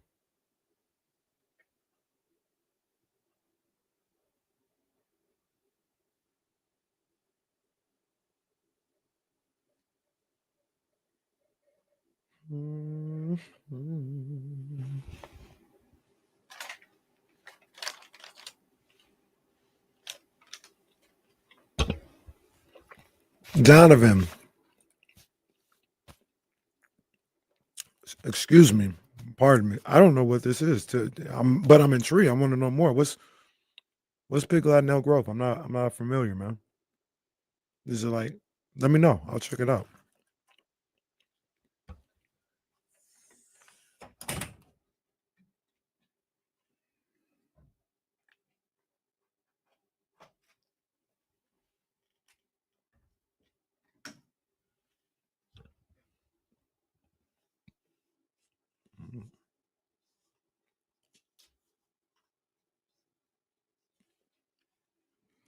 Oh man, I've got two things. I'm sorry, I just thought about this. Okay, I'll say it now. It could have been a bump or dump, but I'll say it now. Do you want to hear some of the top 20 songs the last time the Knicks made the conference finals? Oh man, yes. So one of them was Bad Boys. That's what reminded me of that. Bad Boys was the number. I don't know if this is in sync or what, or in order or what. Okay. But Bad Boys, Country Grammar, So Fresh, So Clean, Put It On Me, Get Your Roll On, I Just Want to Love You, Bag Lady, Erykah Badu, Bye Bye Bye, In Sync, Whistle While You Twerk. Oh my God. Number one, Stunner, Bounce With Me, Bow Wow. Goodness gracious. Shake It Fast. This is the Southern Hospitality. Ludacris. Wait, Shake It. Wait, what year was this? 299, 2000, one of the two. Because the last time they were in the conference finals was the year they went to the finals, I believe. Spreewell played the Spurs. Okay. So yeah, there's that. And then the other thing that I saw that was incredible, like mind-blowing emoji. This conference finals is the first conference final since 1996 to not involve California or Texas. Okay. That's 30 years damn near. San Antonio, Golden State, LA, Dallas. Kings got in there. Oh, yeah, conference final. Yeah. Clippers never got in there. Well, that was against LA, but sure. Yeah. Yeah. Wow. 1996. Well, Houston. Yeah. Houston. Man, there were a lot of them with both. Yeah. California and Texas is dominating the NBA. Let's see what Ishmael talking about. He always got good stuff to say. Elk Grove Kid Talk line here, 916-909-1320. What's up, Ishmael? Hey, what's going on, guys? How you doing, big dog? Doing good. So about the sort of lack of star power that it looks like we have in the league in terms of personalities, I think a lot of people just chalk it up to there being a lot of foreign players that are the top players, and that is some of it. But I think more of it has to do with everyone is very, very media trained in this like era of social media and fear of saying the wrong thing. So you see all these people with media training and their personalities sort of go out the window. Like Jason Tatum's the big example of this where, you know, he's on camera, he's been in our lives for 10 years, but we know nothing about him other than he loves his son and he loves his mom. and he's a good basketball player. That's pretty much it. They really try to give zero insight into their personalities. Also, a lot of players hop from team to team, so you lose a lot of that local sort of love for a player where you're not even sure, like, is this guy going to ask out in year 2 of his extension? And even like some of the small stuff, like even pregame, like people used to roll into games wearing, tall tees, Dada Supremes. They would dress like, we would dress, But now people come dressed to games. They're dressed like now they dress like Kenny. Yeah, they're dressed unrelated to like any normal person. They look like they're coming from the Met Gala. So like all these like small sort of disconnects, and then you have like some of the players that kind of break through with kids, like Trae Young, LaMelo Ball, because their game is sort of aesthetically pleasing for kids for whatever reason, but their teams aren't really good. They're not winning basketball, so they can't get to that top level. And the last thing is there's not really that many long-term stories you can get behind in the league. Like, again, if you mentioned how one of the teams that was really compelling was the Miami Heat, but not only were the Heat compelling for being great villains, which hopefully Halliburton can win to get to that level, but I don't think so. There was also the story of Dirk. We've seen Dirk try and fail for a decade to win a title. So I remember really rooting for Dirk in that finals, even though I like LeBron personally, but you don't really get those stories anymore just from all the team hopping and super teams and people asking out at trades and their contracts and stuff. So I think it's a lot of things, but the personality has been really sucked out. Like Ja had a chance and he kind of blew it. We're all rolling with Ant. Hopefully he can push forward. Oh man, he got the fade. I thought he was cooking. He was cooking. He was, but Jesse had it. Like, this has been cooking for a few days. It has been cooking. Shout out Ish. Yeah, he handles business every time he taps in. But you know what really upset me about Dirk? He left. Like it's just right. There was an investment in Dirk more than there was the Mavericks, and he left. He won the title, hopped over the scorer's table, and left. The story is they had to drag his ass back out there for the trophy presentation. Well, they had. I felt cheated. I saw something where, and I don't know if this was necessarily the case, but there was the thought that there's a beef between Dirk and Wade. D-Wade and he was like, I'm not going to give D-Wade that opportunity to come dap me up and all this other. Like, no, we're not cool. So that's one thing that people were saying. I don't know if that's necessarily true. I think that's absolutely true. But that's why he left the court though. Oh yeah, I don't know about that. That's what I said. I don't know about that. It might be a reach, but it could have been true. But the other, and I don't think this is the case for you specifically, or maybe even Ish, but that goes back to what we talked about. Roman Reigns was there. That was the first year of the heels. Right. And nobody want that to be successful. Yep. Nobody. So, yes, we love Dirk. We want to see him win. But if you can win and beat these boys and give them some humble pie, I'm definitely rooting for you. I'm tapped in to see you do that. Like, you get that aspect. I think Ish is on to a little something, but I think we also got to make sure that we're a little fair and patient with these guys a little bit. Like Steph wasn't Steph, immediately. His first playoff appearance or something like that. Let's stick with the wrestling analogy. Is a couple of ways to do it. One, you go back to that Warriors Cavs series, the first one. That was like Hogan Warrior at WrestleMania 6. You didn't know there was no baby face and heel. And then it took if about anything, the baby face was the Warriors. Maybe. Yeah. Maybe. Because they were still cute. Yeah, sure. Okay, we could do that. But the Cavs really weren't heels though. No. LeBron wasn't a heel. And because he had done the baby face turn back to Cleveland. We weren't even we weren't even 10 games into the next season before someone got not that one. I got this one. And all of a sudden the Warriors were the heels. You wanted to see the Warriors lose, which de facto turned LeBron James into Cleveland Cavaliers babyface. Yeah. And then they went really heel. But yeah, right. Then they went super. Then they went super duper heel. The fourth one was the only one. That's where they became Roman, and they just started destroying everybody. The fourth one was the one we didn't need. That one was trash. But the idea about like becoming a star, and just talking about that lack of star power, and we keep looking to anoint the next guy, be it Ant, SGA, Ty, Jalen, Wemby, whatever. In wrestling, especially in the early, like we'll stick with Hogan and Warrior. Warrior beats Hogan. They want to make Warrior the guy. Mm-hmm. What's Hogan do? You remember? No. He leaves. He goes to film, I think, Suburban Commando.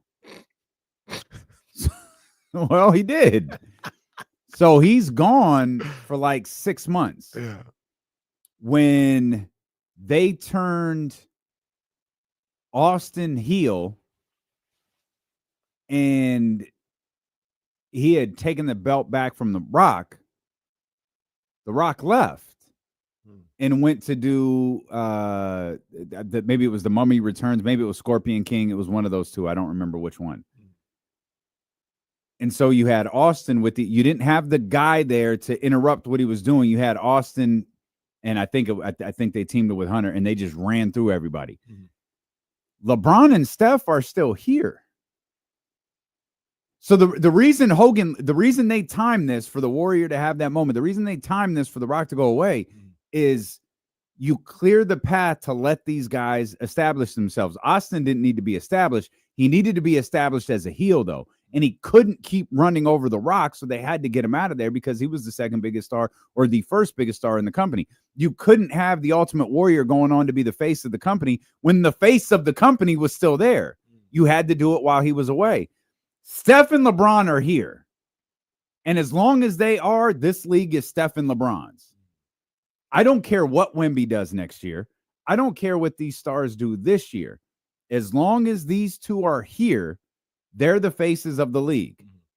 Unless either one of those two are going to start averaging 8 points per game, and I don't think that's the case for either one of them, they're going to be the guys everyone tunes in to watch. They're going to be the names that are attached so closely with the league. And when they're gone, everyone else is going to have an opportunity to ascend to the very top. For my money right now, though, and Wemby, that you can't get to the top. It's occupied. Let me ask, because I'm thinking about something as you're saying, and you laid that out perfectly. Sticking with the wrestling analogy, who this year got Jesse? He's not even in there. Is he in there? I don't know. Just relax. Who just got the ultimate rub? When you talk about the faces of the NBA, Jalen, the Knicks. That's a good one, but that's not who I was thinking. Okay. Who knocked out both out? Who knocked who out? The faces of the NBA. Oh, Ant just knocked them both out. So you got the LeBron audience. He did. Yeah, because Steph wasn't there. Yeah, he did. Yeah. But we can even no, say it's fair. But you're right. You're right. Yeah, he beat the Warriors and the Lakers. And that's who you. If we were putting this together and saying, he's got to beat these guys to go over. You know what I mean? Cena's got to let this guy go over. LeBron's Cena. Steph is Cena. The Warriors are Cena. Ant-Man is over. I think it's staring us right in the face who's next. It's Anthony Edwards. He's just a little bit of a wild card, which is why nobody's comfortable with it. Mm-hmm. But that's also what makes him, like Ish talked about the media training that everybody has. That's also why we Ant don't have that. Yeah, Ant. He don't have it. He's just gonna say what he's gonna say, and sometimes it's the wrong thing. Sometimes he shouldn't be saying that. But that's he's a little bit of a throwback, or reminds us of a time before the media training when quote unquote people were real with how they reacted and the things that they said. And he's got the game to go with it, and he's got his team winning now. It's him. It's him. Mm-hmm. He's got the shoes, everything, all the box. He's spectacular. He makes people say, did you see what Anthony Edwards did last night? Mhm. Like he's got that Steph LeBron ability to do that. He's got it all. But two guys have the actual wrestling rub. That's true. And that's Jalen and That's true. Tyrese. Yeah. And through all this, the MVP is just sitting there like, what about me? the MVP, I don't think is interested in any of this. I do not think the MVP cares anything sitting about there with this. his little AT&T commercial. See, be selfish. If you would have had it by yourself, maybe we'd be thinking differently. But you had to bring Jalen and Chet in there. Wrestler would SGA be? I was going to say this, but it's my boy. I think he's a little better. Is he Randy Orton? Did you guys already call someone Seth? SGA is not Seth? It's a good call. It's a good call. I was going to go SGA might be Seth. I was going to go a little bit more low profile, but I think SGA is a little bit more accomplished than this guy. Well, he's going to have more accolades. I was going to say AJ Styles. Okay. Remember how they told you AJ Styles was like him? Oh, he is. No, he was. AJ don't do that. Yeah. Okay. Don't do it. Let's go. You throw these little shots out sometimes, bro. No, he's not like AJ, but he's not him. This is but AJ is him, right? Is SGA Bret Hart? I'm serious. In what way? He doesn't take his job that seriously, does he? SGA, Brett, they're great. Yeah. They're, kind of unassuming, maybe not the most charismatic guys. Kind of want to show up, do their job, win. It works. I mean, I see him cooking. Yeah, but SGA had like the little smile in the Nuggets series, like, oh, they're gonna come back, blah blah blah, where the cameras caught him. Like, there was a little bit of something there. I don't think he's you just noted the one time he ever smiled. Is that the same? Is that the equivalent of Brett writing WCW? Oh, damn it! Come on, Jess. What else can we think of? I like SGA. He's Canadian as well. I think that's a good comparison, Damian. Take a breath, Brett. Cough or something. That's a good one. That's a good one. Like I said, AJ doesn't work because I think SGA is a little better at what he does than AJ is at wrestling, even though AJ's good. But Brett works. Well, no, AJ's good, but AJ not him. He's not him. Put some respect on TNA legend. He's not him. Brett is him. Brett's him. Brett Hall of Fame. Blue chipper. And that's what SGA is. Okay. Well, wait a minute. AJ is pretty like AJ is him. KC keeps like saying he's not. AJ was him at one point. Has AJ ever been MVP? AJ was like the equivalent to what Sting was for WCW. For who? What? Like AJ like never went over to WWE till like later on, but AJ was always dope. Like you knew about AJ Styles. Oh, you mean so like AJ and TNA? Yeah. Okay, I got you. Yeah. I got you. I mean, he was like that generation, I guess, after Sting. He was kind of the one where it's like he's dope. Don't do that to Sting. I'm not saying Sting was in the big leagues. AJ was carrying a minor league team. TNA was big leagues. WCW wasn't the big league. Big-ish leagues. Hold on. No. Crow Sting hit different. Hogan screwed it up, but Crow Sting was a part of that little surge right there. AJ's fine. AJ just never been MVP. Look, he had Leezy. And Leezy buying TNA pay-per-views. Look at that. Come on. Hold on. Leezy, you bought a TNA pay-per-view? Come on. Leezy, I've watched wrestling for 40 years and I haven't purchased a TNA pay-per-view. The farthest I got with that, it was Spike TV. Oh, man. Oh, no, man. No, Shout out Leezy, real fan right there. AJ was him. Lie. AJ's that dude. Tune in Brett bought a Jeff Jarrett pay-per-view. God bless it. But Brett was an MVP. SGA is about to win MVP. Yeah. It's Brett. Okay. No disrespect to AJ. I think the Brett comp worked. Yeah. And you marveled over the end of Court of Gold.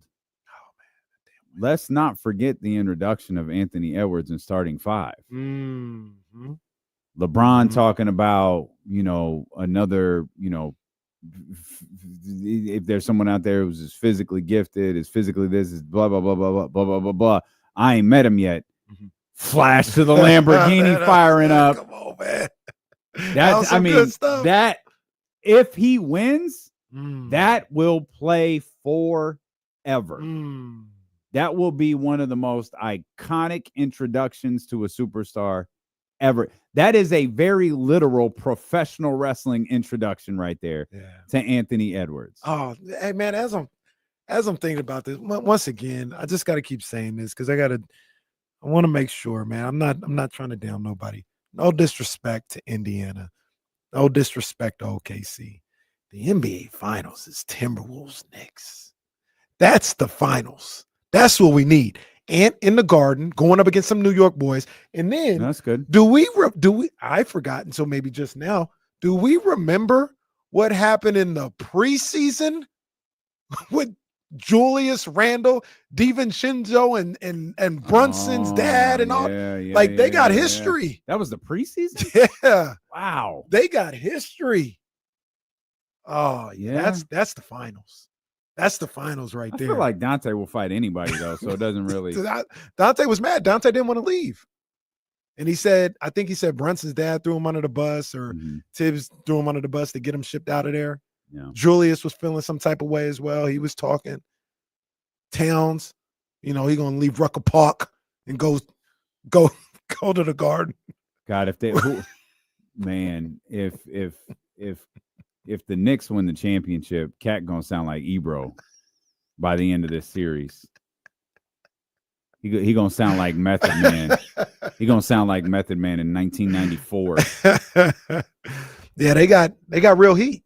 They got real heat, and that's always good. Yes, it's always good. It makes better story. It's like Brett and Sean.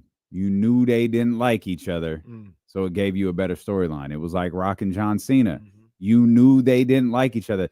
Rock and Cena were dead the second they hugged or shook hands after that second WrestleMania. And the dumbest part of that, they did it in New York. They did it now. Most of those fans travel, but I'm sure you still had a lot of New Yorkers there. They crapped all over that. When you have heat, it makes a better story. Yeah, let that cook. Even because we talked about it when it happened. Hell, what highlights are aired to the Bulls and Knicks all the time? When they got heat. Xavier McDaniels and Jordan nose to nose, and yes, and Mike somehow not getting a technical after an and one, and he just lambasted. Yeah. I believe you, Mike. They didn't even. That's all they do. Well, Scottie Pippen gave Patrick Ewing the DX. Did he get a technical for that? I think he did. No, he didn't even stand right over him. He didn't even get a technical for that. I think he got a technical for cursing out Spike Lee. I think that's why he got. He didn't even get a technical for what he did to Pat. Jalen gonna get a technical for ignoring Spike Lee. Come on, man! You got to. It's funny to ignore Fat Joe. What was Spike Lee do to you? What did Spike Lee do? Why did Fat Joe have a scarf tied over his head like that? That's the move. I might do that at Concerts in the Park since it's gonna be a little cooler. I don't have the Louis scarf though, so you're gonna. If I had the Louis scarf, I'd do it. Yeah. Don't act like you don't have a Louis scarf. I don't have a Louis scarf. I gotta get one. You gonna tie it the way Fat Joe did? That's That's the move, huh? Yeah. There's just some moves that I can't make. Then I'm all for scarves, but I don't know that I'm gonna wear it like that. Yeah, that's the finals though. That's the finals. I see it. Yeah, I see it. I think we'd get some real energy with that one. New York being in the finals is a big deal. It's New York. What's the line? Everything is bigger in Texas. Well, everything is bigger when New York is involved. And I also Yankees, Rangers, Knicks. It doesn't matter. It just is what it is. Look, even to a certain degree, we talk about what happened Bean Team one year when they went to the playoffs and the ratings for that first round and how the Kings were a big part of that. There was a dynamic of it was the Bay Area against little Sacramento. You need both. I just think it's once again, I don't care. I'm gonna watch. You're gonna watch. We're all gonna watch. But there's something about small town versus small town. sometimes that's not as intriguing. Sure, I hear you. And you need the David versus Goliath thing. And the Knicks will do that. And I think that'll also set up the way people will hate the Knicks going into next year. Golden State's a stupid name, though. Oh, it is. What market is Golden State? What about if you said Golden State and Valkyries? How stupid do you think that would be?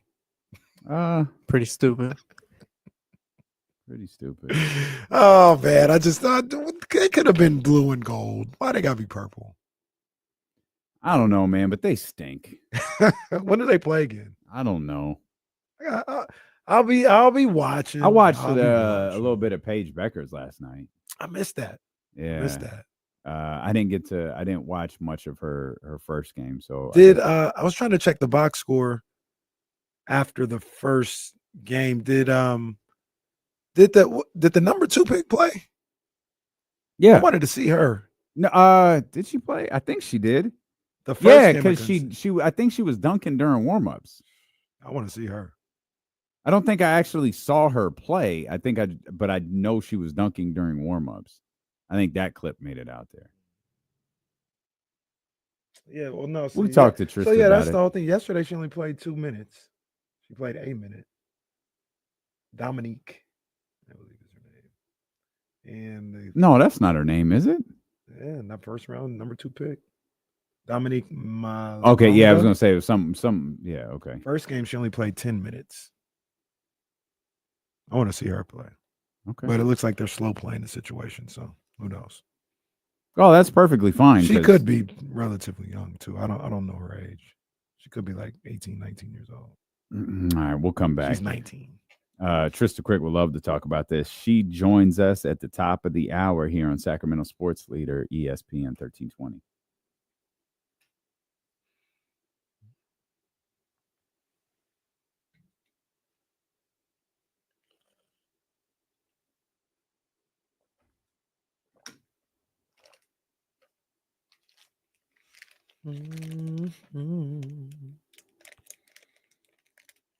Fired up NCAA again this week. Shout out San Jose State. Okay. We're about to win the Mountain West. We got a game with Boise State either tonight or tomorrow morning. All the players know you're leaving. So where are you going? I don't know yet. My recruiting class is kind of crap, but whatever. Like you said, I'm not going to stay there. I started off at Fresno State, left there after a year. 11-1 right now. Lost to Mississippi State. Tried to schedule a SEC team in week 3. Didn't work out. I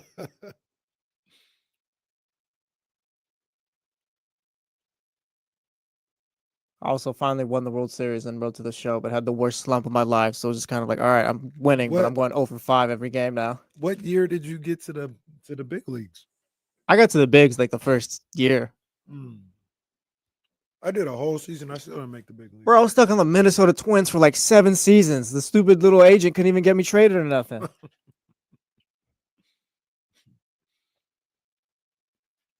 I was killing in AA. They barely moved me up to AAA.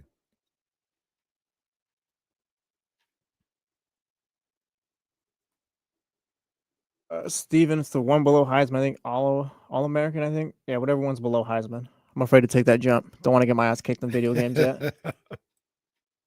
That's one thing. Oh, you got to play the toughest one. I don't want to lose, bro. Like, I only got an hour of this. I'm trying to enjoy it. Yeah. Although I got to go up to the highest. I'll take my lumps, man. I'll take my lumps because I'll figure it out. Like, I'm not beating everyone like 30-0, but like, I don't need to worry about cover 2 or cover 3 or whatever today. Oh yeah, Aldrin. When that happens, I'm not leaving. I'm gonna be Coach Marion. I'm not leaving. Alabama gonna come call him? Like, nope, I'm staying. Take enough losses as an adult. I need some wins every now and then, brother. Like what? I gotta pay my rent and then lose 50-0 to Alabama? No chance. Yeah, man. Sometimes you gotta take that leap.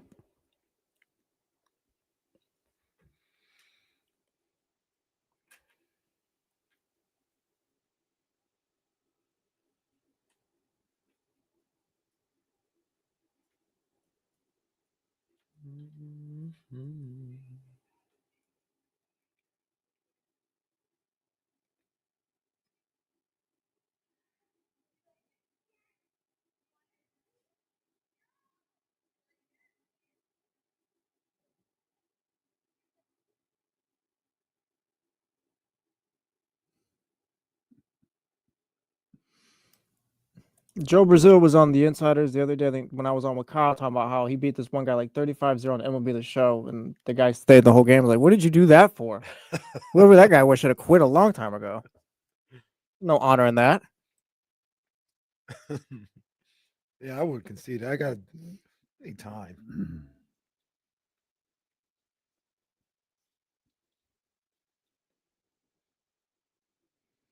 Trysta Krick going to join us coming up here at the Okay. top of the hour. Jason Jones, final hour of the show. He wrote about Tyrese and Jalen and the WWE angle in The Athletic. Did you see? I don't think it was WWE. I think it was fan made. But did you see they had Pacers versus Knicks, Brunson and Halliburton in the background, and it was in the WrestleMania font. Yeah, they did the was that WWE or was that a fan made one? No, I think that was fan made. They did a the most iconic video, I think, most iconic video package, I think, in WWE history is the Austin Rock WrestleMania 17 My Way video. They made a Jalen Tyrese one, which is pretty fun.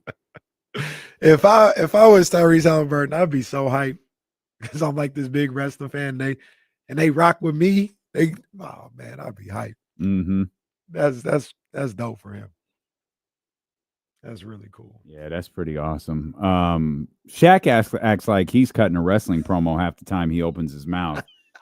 He did a podcast. I shouldn't be surprised once this quote started floating out there. I shouldn't be surprised that he was doing a podcast, had a girl with him, and he told like this story, this absolutely ridiculous story that he's never told in 40 years, but somehow just popped in his memory today, that David Stern asked him, do you want to play in a hot weather city or a cold weather city?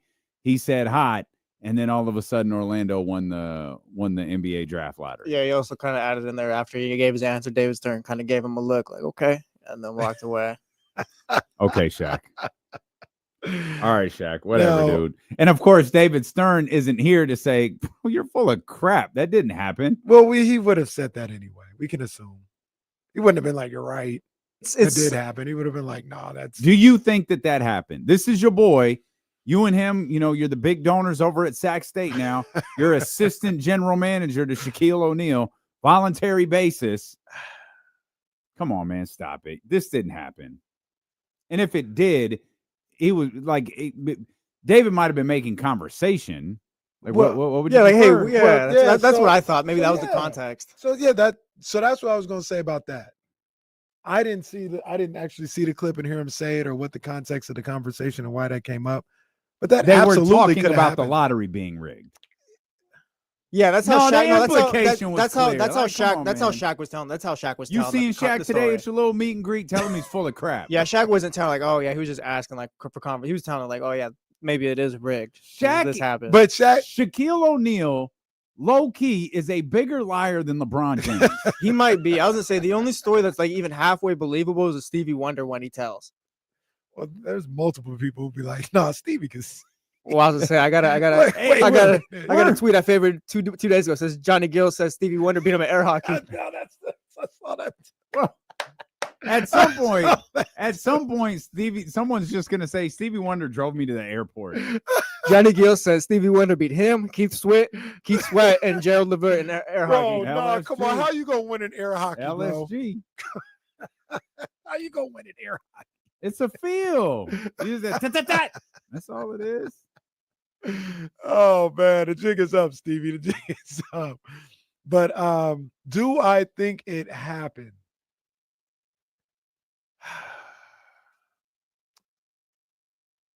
No. I'm also playing it safe. I've said that before. I'll play it safe. I don't think it happened. But I also say, when all this was coming up, two things. Number one, I don't put anything past man.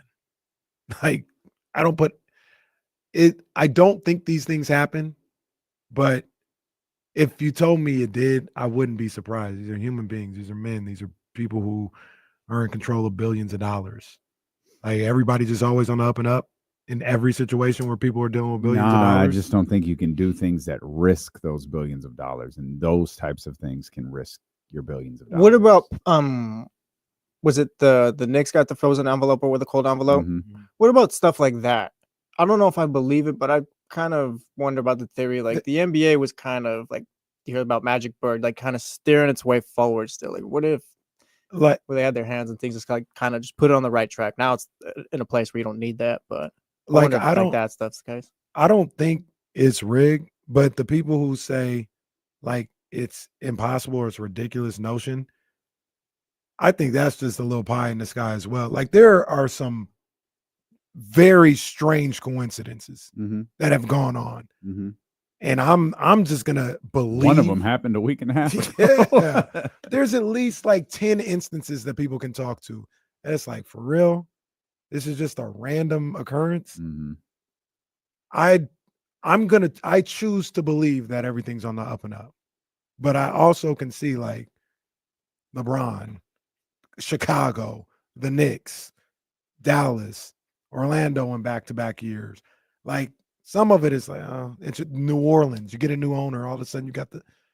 All right, okay. Like, how much of this is like the NBA's thing? I guess this has been a never-ending.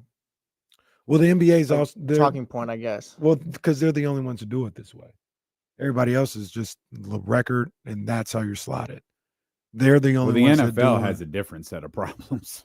What's what I'm saying? Like, everyone like has like each league has their own like, yeah, like their own set of things or whatever. Because I saw a tweet. I don't remember who tweeted, but someone tweeted like maybe the NBA kind of likes the idea, like just the intrigue. Like, they're not, but just the story about it all. Maybe so. I mean, especially if it's like, if you're not doing anything, if you're not corrupting the lottery in any way, sure, it gets people talking about it. Like, what? As long as I'm not losing money, like people are not watching or not paying attention because of this stuff, which isn't the case. Like, people are still tapped in at I'm sure the ratings for the lottery were crazy. You know what I mean? Sure, just go with it. It gets people talking. We're not doing anything wrong. Like, what they're saying isn't true. So sure, keep it going. I just, two things. People always point to the times when like the Knicks didn't get the first pick or something. It don't have to be rigged every year. If it was rigged, it's not a every single year occurrence. It's if they have something that they're trying to do, they do it that way. Second, even if he had that conversation with Shaq and had that interaction with him, that also doesn't mean he was rigging a lottery for him to go to Orlando. Sure. He could that could have really I do want to happened. repeat though. Was that lottery 1992? He's never told this story before. So all of a sudden, the lottery is rigged conversation gets loud because of the Dallas Mavericks who just traded Luka Doncic. Now all of a sudden, Shaq remembers this interaction he had with David Stern. All right, man. I know that's your boy. Well, I'm okay with Shaq. Shaq. My boy is Shaq. My boy is a little fact, aggressive. we need to dead the lust stuff. It's Shaq now. Oh. No, yeah. Well, When you lying, you Shaqtin'. That's what you're doing. You Shaqtin'. I don't know why you would change the name. Jesus Christ. Like, I told you when Sharif was 2 months old. No, he did tell me. No. He said, Dad, yep, go bring this one home. Yep. Go get the NBA Finals. Go do what you have to do. And when I got No, wait a minute. I got the alley-oop from Shaq. You don't know nothing about that. You ain't got alley-oop from Shaq or from Kobe. Who was you pointing at? Daddy, go get one. What? What are you talking about? Kid was pooping his diapers What and are talking in complete sentences. Talk about Daddy, go win a championship. Yeah, Shaq, I mean, I like Shaq more than you do, but sometimes he be having some wild moments. He be having some wild moments, some wild quotes. No doubt. I think it's all just rooted in insecurity. I don't know why Shaq feels the need to just tell these stories or just emphasize everything. Like, you're Shaq, you're fine. Shaq's always had to like one up everything, I feel.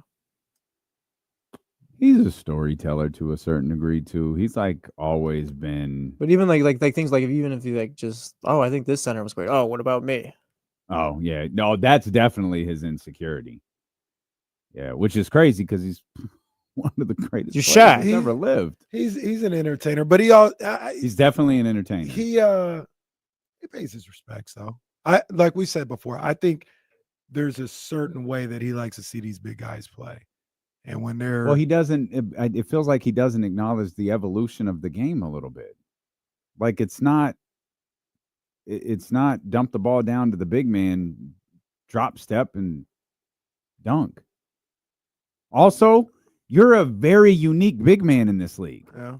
You were you know, at least when it's big man against big man, you're the first of its kind. Mhm. Like Wilt did it against guys who were guards playing the center position. Mhm. Kareem, the same thing. Not that those guys weren't great; they definitely were.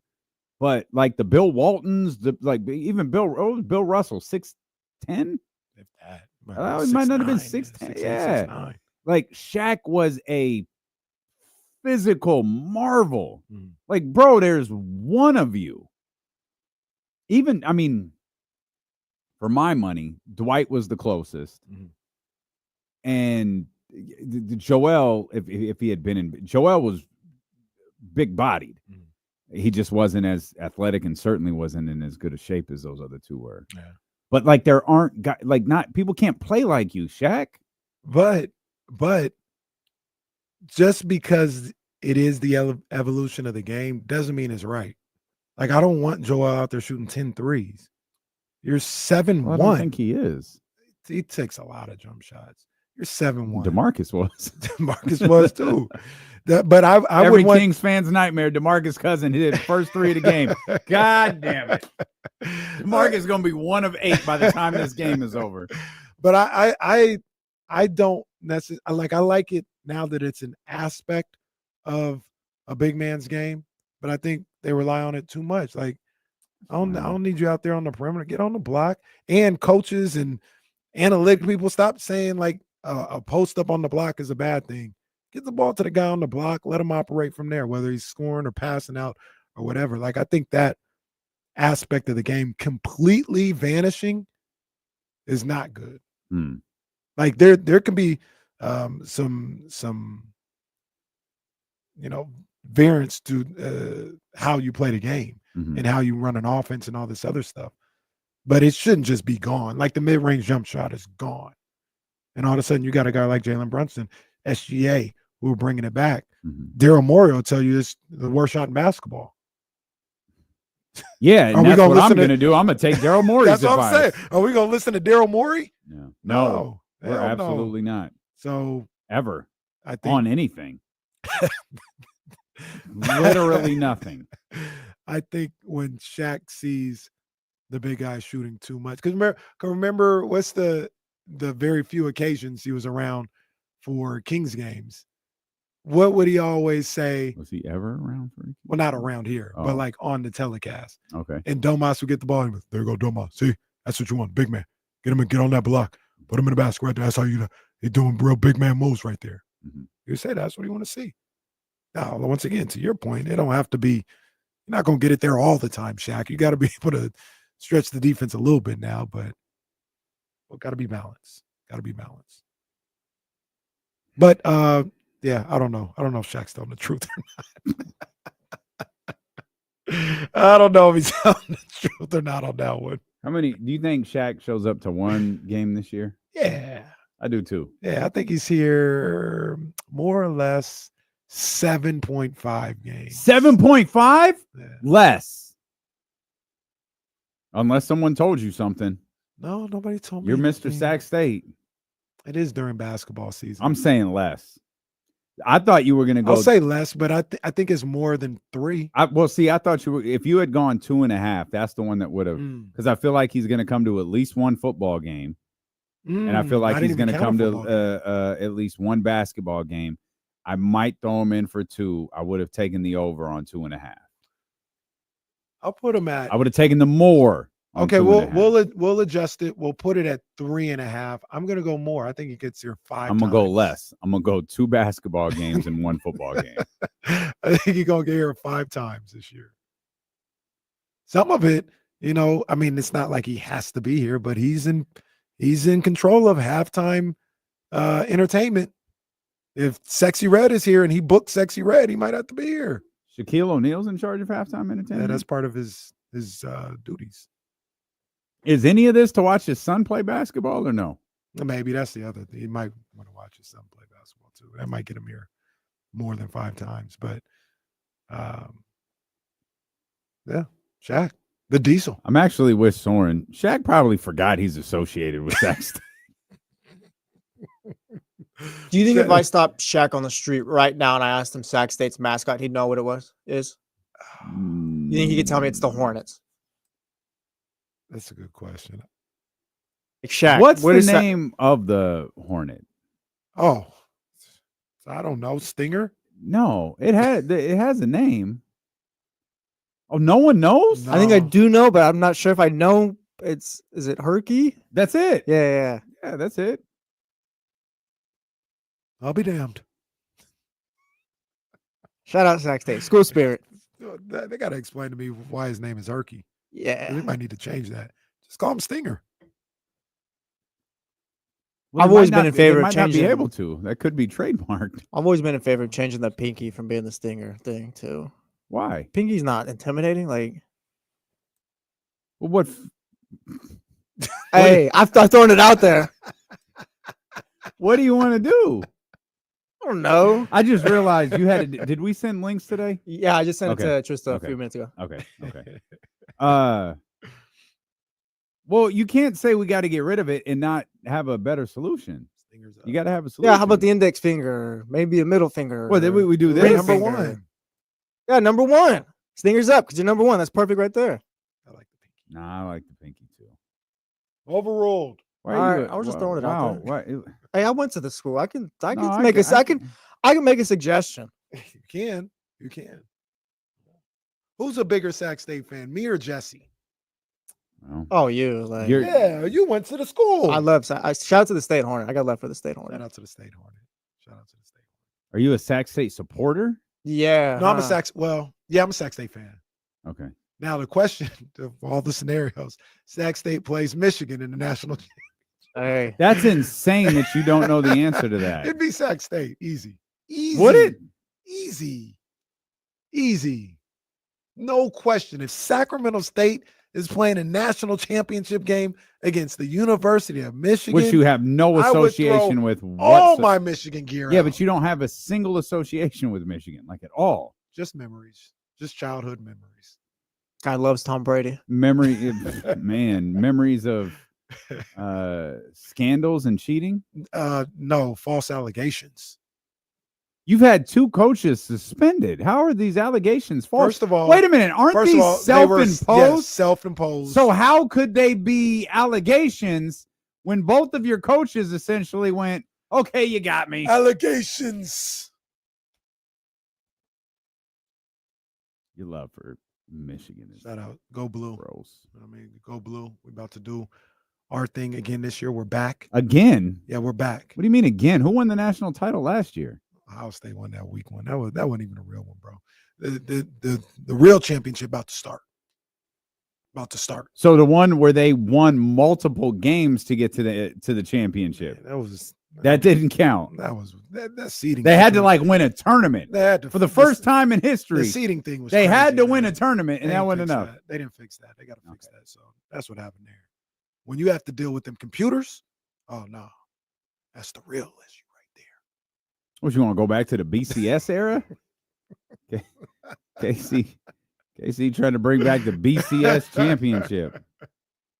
Do you remember who the first BCS champion was? There's a one reason why I Was it remember it. U.S.? No, it's a bad one. Was it Nebraska? Who was it? Close. Tennessee. No. Martin. The year after that was the Peyton, first BCS. Yeah. That was the year they after beat- Peyton lost to Florida Yeah. They beat again. Florida State. maybe? Okay. The only reason I really Really, that remember was the this- first BCS champion. Yeah. The only reason I really Wow. remember this is they were on the cover of Sports Illustrated, and that was the same week T.O. had to catch 2. Okay. So I thought that T.O. would get Sports Illustrated, and they got it for the national championship. And there was this big article on the catch 2, but they didn't get the cover. T. Martin. Peerless Price, phenomenal knowledge. I think they beat Florida State, and I think they beat Peter Warwick. I think that's, and then Peter Warwick, I think, won the next year when they beat Michael Vick. People talk about Peter Warwick like he was the greatest. He was. Like just the greatest that I guess Peter college Warwick player was, ever. He was the truth. He was the absolute truth. That's some of the cool stuff about being in like college towns is like, hey, I'm gonna go get some coffee. Oh yeah, there's a great coffee place on Peyton Manning Way. Peyton Manning Way. Yeah, it's actually the coffee place. It's on the corner of Peyton Manning Way and Philip Fulmer Boulevard. Oh, okay. If you get to Pat Summitt Avenue, you went too far. Okay, got it. Is there a Candace Parker way? Turn around at the Candace Parker statue and come back. Okay, got it. Let's see. I mean, there should be Coach K way. You know, come on. Well, now. she's got some winning to do. Well, I think there is a Coach K way. Well, you're talking about in Tennessee. Oh, I don't think she that's won happening. 2 championships. She didn't win any. She didn't win any. No, she lost to UConn. She went to 3.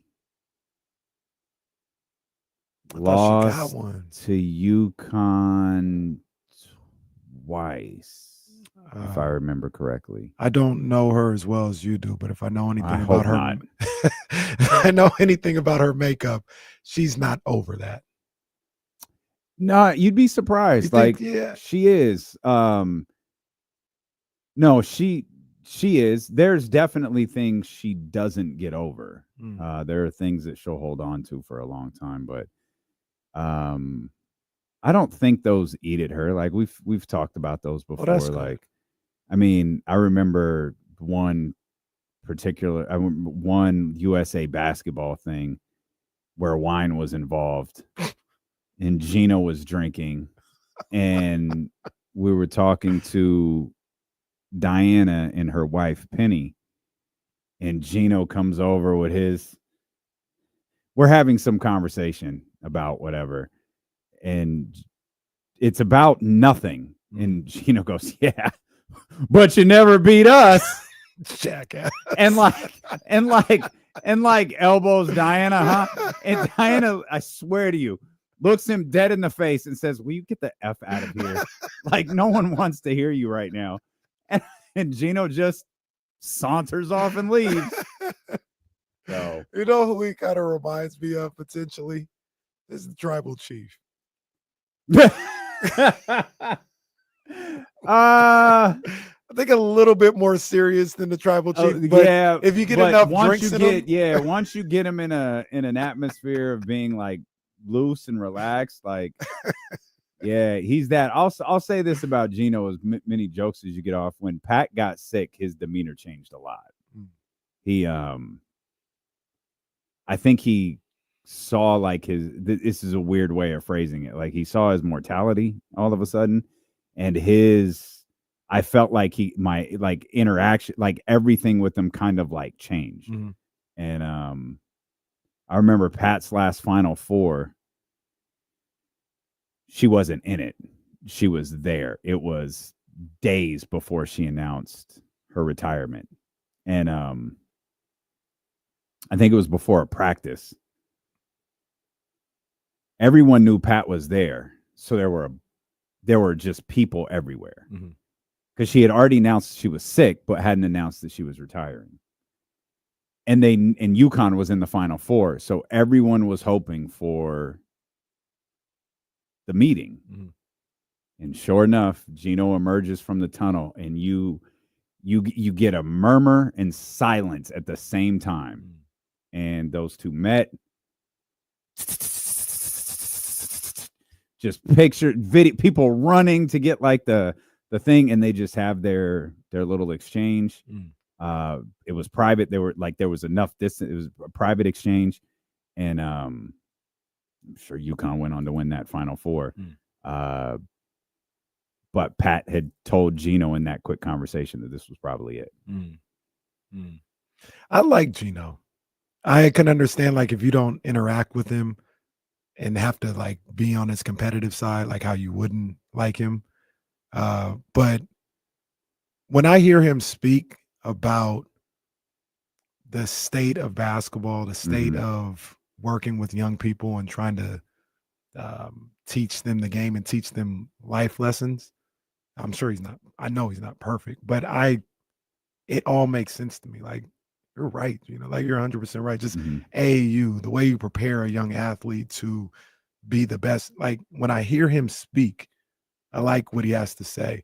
It almost reminds me of Coach K, the other Coach K. Like, I used to not like him at all. Mike Krzyzewski. Yeah, I used to not like him at all. But the more I saw, when I stopped playing and I got into coaching and saw how he prepared his teams and all this other stuff, it's like, that's exactly how I'd want to go about things. One thing I loved about Gino is his teams, especially you go back and you look at those. But when Maya first got there, his teams were in shape. Like, I remember Pat coming home one day going, she walks in and she goes, "Our team's too fat." Oh no. Hey, there's a dude. She had some big girls on her team. She walks in, she goes, "Why is my team so fat?" And then you look at Connecticut and Maya's like, I mean, Maya a little bit bigger, but she got arms. Yeah, like that team is shredded. And oh yeah, she's not feeling that spot. This was the first year without Candace. This was where, like, you're the defending national champion, but you are not the same basketball team that won the championship last year. Right. Like, not even close. And you knew UConn was coming after. Oh yeah. TK, what's good, baby? Where is she at? I'm in LA, baby. You're on some beachfront property somewhere. What is this? That looks super rich. Where? It is super rich. I'm at my friend's house. You in Malibu? No, just Marina Del Rey. Okay, you're down the street from Malibu. Okay, let's do this. Trista's here. Jesse's. I'm sorry, I'm late. No, you good. We're gonna break real quick. We're gonna come back. That way we have a full time to talk. It's D'Lo and KC. Trysta Krick is with us. We'll come back here on Sacramento Sports Leader ESPN 1320. No, that's a good. Yeah, that's a good call. That's a good call. Nice, Jesse. Good job. Good shit. Thanks, Trysta. Thank you. Going on there. Trista, that's a floor to ceiling window behind you. 3 levels too, guys. 3 levels. 3 levels, floor to ceiling. Beach. You gonna tell us whose house you at? It's a friend of mine. Oh, okay. It's a friend of mine that I've known for. You do have rich friends. Yeah, I do have rich friends. I mean, I try to have as many rich friends as I can. That's why I'm friends with Kenny. No, that's the what. Stop. Who's richer, me or him? Him, obviously. See? Stop it. It's fact. Unknown. Hello. Who is it? Molly's pet. Hi, Molly's Pet and Garden. What's up? Soren said, "Yeah, my friend Rick Ross's house." Oh, my from. Okay, sounds good. Thank you. Have a great day. Bye. Dog food came in. Didn't even get a goodbye. Thanks. Oh, did you get specially ordered dog food? Yeah, because I have to order puppy chow now for Ollie, and they don't have the puppy gold. And then I order the From gold in small breed for older dogs. So I have to get senior food and puppy food. Yeah. And that's like the hardest to get. Both those life cycles, they don't sell a lot of. I gotcha. Yeah. I gotcha. How long you in LA for? I leave tonight. I got in Sunday night, leave tonight. Oh, okay. I had a meeting with Meta yesterday. There we go. Meta HQ, baby. There we go. Okay. You know what I've been served ads for a lot lately that I really like. I don't think I'll be able to get it, but these David Yurman Here we go. bracelets and chains. Very nice. What bracelets? David Yurman. Oh, Yeah, they're okay. very expensive. Really expensive. I tapped in. I was like, let me see. I mean, y'all keep sending them my way. Let me see what we talking about. And then the ones I A lot. wanted. You're like, no. I wanted the ones that Michael B. Jordan had on, and I just not out. I had a friend yesterday that was trying to tell me $4,000 an hour for studio time for a podcast was cheap. And I was like, girl, you are tripping. Like tripping. Tripping. Do you see what sneakers is dropping tomorrow? No. They're doing what the Kobe's, the nines, those highs that I really like. Let me see. They're dropping those tomorrow at 7. Let me see. I love that shoe. You can't wear it like unless you're playing basketball because it's got that ultra high. Oh yeah, the nines. Oh wow, those are so fire. You can't. That's not a walk around shoe. No, it's not. Wow, they are so fire. I did though. I did. As a shoe, I thought of you this morning. I have been struggling because Katie got the. Oh man, now I got to tell you on the air. Hang on.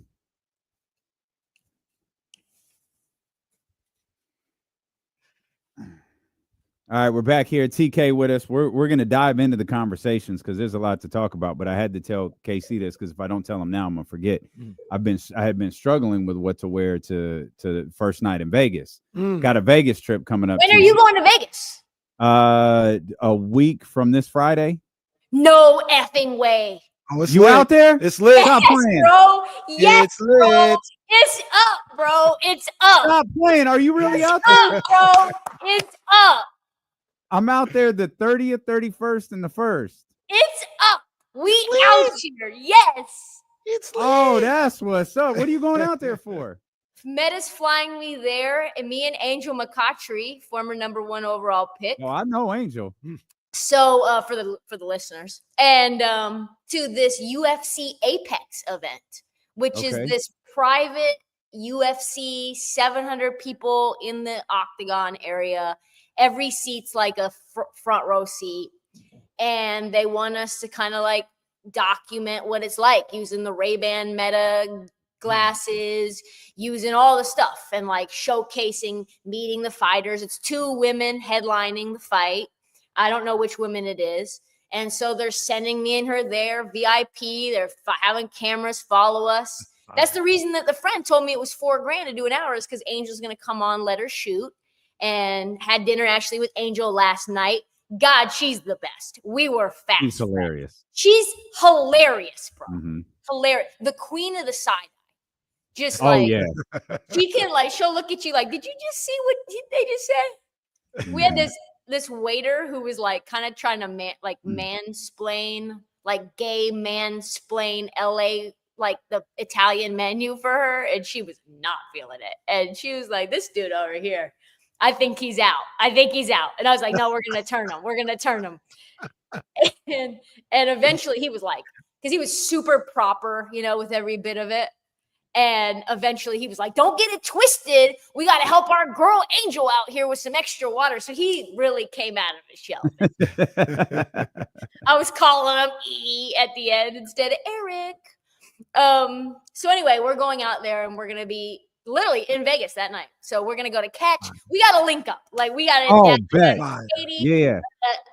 Yes, this is happening. Oh, this Vegas trip keeps getting better. I get there that Friday morning, so just like that's the 30th, right? That's when I think I go. That's when I think I go to. Okay, yeah. So the trip keeps getting better. It's way up. So what I was tell you because I figured you'd love this is I had been struggling with what the first night outfit was, and I got it. What is first time I'm going blazer, no shirt. Ooh, that's how you gotta do it. I tried it this morning. The cut's pretty deep. Yeah, it's as pretty it should deep. be. I'm gonna have to do about 1,000 push-ups a night for the next week and a half. But the cut's pretty deep, and I'm like, this is the look move. right here. That's the move. We in Las Vegas. This the look Come for on, Janet Jackson. We in Vegas too. That's how we got to do it. What? Absolutely. Yeah, absolutely. Yes. Well, how long are you there for? I'm in and out, like maybe a night or two. Oh, okay. But I All may right. extend it. You never know. We'll see. Well, we got Janet Friday. We got Kendrick and SZA on Saturday. Oh man. And yeah, okay. That's I'm what so dating hyped. Damien's like. Just like you just get treated like a princess, like Telling an you. ivory princess. I'm telling That's you. my girl. Come on, That's my man. queen. That's my queen. Yo, we was talking women's basketball. You're talking Angel McCautry. The W got started since the last time we talked. Did you get a chance to? I watched a little bit of Paige Becker's last night. It was the only game. I think it was literally the only thing I cared about that was on last night, unless I was going to turn on baseball. It's pretty dope for the NBA to step out of the way too. I like that now that the WNBA season, we're starting to not be up against the first round where there's games every other day. Mhm. You have some breathing room for the WNBA to have their own space. Were you surprised by that Vegas ass whooping that happened No. over the weekend? I think they're going to take a step back. I really do. I don't know what's going on with them, but even last year they had chemistry issues. I didn't really know what was going on. Even Becky Hammon, the head coach, was saying like they're just not really, they don't have the fire under them the same way, you know?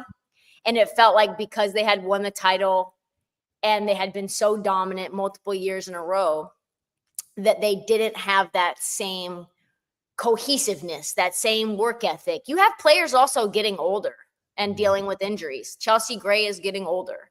Jewel Lloyd is getting older. And I like Jewel Lloyd a lot. You have multiple players off the team that were key role players. So yeah, I'm not surprised. And I think if they do become like a top tier team, it's going to take some time. You have a different point guard scorer. So everything's different. And you lost Kate Martin, you lost Alicia Gray, you lost a lot, right? So yeah, I'm not shocked. I'm actually not shocked that the Storm, I think the Storm will be probably a team in transition as well, despite the fact that Skylar Diggins says that this is the most talented roster she's ever been on. I think the Mercury are going to be really, really good. Going to be really good. This is a team that is kind of stacked, despite how clearly toxic this organization is with some of the recent news that came out about. Oh my God. Did you see that this morning? Wow. Josh Bartlestein or whatever Bartlestein it was and MAGA That was Barbie. crazy. Allegedly. Yeah. That was all right, man. Damn. Well, you learn a lot. So you boy, a lawsuit come out that you don't have nothing to do with the lawsuit. Something gonna happen. That was, I was like, all right. They spill the business for no reason other than to make that lawsuit get in the news. If Sophie Cunningham's not alleged in that lawsuit as sleeping or having an affair with the CEO of the Suns, do we care at all about some guy named Cornelius Caldwell or whatever his name was? Probably Cornelius Craig. Probably not. I didn't even know that was going down until just yesterday. Got involved. I try to tell you guys though, back to the W, the Mystics are gonna be, and I know they haven't played anyone yet. They played the Dream and they played the Sun. So, but they don't have Aaliyah back, and she's coming soon, and Leah Edwards, and they've got Kiki Iriofin, who is playing like a double machine. 17 points, 14 rebounds, multiple blocks. You've got Sonia Citron, who's been playing really well. They've got pieces, right? So I think the way that they're going to play is super fast. They're playing that like Steve Nash, Mike D'Antoni, shoot the rock in 8 seconds under the shot clock. They're going to make everybody run up and down. Like I said, probably Stephanie Dolson's going to lose like 35 pounds. It's like that offense is going to be her Manjaro, her Ozempic. So that's just what it's going to be. But what they're doing is scoring a lot of points, right? 90, 95 points. And you haven't seen that team break the 90s last year until September outside of overtimes. So I really like what the Mystics are doing pretty much in every way. And also Brittany Sykes is playing awesome. She's been awesome. They got the Valkyries tomorrow. Oh, that's they're taking them to Pound Town. That's gonna be the Valkyries are the goofiest expansion team I've ever seen. It's wild. The average age of 39 on that team. I told Angel last night you could play for the Valkyries tomorrow. Max, you absolutely could. Hey, bring it on. Tulane, come on. Get buckets too. Yeah. Bro. Real quick about the Aces too. Shout out to my girls. You know what I'm saying? It's a tough way to start the season, but I think they'll be all right. But this is like this run. This is like what 5-6 years. Like it's about time. Like you're on the back end of this run, and you got somebody like the Liberty, and I think the Sparks are actually going to be pretty good with Kelsey out there, and when Cameron comes back, and my girl Rakia as well. You got teams that are ready. Andy Erica Hamby, who's playing, I think she really got in shape from playing in Unrivaled. That's the reason, guys, this is the reason you watch Unrivaled, is so that you know who's up next in the W. Because you're seeing players develop, get in shape, figure out their game before your very, very eyes. And then you fast forward till May, and you're like, well, that's not a surprise. Erica Hamby really got like a tune-up season. Especially considering that she's come off of multiple births. Like she's been injured, quote unquote injured, due to the fact that she's been pregnant twice. And what's the point guard? I like the point guard too. What's my point guard's name? For Sparks. Oh, there's a couple. The lefty. Talking about Ari McDonald. She's a lefty. I'll figure it out. But I like what I saw from. I mean, they were playing the Valkyries. I like their game. When I saw no, you're not talking about Odyssey Sims is who I'm thinking. Yeah, Odyssey Sims, yeah. So I think they're gonna be better than people give them credit for. But I say all that to say the Aces are on the tail end of their 5-year run. Like, there's gonna be some slippage. Well, and you talk about the Liberty, you talk about the Lynx. The Lynx, I think, are the Lynx are poised. They're poised. They should have won it to make it happen this year. I was at Game 5 of the finals last year, and they got utterly screwed multiple times down the stretch by the refs. There was just like some real suspect, and it happened down to the wire, and it was like they didn't really foul Stewie to send her to the line, and then the way that unfolded was sort of disastrous and enough to make you so pissed that you are a buzzsaw for the next season. So I think the Minnesota Lynx should be the favorite, and they are the favorite. But you look at the Liberty, Phoebich, this chick from overseas, was a rookie last year and was a main contributor of what they did in their title run. She hasn't even come back to the roster yet. And then you add in, multiple players, and especially considering you're like, all right, you've got Tasha Cloud, who they took for 2 first-round picks, the 7th pick in this draft and the 2026 first-round draft pick, and she comes in and seamlessly gives you 22 points, buckets after buckets. But not just is she giving you buckets, she's also had multiple steals. She was a rebounding machine. She was whipping the ball around, and most of that production was in the second half. So I think she's probably the biggest. You talk about how crazy the free agency was and how many big time players got moved. You got KP moving, you got Drew Lloyd moving, you got all the girls that went to the Phoenix Mercury moving. BG goes to the all this stuff happens. I think Tasha Cloud could be the piece that helps the Liberty be able to say, okay, we can repeat, or at least be right in the mix for that. I didn't even realize she was there until I was watching the game. I said, I was telling them they got Natasha Cloud. How'd that happen? Investigation. Well, remember, the Mystics were offloading pieces. Mm-hmm. And the Mercury were offloading pieces. And they let go of Tasha and Sophie Cunningham all at once.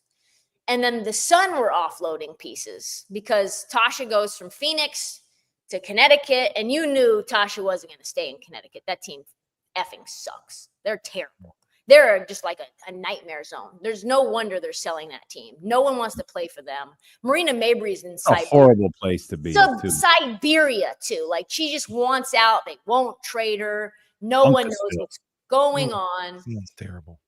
And they've just disintegrated overnight. So Tasha Cloud doesn't even spend a minute in Connecticut. Connecticut takes the 7th overall pick this year, takes Liberty's next year's first, which will probably be 12th. and they get a Nisa Morrow with it, who I think will not ever produce at any level. She's just like 6 feet power forward, which I don't know what you're going to do there. She can't dribble the ball at all. I saw her up close. She puts the ball on the ground. It's curtains for you.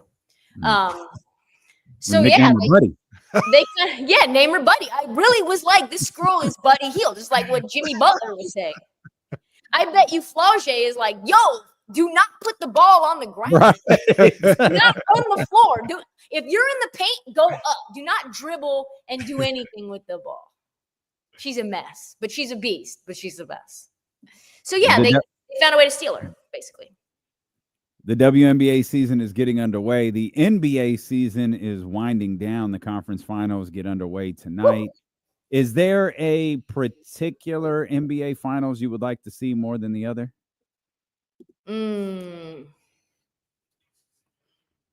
Minnesota and Indiana. Oh, okay. Teams that have never had a ring. Someone gets their first ring. Huh? The Knicks are almost there. Feels like the Knicks have never had a ring. Feels like the Knicks are there, doesn't it? Team that's never gotten a ring. So I don't think that's what I'm going to get. I think we'll probably get OKC, Indiana. Indiana, we've been saying this week after week after week. Indiana's super tough. They can out tough almost anyone.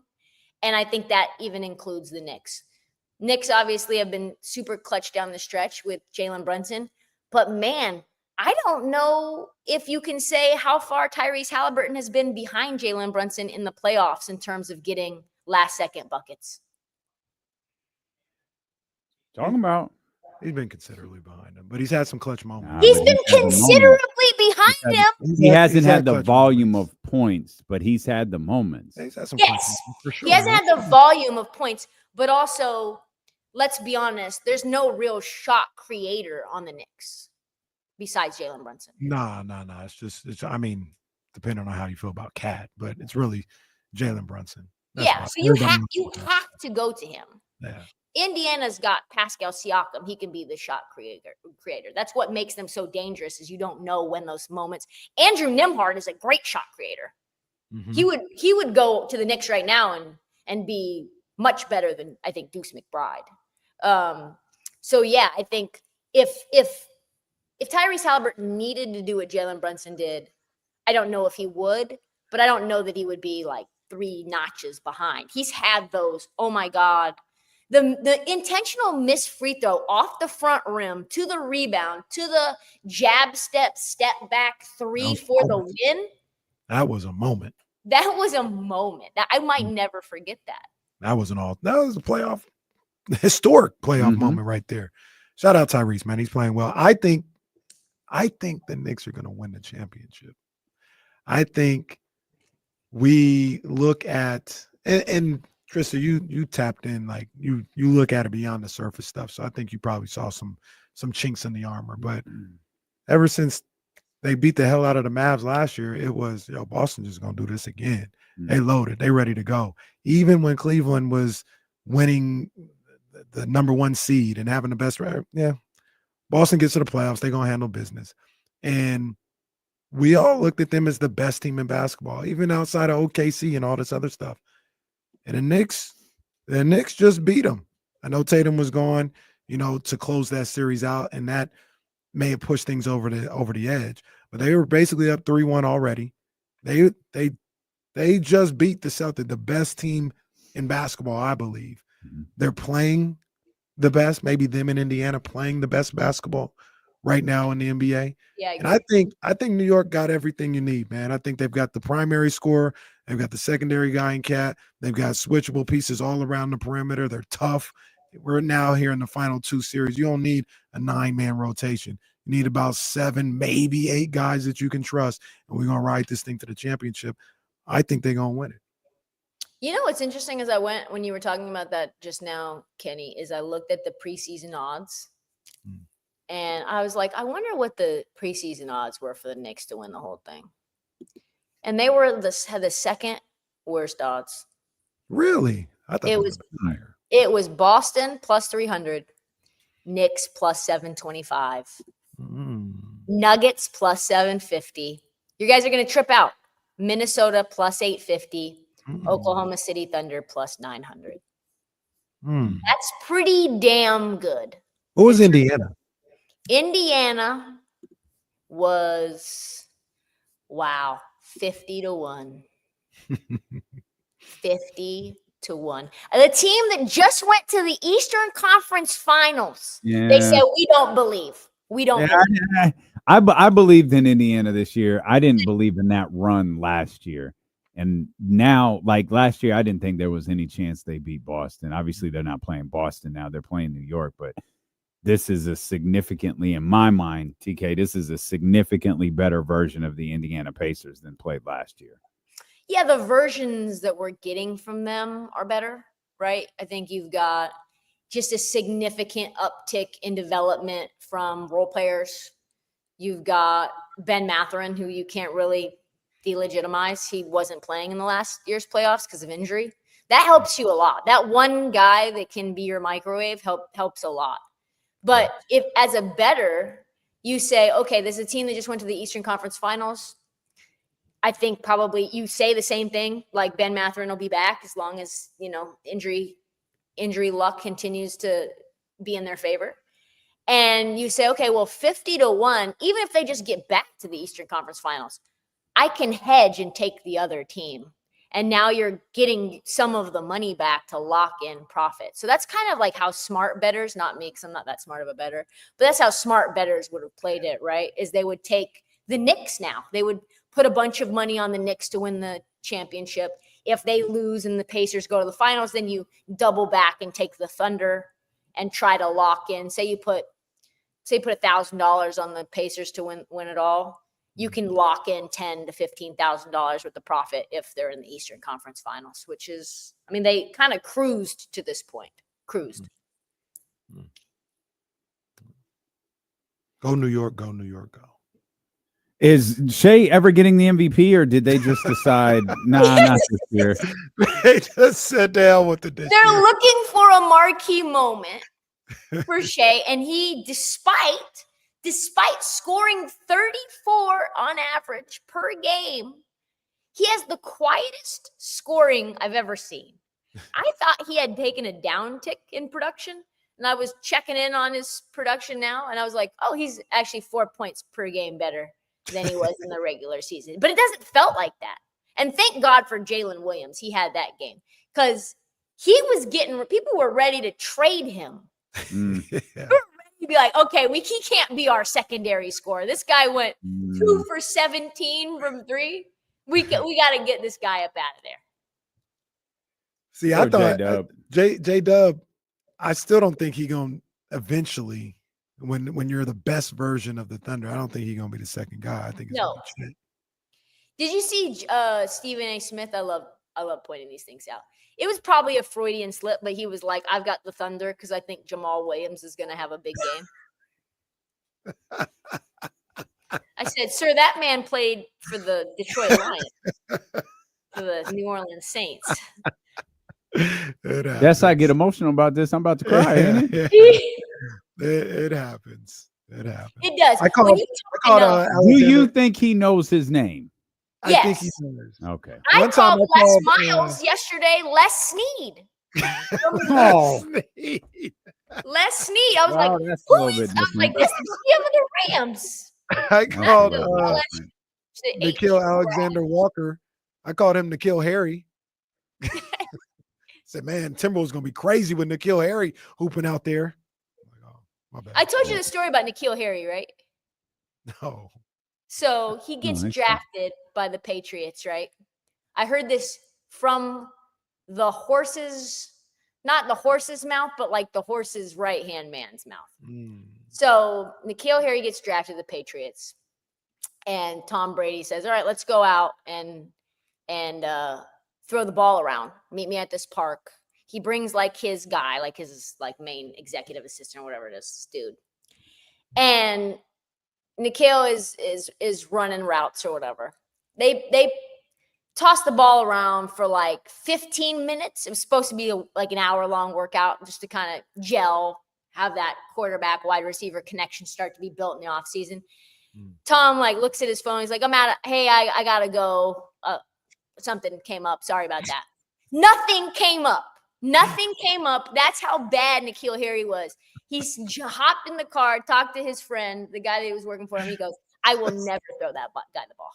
He will never He get the just left the workout. Something. No, we're not gonna work out, bro. Just it's cool. We don't need to work out. I'm never throwing you the ball ever. No matter if you're wide open on a slant, no one's around. Zone, nope, you're not getting the ball. Damn, he was Going supposed to to be the dude out of Arizona State. You could be standing in the end zone by yourself. I'm not throwing you the ball. I'm throwing it I in will the double. never give it. And he told the coaches, I'm never giving this guy the ball. So he never played. He like barely Throwing played. the ball The out of snap count was bounds. crazy.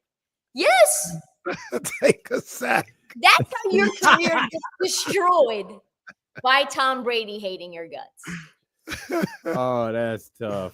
Boy, oh boy. That And by the way, is do you know who tough. wanted to go there? Who they had the opportunity to pick that they did not pick? I heard it actually from the horse's mouth. I interviewed him and he told me, I thought I was going to be a Patriot. It was my dream to be a Patriot. And probably if this moment happens, they never lose Tom Brady. Who is it? I can't remember the draft. I'm trying to, because N'Keal Harry and it was What somebody year was else. it? It was the same year as the N'Keal Harry draft. Yes. I don't know. I'm not gonna think of it. A.J. Brown. Damn. Oh, That's a rough one. Woman, That's AJ tough. is crazy. Yeah, A.J. that is Brown tough. crying because he couldn't be a Patriot. They draft N'Keal Harry, not even into the offseason, and he says to his coaching staff and to his friend, I'm never throwing him the ball. Dead. Sliding glass door moment. Yeah. That is tough. Appreciate you, TK.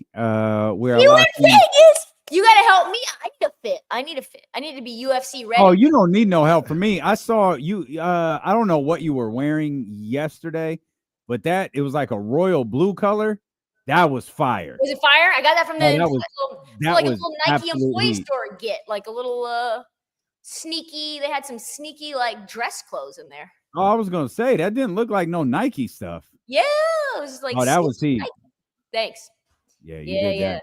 And you are a marvelous accessorizer. Like you can take accessory queen. You could take an outfit that's like, oh, this is a solid 6.5, 7, and make it a 10 with the right accessories. I feel like your accessories just get built around the outfit. It does. It does. Because you feel like you can kind of dress them up and dress them down. Yeah. I don't really like to be super dressed up. I feel like whatever the way that my energy is, or maybe I'm just not like comfortable having like a ton of skin. So I kind of like to just let the jewels talk for me instead of the girls talk for me and the gams talk for me. Well, you've had the girls out on The more girl, than it's really hot. They gotta breathe. well, it's But gonna be hot in Vegas. we'll see. What's the weather about to be? I think we approaching 100 in Vegas. I think. Oh man, yeah, it's 90 there right now, boy. Woo-wee. Where you guys stand? Tell me offline. Venetian. Oh, It Venetian. doesn't matter. I always talk about it. That's my spot. That's your spot. I have no idea where I'm staying. I just got an email today saying that they set my stuff up. So we'll definitely. Yeah. Well, we'll see you next Tuesday for sure. But I'm super hyped. I already sent the text. TK gonna be there. It's up. Yeah. Once you told me you were going to Vegas, I was like, I know it's the same day. I know it. If he's planning an outfit, it's right around the corner. Yep. That's fine. Yeah, let's All go. right, buddy. We'll see you All right, next week. Bye-bye. All right. Trysta Krick, live from Marina Del Rey. Man. Large. Stilo and KC. We'll come back. Jason Jones coming up in about 30 minutes. Bump it or dump it next here on Sacramento Sports Leader, ESPN 1320. Who's calling my phone?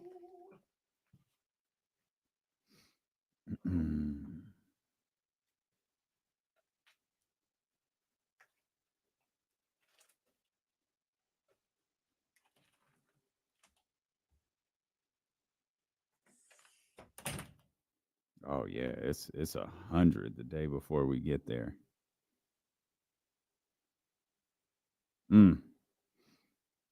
98 next Thursday in Sacramento, if that holds. Ooh, that's hot. That is hot. Oh yeah, Bryce. I'm gonna have the linen out, man. Believe that. Hey, right on, Tyler. Let's let them hair horns. Hey, happy birthday, Lucy.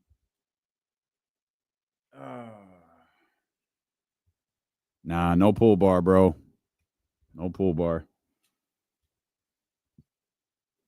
Nah, no.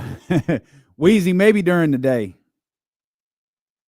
Maybe during the day, especially if it's going to be that hot. I know we're going to want to walk around and move around a little bit. So maybe we go thighs out. I got the Friday night. I got the Kendrick joint picked, and now we're staying for Sunday. I got Sunday picked out too. All of them. In fact, Friday, Sunday are linen. Saturday's just gonna be hot. Then I'm gonna do a tank top with it, but Saturday's gonna be hot. Nothing I can do about it. Yeah, no, I promise you. You don't have to beg me. You say here, you in Vegas? I promise you I won't. I told Katie I didn't want to get in a pool in Vegas. That shit just feels gross to me. I know you motherfuckers are nasty. I know y'all are gross.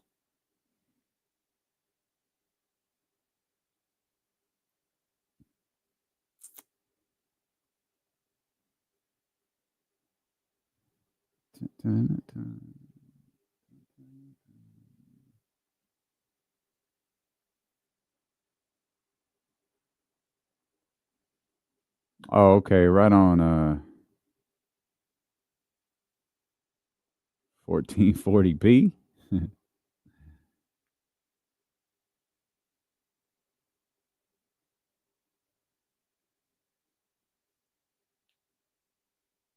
Yeah, Johnny G, if you're lucky.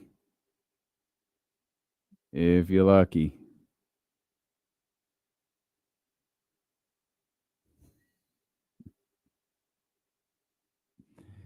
David Jackson, you're funny, man.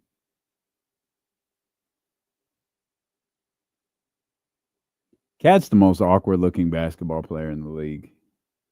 Especially for a dude that big. His game is just funny looking.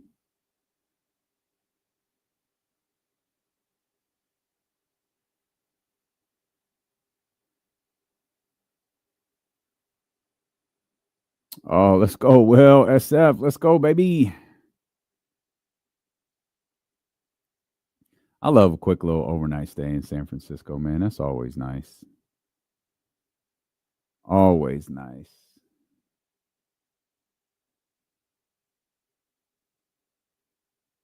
That's right, Scout Recycler. That's right.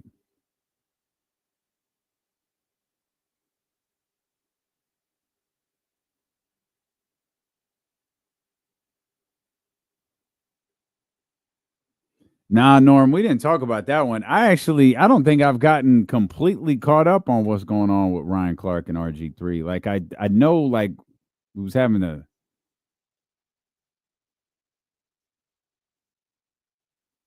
it's always an adventure to see if Casey makes it back before the break. He didn't. I mean, he's walking in now, but it's still like if it was Prize Picks and you oh, here it is. Here's man, I guess I just got to get caught up on this. Like the RG3 Ryan Clark. I guess they going at it. RG3, man. You bugging a little bit? Yeah, he was doing too much. The way this all started, he was doing a little too much, in my opinion. And Ryan called him out on it. Mm-hmm. And then he said something. So he said RG3. I have the tweets right here. Oh, okay. If that'll help. Yeah, RG3 had said Angel Reese hates Caitlin Clark. Yeah. We see it every time. He could recognize hate when he sees it. Right. Now, in the video, him saying that, number one, was it's a little iffy because there's a lot that comes along with that word. But then he was like doing some head movements, mocking Angel. His wife was in the background, like clapping to everything that he was saying the whole time, randomly. And then Ryan Clark was like, hey, man, you was going too far with that Angel thing and the implications that you're making. And he said, you probably don't understand what Angel's going through because you don't have a Black woman in your household to kind of tell you what maybe she's going through and why she feels the way she feels on some such situations. And then he said that, and then RG3 comes back and was like, yo, you crossed the line. You brought my family into this. Yeah, God, he wrote a book. He wrote, Jesus. So he said, at first I saw the book that he wrote. Yeah. And then I was like, I'm not reading all this right now. And then I just watched the video later. I think he just said what he said in the video, in the tweet. Because I was like, okay. It seemed like the same thing he said. But yeah. I thought hate is, when you're talking about, I don't want to say it's serious, but like when you're talking about something like that, like we joke around all the time, you'd be like, you hate Kendrick. Like that's not a serious conversation we're having. Mm-hmm. But when you're talking about Angel and Caitlyn in a serious way, like I think it is a little extra to be like, she hates this person. Because I know me personally, when you say that word, when you say hate, like that's a strong ass word. I was always taught you never hate nobody. Mm-hmm. So if you're saying this person hates somebody, it carries a little bit of weight. And then all the head movements and all the mannerisms he was doing, I thought that was a little extra on RG3's part. For a situation that, once again, Angel and Caitlyn both are like, yo, it's just hoop. Like, it's not that big of a deal. Man, Ryan followed it up with, bruh, you know what it is with me and you. I saved you the entire season on Monday Night Football. I urge people to let you be, no matter how corny, how bad a teammate you were, I had your back. What did you do? Invite someone on your show you know I don't fool with to ask questions about me, and then hit me weeks later to tell me you're going to challenge one of my takes. You're a phony, bro. One of the worst teammates I ever had, both on the field and in TV. You got to do what you got to do. I didn't attack your wife. I spoke on what you do on social media and TV. Like I said, I met your wife, and she seemed like a lovely lady. That's worth more than the color of her skin. You be good, bro. Which is all true from Ryan. Like he didn't go at his wife. He just mentioned, like Ryan, like Robert's not stupid. Like the implication, if you're having a conversation about Angel and Caitlyn, and you have a white woman in the background cheering on your anti-Angel, you know what that looks like. And then to write this 4-page letter that he wrote to Ryan Clark, acting like you're stunned by this, is trash. RG3's response, like you knew what you were doing. Yeah. You knew what you were doing. And Ryan called him out on it. And then I thought RG3's, his initial video was whatever. Like I didn't like it, but I didn't think it was like a huge deal. Obviously Ryan felt some type of way about it, and I understand why he did after he explained his thoughts, and he called him out on it. And I think in hindsight, now looking back, yeah, he was right to call him out on it. And then RG3, instead of just having a conversation, like he's made it this big old thing. Like this second video he did where he has got the long book that he wrote. Like, bro, stop. Like you're doing way too much. Too much. I'm actually looking at Ryan's page. Let's see what over here is on what's on Robert's page. For until you responded to what I said, I didn't know we were on. Well, that's what we were joking about when we got back. Is you never really know if Casey's going to make it back before the break. Like you I thought I made it back in time. I had my juice and a smoothie delivered, but they didn't have a straw. So I'm like running around, opening all the cabinets. It's like I got to go. I'm jogging around here trying to, get back in time. And Casey just come in every day. Casey just. I thought it was something about your cadence and talking to the chatty house that made it sound like we were still on a break. So I was just talking, and then I picked up on your cadence when you responded. I said, "Oh, this is radio tone. We've been on the radio the whole time." Oh man. Oh man. My bad. It's man. this is tough. Like RG3 is I don't know, man. I don't want to say nothing bad about the man. He is kind of corny to me. I just I think it's tough, man. You got to be careful. And I think Ryan mentioned this too. When you have a take and you welcome in your white wife to be a part, which I don't think you do in all of your videos, but you welcome her to be a part of this conversation that now I think is going on year 3, depicting a black player and a white player. You know what you're doing, right? And to now gain and Ryan mentioned this, to gain the support of those, Barstool guys. Look, man, if that's what you want, hey, salute. But just be careful when you align yourself with guys like that. Yeah, for sure. And like those guys, those are grown-ass men. Grown-ass men who make money and a living off of trashing this young woman. Like, not just her game. They haven't been trashing her game for 3 years. They have been trashing her for 3 years. And it's one of the crazy side effects to this Caitlyn thing is Angel being attached to her since that national championship and the white-black dynamic. Yeah, it's I was listening to Bomani Jones, excuse me, the other day, and he was Bomani Hill is fire. That's amazing. I don't even know where that came from. A little mix of Bonte Hill and Bomani Jones. That's it. Bomani Jones the other day, and he was talking about like the discourse about talking about the WNBA online or Twitter or whatever, and he was like, hey, when is this just going to be fun? When is this just going to be about basketball? Because every time, it's always something. It generally happens. It's about Caitlyn and Angel or something going on with Caitlyn. And he's like, man, when are we going to get to the point where we're just talking hoop and it's a fun conversation?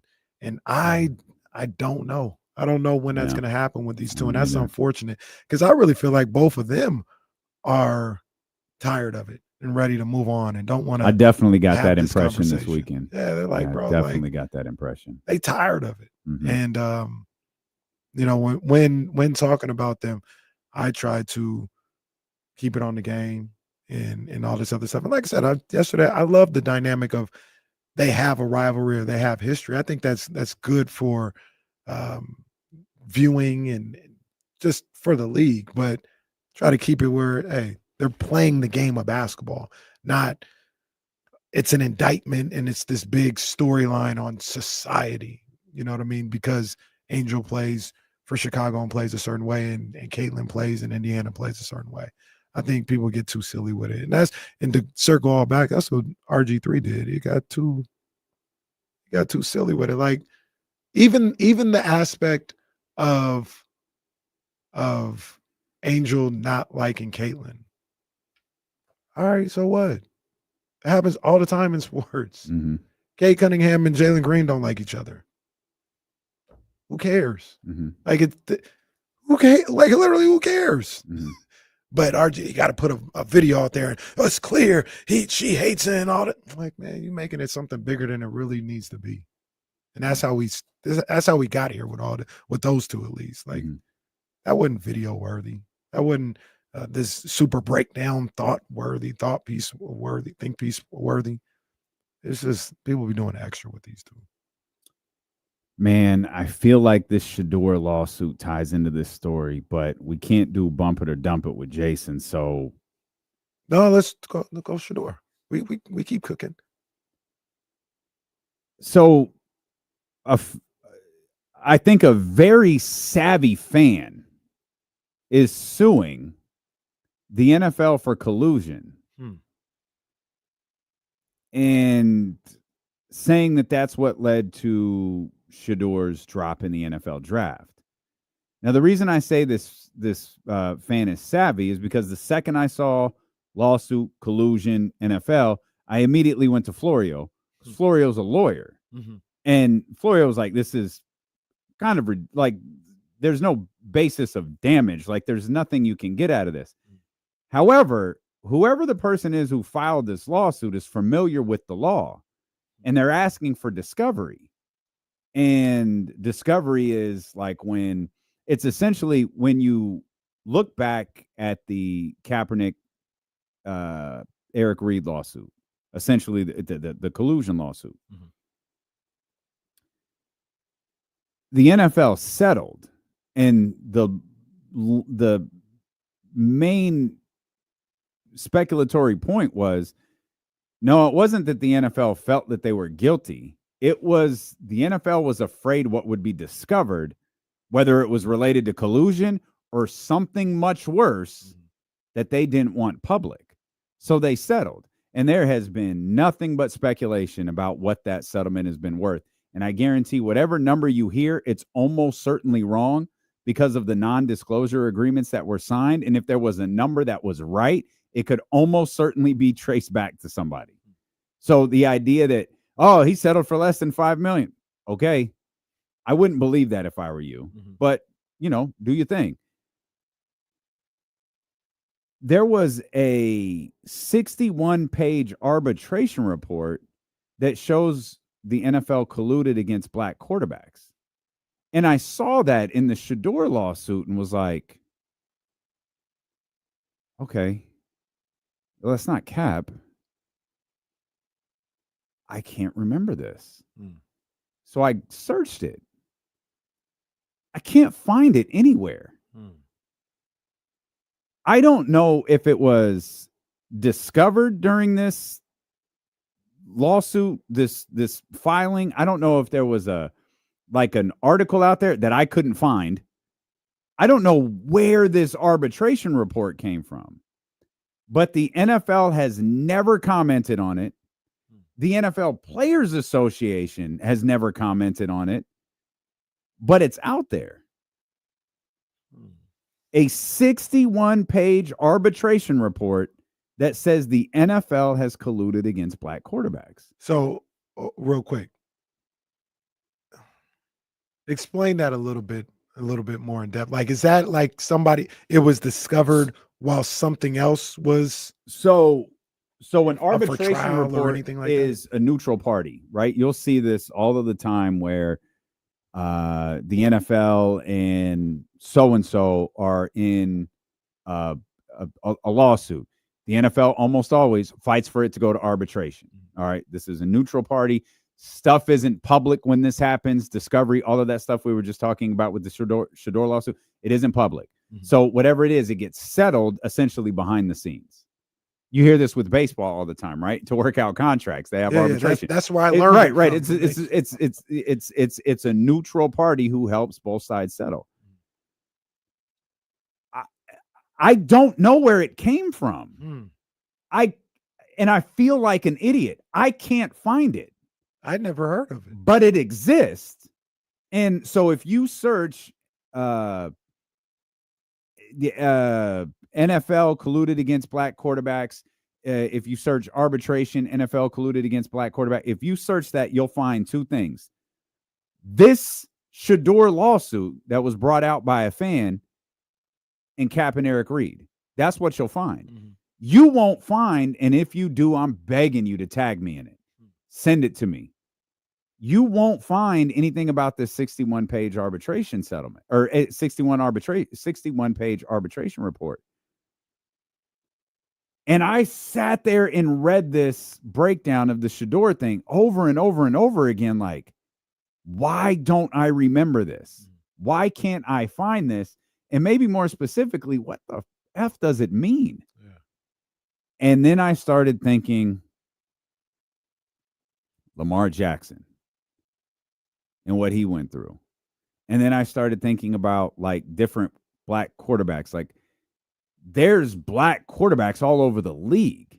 It's not like they're colluding for the league to not have black quarterbacks. What is the collusion? And man, I don't have an answer. And again, if you find anything on this report, which very clearly exists, please shoot it to your boys. So the question that I would have, because I spent far too much time this morning, like, I can't believe I can't find this. I went through old show logs trying to figure out, well, we clearly discussed this and I just can't remember it. I cannot find it. the thing that comes to my mind is it, and I don't even know how to word it, but is it a findings from the past from the arbitrator? Mm. You know what I mean? Sure. Because now I don't necessarily think that's the case, but for just throwing out an error, maybe in Warren Moon's era, you know, they found in the past that the league was guilty of that, or in the 90s, the league was guilty of that. But I don't know, maybe back when Bill Polian was telling people to be wide receivers instead of quarterbacks. Maybe that's where the findings came from. This is not the report. This is something, the NFL, man, this is something totally different. From 2010 to 2022, teams were chronically underrating black quarterbacks in the draft, a new statistical analysis shows. Found that, again, this isn't what we're talking about. That was in 2023. 2022, the decades-long struggle to break NFL's quarterback color barrier. That's an article. That's a think piece. This isn't about arbitration. Here's the USA Today thing.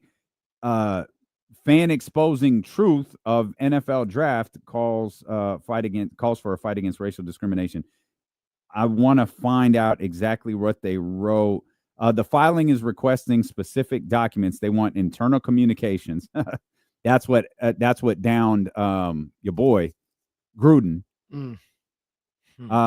Scouting reports and internal assessments, draft boards, and interview notes evaluating quarterbacks in the 2025 NFL draft, audio or video recordings, and then it keeps listing documents, results, and then all the way down is the 61-page arbitration report that found evidence of collusion against black quarterbacks. That's crazy. Whoever filed this lawsuit knew what they were doing. Yeah. And I think, again, I mean, Florio is a lawyer. He went through all of this, like, this isn't going anywhere. Right. Because he's filing the lawsuit is for Shedeur. Shedeur has nothing to do with it. Right. But that's what the lawsuit is. You guys made Shedeur fall in the draft. And again, it sounds ridiculous until you read what he's doing, I shouldn't say what this person is doing. You realize, no. This person's familiar with how the law works. This person is familiar with how lawsuits work. He just wants the information out there. He wants to make it clear, we know you're doing something shady. Yeah. And this might not get me anywhere, but this is going to start a conversation, especially that one little note at the very bottom. NFL is shady as hell. They've been that way for decades now. And you talk about the NBA being rigged, and even if it's not, there's evidence that looks crazy because of this draft lottery or that draft lottery or whatever. There is a gang of evidence that shows the NFL just being a shady, crooked organization. They may not be fixing games, but the way they're ran as a league, the way their owners work together to run the league a certain way, it's shady as hell. You go to colluding against black quarterbacks. You go to the settlement in the Cap Eric Reed case. You go to what was the lawsuit or something they lost about 3-4 years ago about something with the way they tested black players, or there was the test had a specific name. Yeah, I couldn't remember the specifics. It was that, and because my sister-in-law, her husband used to play in the NFL. She's heading up one of the suits that they have about the way they used to give these players painkillers and healthcare after their career, and what they did during their career to help their health deteriorate by the pain meds they gave them and stuff race like that. norming. Race norming. The exactly what NFL it agreed to end race-based adjustments in dementia testing that critics said made it difficult for Black retirees to qualify for awards in the $1 billion settlement of concussion claims. The revised testing plan follows public outrage over the use of race norming, a practice that came to light only after 2 former NFL players filed a civil rights lawsuit over it in 2019. The adjustments may have prevented hundreds of Black players suffering from dementia to win awards that average $500,000 or more. Like I said, she's going through it right now. Her husband, he played for, I think, 4 or 5 teams in the NFL, going through it right now and fighting the NFL. So that came out. I mean, you just go down the list. These are things that have legally came out, let alone the talk, behind closed doors and the people that know how things work. NFL is shady. That is a shady play, and it's been ran in a shady way for decades at this point. The score. This is all coming back to me now. The scoring system used in dementia testing. There was one for Black people, and then there was one for everyone else. They practiced this up until 3 years ago. That's crazy, man. That's crazy. And to be honest with you, and I'm part of the media and everything else like that, nobody really batted an eye. Like can you imagine the uproar that should have been taking place with something like that? People get in the uproar because the Mavs got the number 1 pick. And the norm, then would you say the norm, what's the term for it? Race norming. Race norming. It's kind of blip on the radar for that league. And they just stopped. Allegedly. They're like steroid cheaters. They got caught with that. They probably been on to something else. Yeah. That they doing shady. Yeah. By the time you catch them, that means they've been on to something else for the last 5 years or something like that. NFL shady, bro. I need to look at one thing real quick. Real quick. It's going to take me a minute. Click here. And then I want to click here. So we're going back to the 2017 NFL draft. Mitchell Trubisky was taken number 2 in that draft. Okay. It was just Trubisky. That's a bad one. That's Patrick Mahomes' draft. Whether people like it or not, as a Black player. Deshaun Watson was taken. Deshaun Watson was round? taken 12th. Deshaun Watson was Deshaun Watson was the coach that Deshaun Watson was the player's coach that he's Michael Jordan. And for a brief moment, he was right. Very brief. Oh man, Louis Riddick, adamant from day one. Patrick Mahomes is the one. He is going to change the face of this league. Day one. That's a guy on TV. Can't get another front office job. That's probably a discussion to be had. And Mitchell Trubisky, the quarterback at North Carolina, went number 2. That was crazy. That was insane. We'll come back, man. Jason Jones joins us next here on Sacramento Sports Leader, ESPN 1320.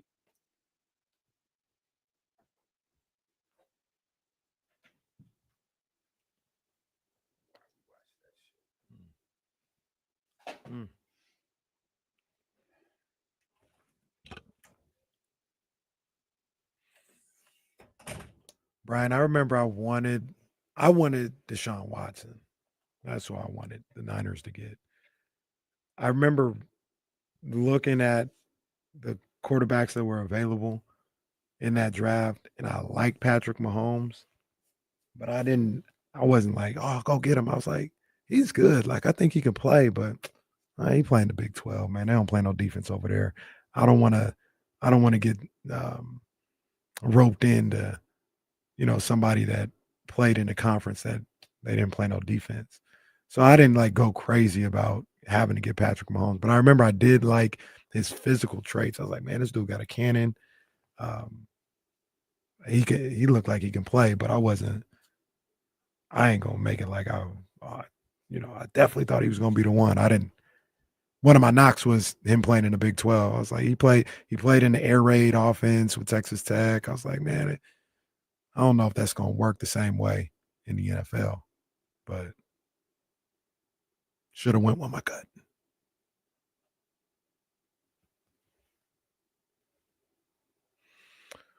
Who do I have winning game 1? Man, I hadn't even really thought about it that way, but I'm going to go with Minnesota, a little more rest. OKC coming off a tough series. I think this is one to steal for Minnesota. Minnesota has to, I believe, they've got to get a split. Even if they get a split and then lose that home court in the next 2 games, that'll set it up for them to have to just win 2 of the next 3. If you lose the first 2 and now you got to beat them 4 out of 5, that's tough. They've got to find a way to get one of these 2.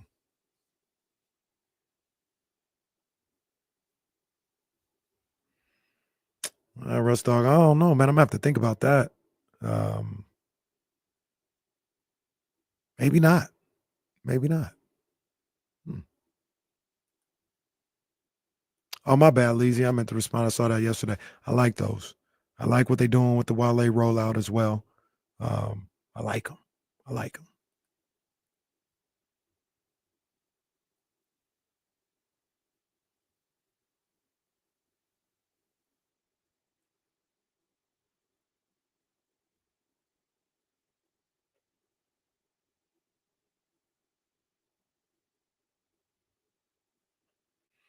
Well, I want to say something about the Dodgers getting their ass beat yesterday, but the Giants lost too, so I can't say too much. Damn. Somebody had a tweet the other day. It just ran. It was like, hey, the Dodgers low-key ain't that good. I think that's exaggerating a little bit, but there's something missing with that team this year.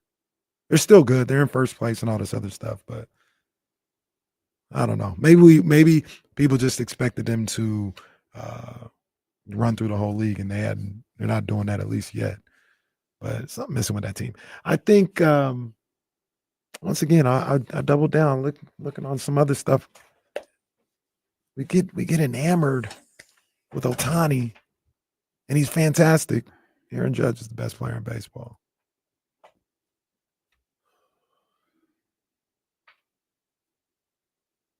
He's the best player up until a certain month. Maybe. That counts too, by the way. Like Aaron Judge does not show up when the lights are bright. Maybe. Not maybe, he doesn't. Bonds, that was Bonds' issue for a long time, but he was still the best player in baseball when that happened. I seen Bonds at a home run in the World Series the other day. Bonds in Pittsburgh and early Giants playoffs. Oof. Oh my God. He was in the 150s. He was Barry Bonds in his early playoff memories. He didn't really start doing well in the playoffs till I can't even say 2000 because I don't think he did good then either.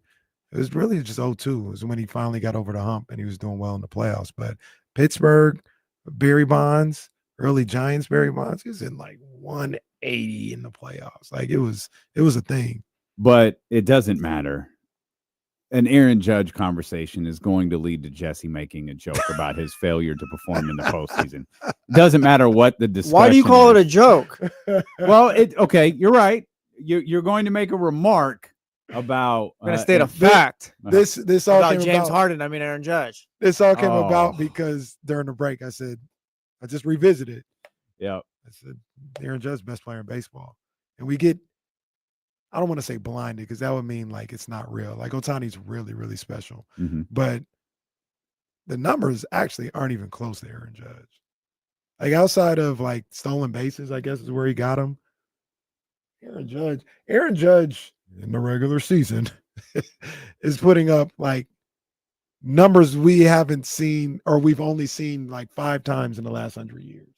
Like his numbers are insane. And he's doing it again this year. He's the best player in baseball. And we can talk about Ohtani pitching, but he hasn't pitched in 2 years now. So he ain't a pitcher right now. Well, it's not like Ohtani stinks. No. He's just not better than Judge. He's league leader right now. He hit 17 last night. Is that the number 17? Yeah. They were down 7-1. Who's leading the division? Dodgers by a game.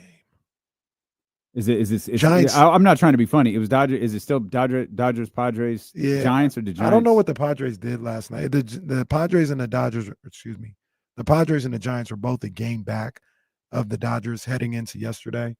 Giants and Dodgers lost. I don't know if what the Padres did. They lost. But it is Dodgers, Padres, Giants right now. And what a coincidence. Here's Mr. Dodger Blue himself right now. Have that stupid hat on. You should have seen him last week. He looked great. He had the I saw that stupid hat. I was there. There he is. Since you asked about it, I had forgot. I mean, you don't have yours on today, so I'll wear mine. We got to get that Dodger Blue playing when it's a great song. I don't. It's a great song. Yeah, that stupid hat and the stupid name of the song. It's actually a great looking hat, though. That's I mean, it really is. You know, that classic. You know, got a nice little patch on there for you. Oh gosh, please. Why are you so bitter about it when we celebrated the World Series, man? Why are you acting? We didn't celebrate a damn thing, Jason. I mean, this whole act you have where you don't like LA teams is just getting old. I mean, just go ahead and you pretend to hate the Dodgers, you pretend to hate Draymond Green. I mean, this is just getting ridiculous. Now, let's just be mature. Let's be adults. Not to sound like RG3, but that Draymond Green heat is real. Man, I can see it in his eyes. The only LA team that I halfway can stand is USC. That's a shame. That's probably I don't know why I got this crazy glare, but no one's watching. I don't have a problem with the Clippers. Well, although when they play the Kings, I'd start to not like them anymore. Well, they're the Clippers, so I mean, being the Clippers is enough to feel sorry for them. Even Jason doesn't like the Clippers. Jason missed the LA. Dre's the only one that likes Andre. That's right, Andre Johnson. Yeah, I mean, you grow up in LA. Someone tells you they're a Clipper fan. The first question you ask is why. Like, are you? What happened to you? Like, so is this a joke? Like, I did a story years ago on Clipper Darryl, and he told me the story of why he's a Clipper fan. He was literally like, I lost my job and I felt terrible.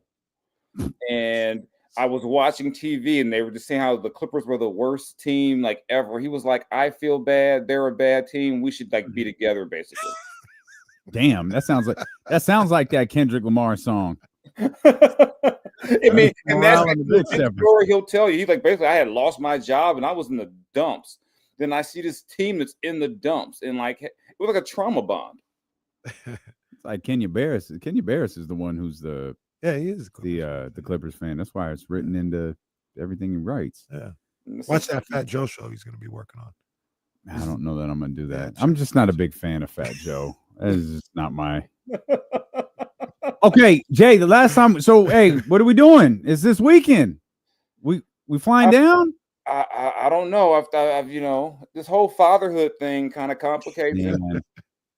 Kids always get in the way. I don't know. Maybe they're not old enough to take care of themselves, but they're big enough to take care. They're like 6'3", 205 pounds. They'll be fine. Yeah, I guess it'll be a game time decision. I got enough flight credits and enough pizza you can give them and some Diamond Tap so they can go to sleep. I mean, strike that last part. Yeah. No. I'm not really going to do that. I'm not going to really give my kids Benadryl and go watch Kendrick Lamar. It's jokes, everybody. It's jokes. Yeah, it's like it's allergy season. Children, come here. You guys are all big for your age. You all get the adult dose. Come on, here you go. How fun was it for you to be able to write about two of your loves at the same time. We've got the Eastern Conference Finals coming up, which is, you know, a WWE storyline that took place at Madison Square Garden like a year or so ago. Yeah, I'm ordering my shirts. Yeah, I'm ordering both shirts. There you go. Okay. Yeah. So. Yeah, WWE got Jalen Brunson shirts. I don't think I seen the Brunson shirt. They got the shirt that Brunson was wearing. They got that in the Halliburton shirt. Mm-hmm. That's pretty dope. Yeah, that is just hilarious because, it's almost if you believe sports is scripted, you're like, come on now, they're in New York, WWE's. There's got to be some type of play here. Tyrese Halliburton is a big fan. It was cool to write about because it's like over the course of the last year or so, both have kind of been like a heel and a face. Like Tyrese is like, it's still weird for me to see people don't like Tyrese.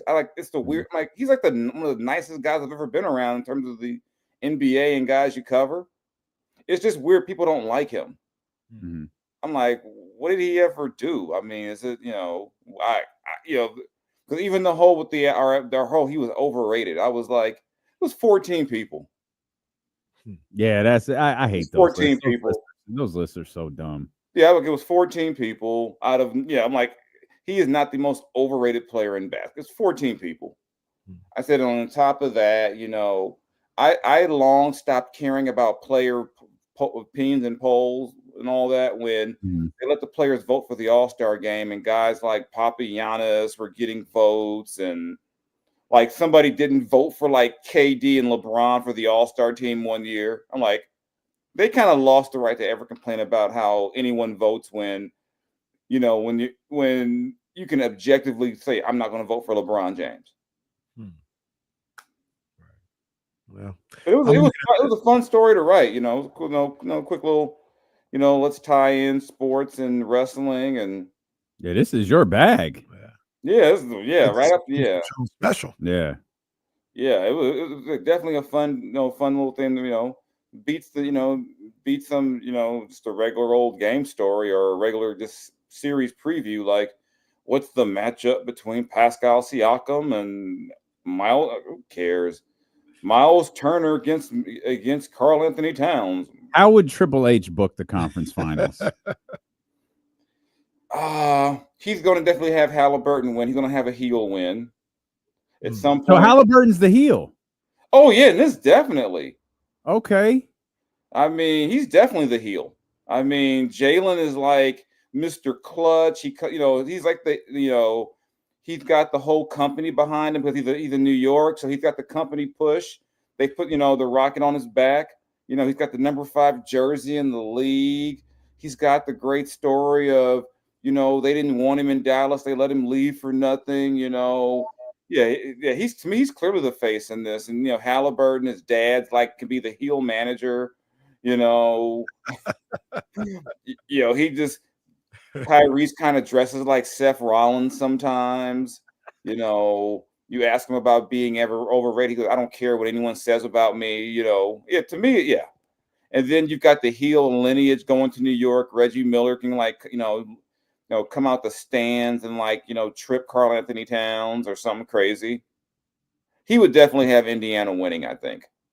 The only tricky part would be, would he want, do you want to have your, next round of the playoffs in Indiana or New York?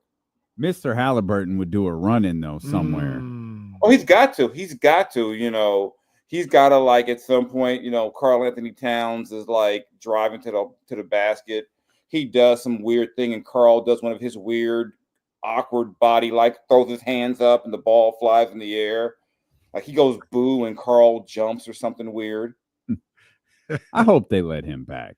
I hope so too. Yeah, I mean, I think he got to.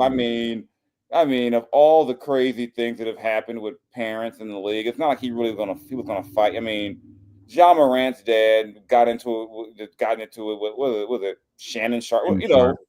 Yeah, I mean, this is not even the worst dad thing ever. I mean, come on, what are we doing? He still ain't worse than Marvin.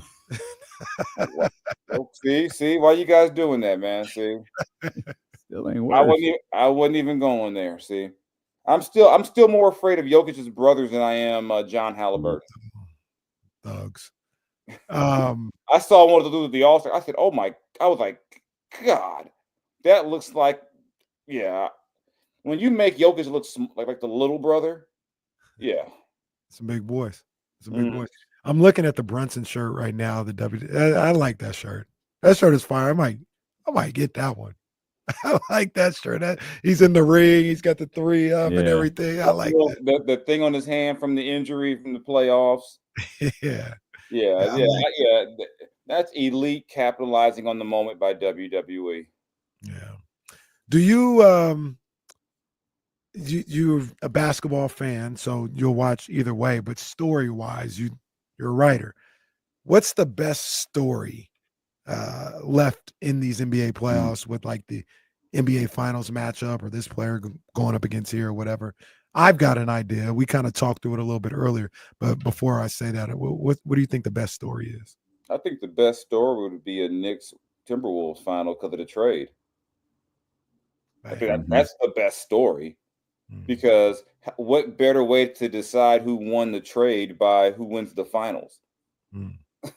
I mean, that would be just crazy. The trade happened like a week before, like the weekend before training camp. And yeah, that would be crazy, because normally it's like who won the trade. Maybe one team wins the championship, another team doesn't, or maybe neither team ever wins anything. So it's kind of like, well, what did you want? But hey, say if Minnesota were to win a championship and it turns out the secret was to get Rudy to get another center off the front line with Rudy Gobert, get him a power forward like Randall, and the way Randall was maligned in New York, on the way, like we've got to get rid of this guy. It was there were 2 really good players where people were like, we just got to get rid of him to make this thing work. So I think there's a lot there.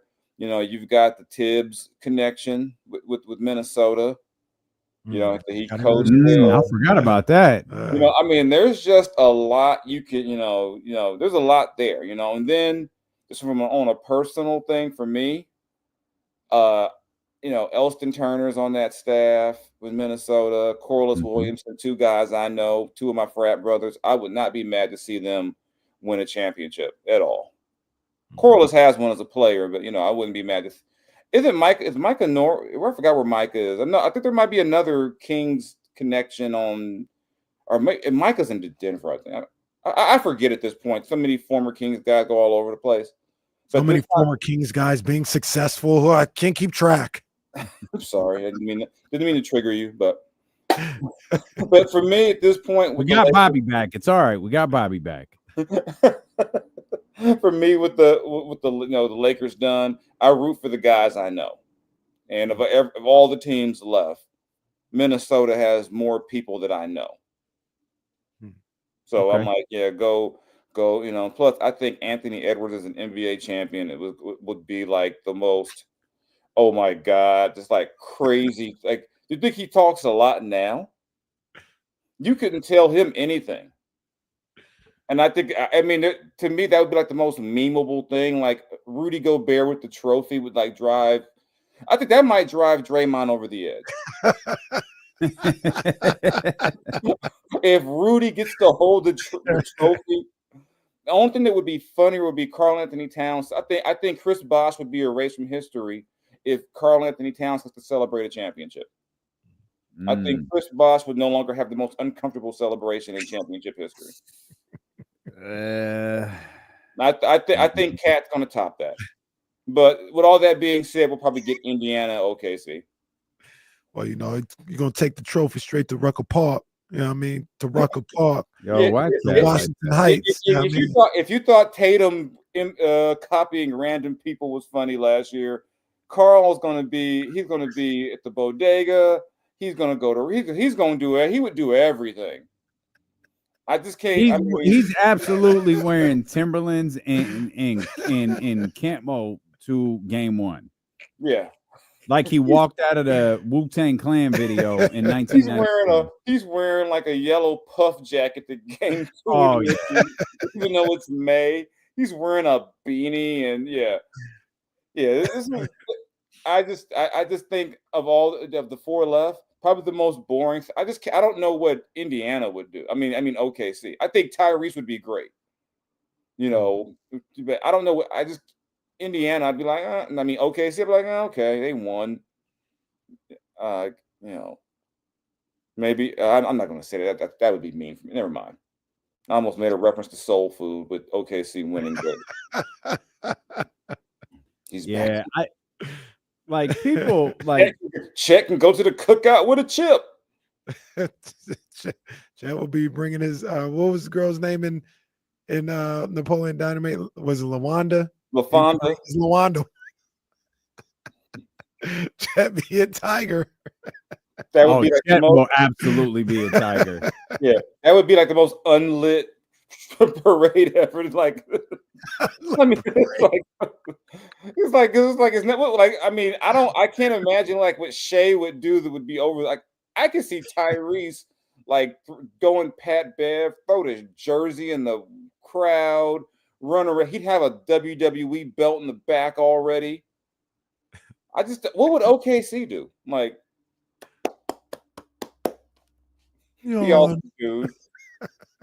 You know, yeah. The Oklahoma City Thunder vying for the boringest NBA champions of all time. Maybe like the 68-win basketball team, by the way. Who you guys think got that title right now? It's got to be one of them Spurs. It's got to be San Antonio. Yeah, San Antonio won a lot. It's got to be one of them Spurs teams. Yeah, it'd just be like you won 68 games and really no one believed in you still. It's like, yeah, we almost won 70 games and no one cared. That's funny. Remember was it a East Bay commercial or like a Foot Action commercial or one of them where I can't remember, like maybe Derrick Rose, someone's on the phone with Tim Duncan and Tim Duncan's like sitting on a couch and they're giving probably Foot Locker. They're giving him like big news and he goes, "Wow, I can hardly contain myself." And he knocks over like he just like pushes over a cactus. The most charisma that Tim Duncan has ever shown us. I bet you, like with the cameras away, I bet you Tim is lit. Oh, I believe it. I bet you, like, get away from everything else. Tim is like off the hook. Well, when he wore those jorts and sandals to the MVP presentation, I was like, people think it was Iverson that got the dress code. I think David Stern said, "The hell with this! No, we got to do something." Did you really wear this? Do you have Birkenstocks on? Yeah, he looked like he was just having a good day at the park with his kids, and they annoyed him with this MVP stuff. Like, you know what? I'll go, but I'm not going to change what I have on. Hey, Tim, you just won the MVP. Do I have to do anything? Do I have to go? I'm good, man. I'm good. Okay, I guess.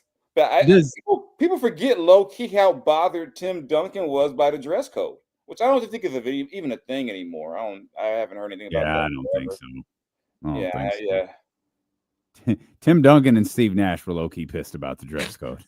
Everyone focuses on Allen Iverson, but Steve Nash was out there in flip-flops and board shorts. He was like, "What the hell? This is some bull." The helly?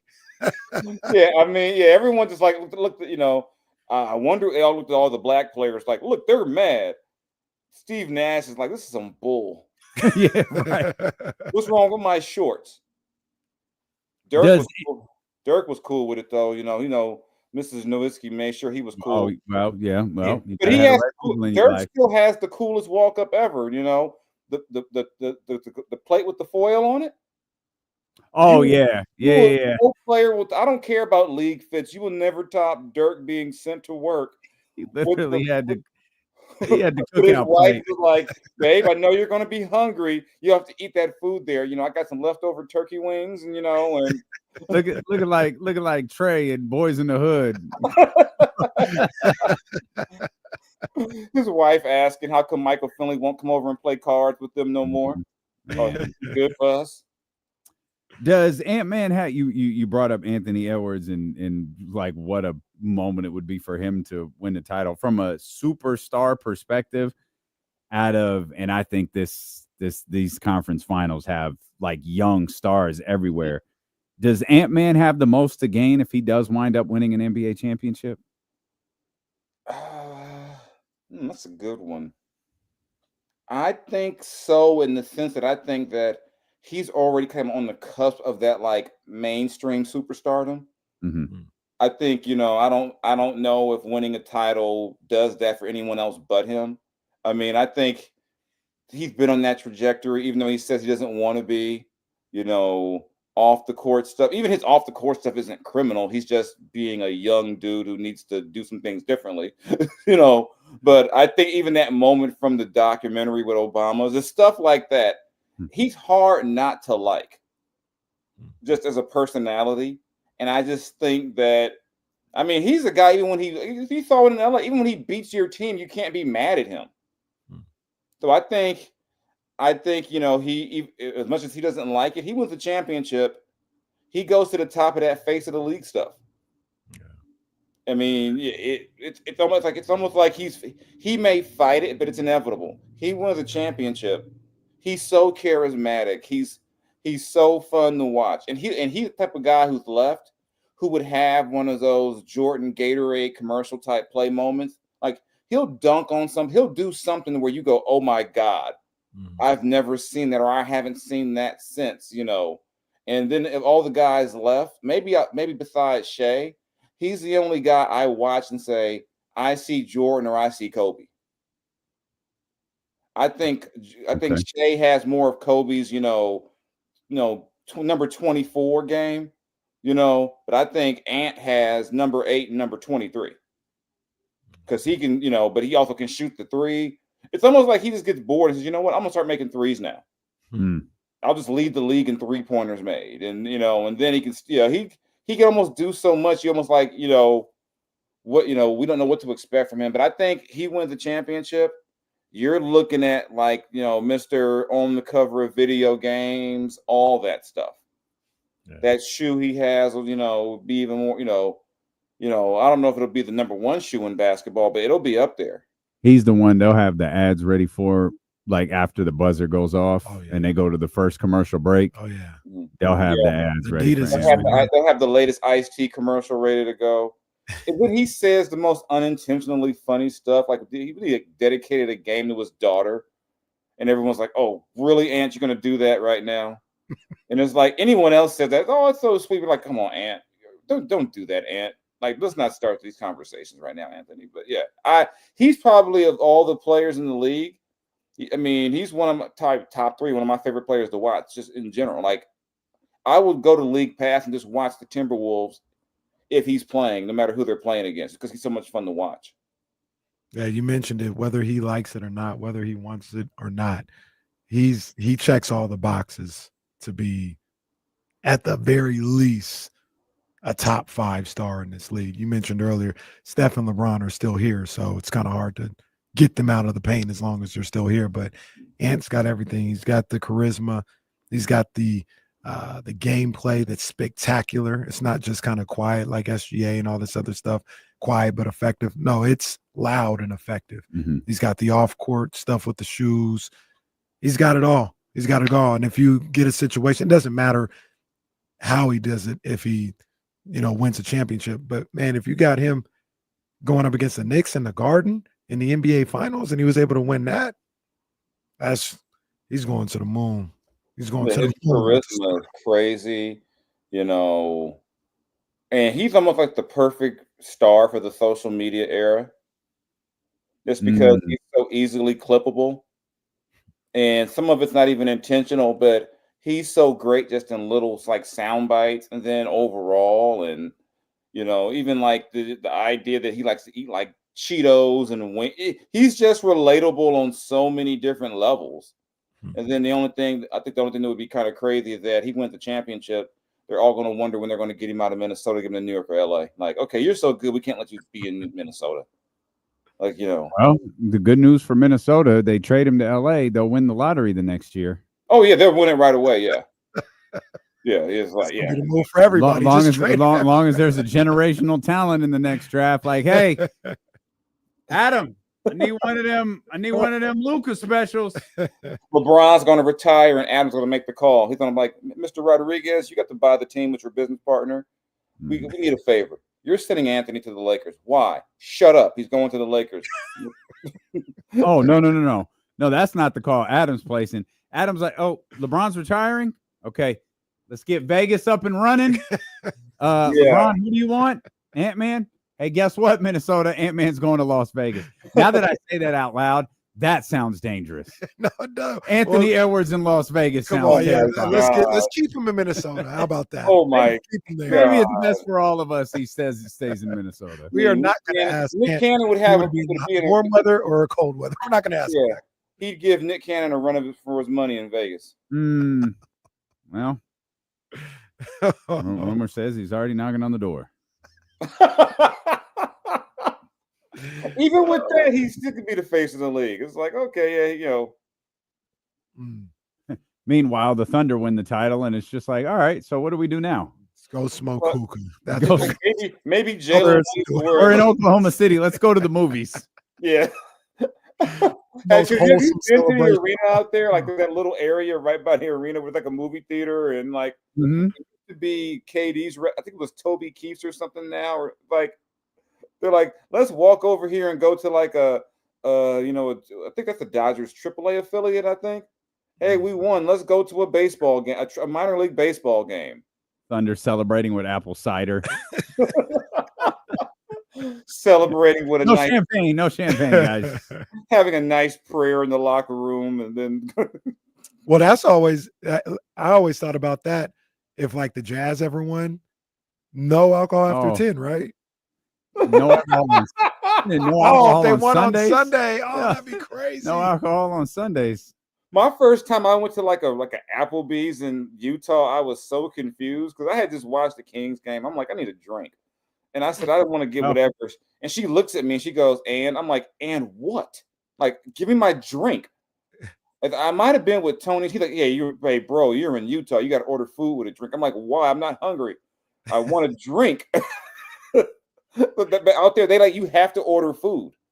And I was so lost. And then that's where I learned about beer that was like 1 or 2% alcohol. Oh, jeez. And I'm like, I'm not a beer. I'm like, I've had like 4 of these things, and it feels like, I'm like, what is this? They're like, oh, look, they said out here, the beer, if it's labeled strong, that's like regular beer. I'm like, this is crazy. I'm like, and y'all live out here on purpose? Daniel said the Thunder are filming TikToks and playing Call of Duty after they win. They're 16 years old.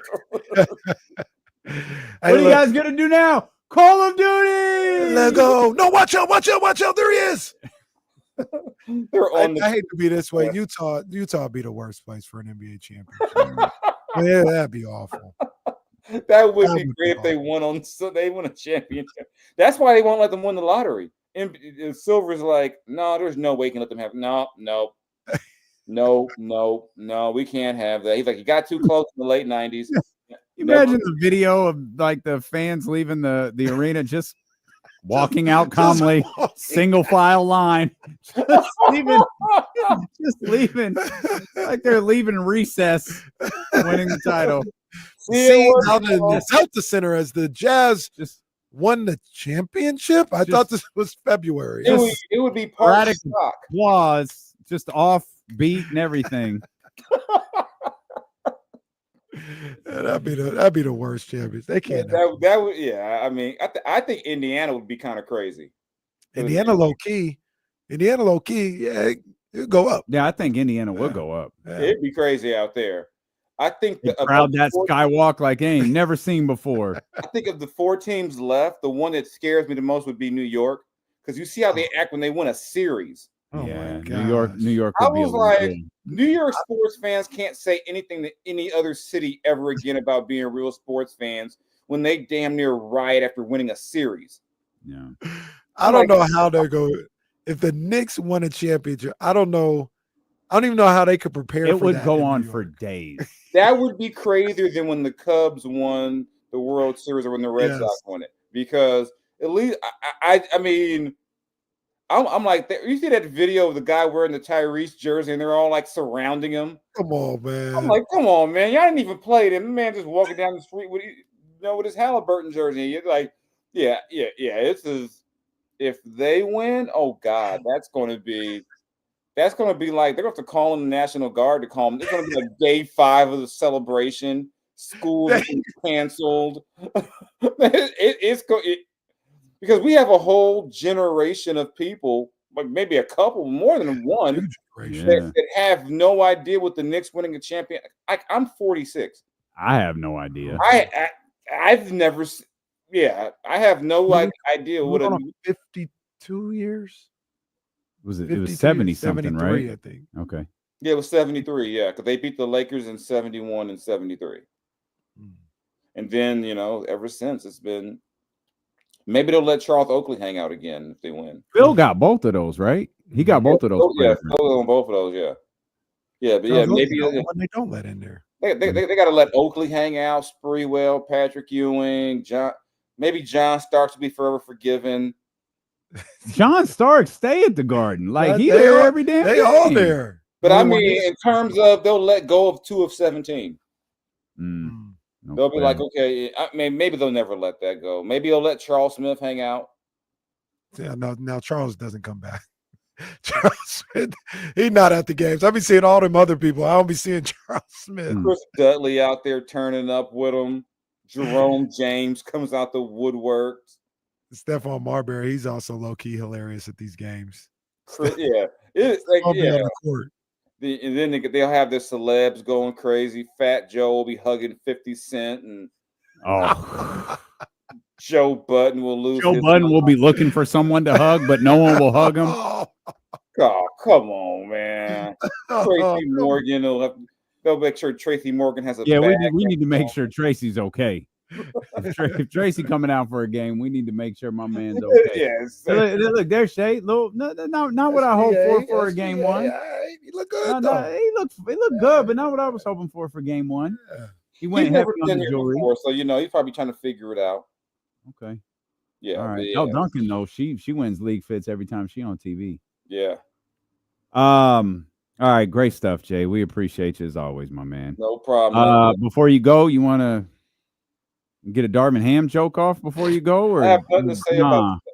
I wish him all the best. I have nothing to say about it. I hadn't even thought about the man. Wow. Okay. I'm just over here enjoying basketball, and Daniel's killing it today. He said Jeremy Lin gonna be hugging Melo. Amari Stoudemire's. I mean, it would be the greatest. You're about to go crazy. You thought Vivek bringing back like the Kings from 20 years ago was crazy? They're going to bring back everyone. They're going to be like, Ward. They're going to go to the 80s. Someone might find Phil Jackson. Every coach will be forgiven. Yeah, Bill Bradley was there at Phil game gonna have 6. one of those David Letterman beards like down to his chest. Yeah, he's gonna come in smelling straight like cannabis. Yeah. But that's happening. We haven't seen Phil in a long time. Yeah, well, Jeannie gonna come find him again, and Phil. Oh God. Jay, we appreciate you, man. Right, Thank you, brother. Take care, y'all. That's our man Jason Jones of The Athletic. Great stuff over there. Go read his. It is a game preview, but he obviously attacks it in a pretty fun way with the WWE tie-in with Tyrese and Jalen Brunson. I am just so out on wrestling, but I saw it pop up on it was on Jason's article that I guess Ty was on. I guess it was last night. He was on Raw? Yeah, well, he's going to be a part of 2K. WWE 2K. All right, so he was on like video, not in the Gotcha, building. He was on Zoom or whatever. Good from Tyrese. Like I said, I think that's so cool, man. Him being a big wrestling fan and being embraced by WWE like that and get to experience that. Yeah. We appreciate y'all for being with us, man, as we do every single day. If you're on YouTube, hit the thumbs up, hit the subscribe buttons before you go.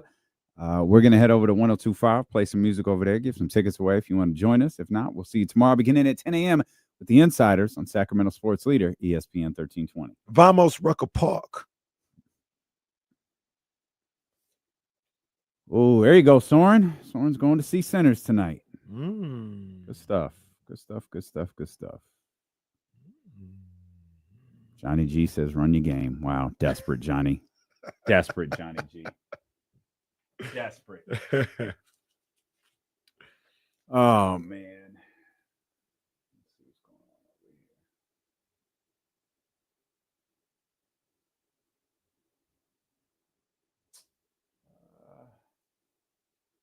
All right, y'all. We gotta head over. We got business to attend to, so we will see y'all tomorrow night. What is that? ESPN. Oh, Facebook. Huh. Oh, FB. How about that? Who knew? FB. Who knew? I'll be damned. Okay. Is that what that says? Facebook? I don't even. There's something in front of it. I can't. What is that? I don't know, man. Goodbye, everybody. Jesus Christ.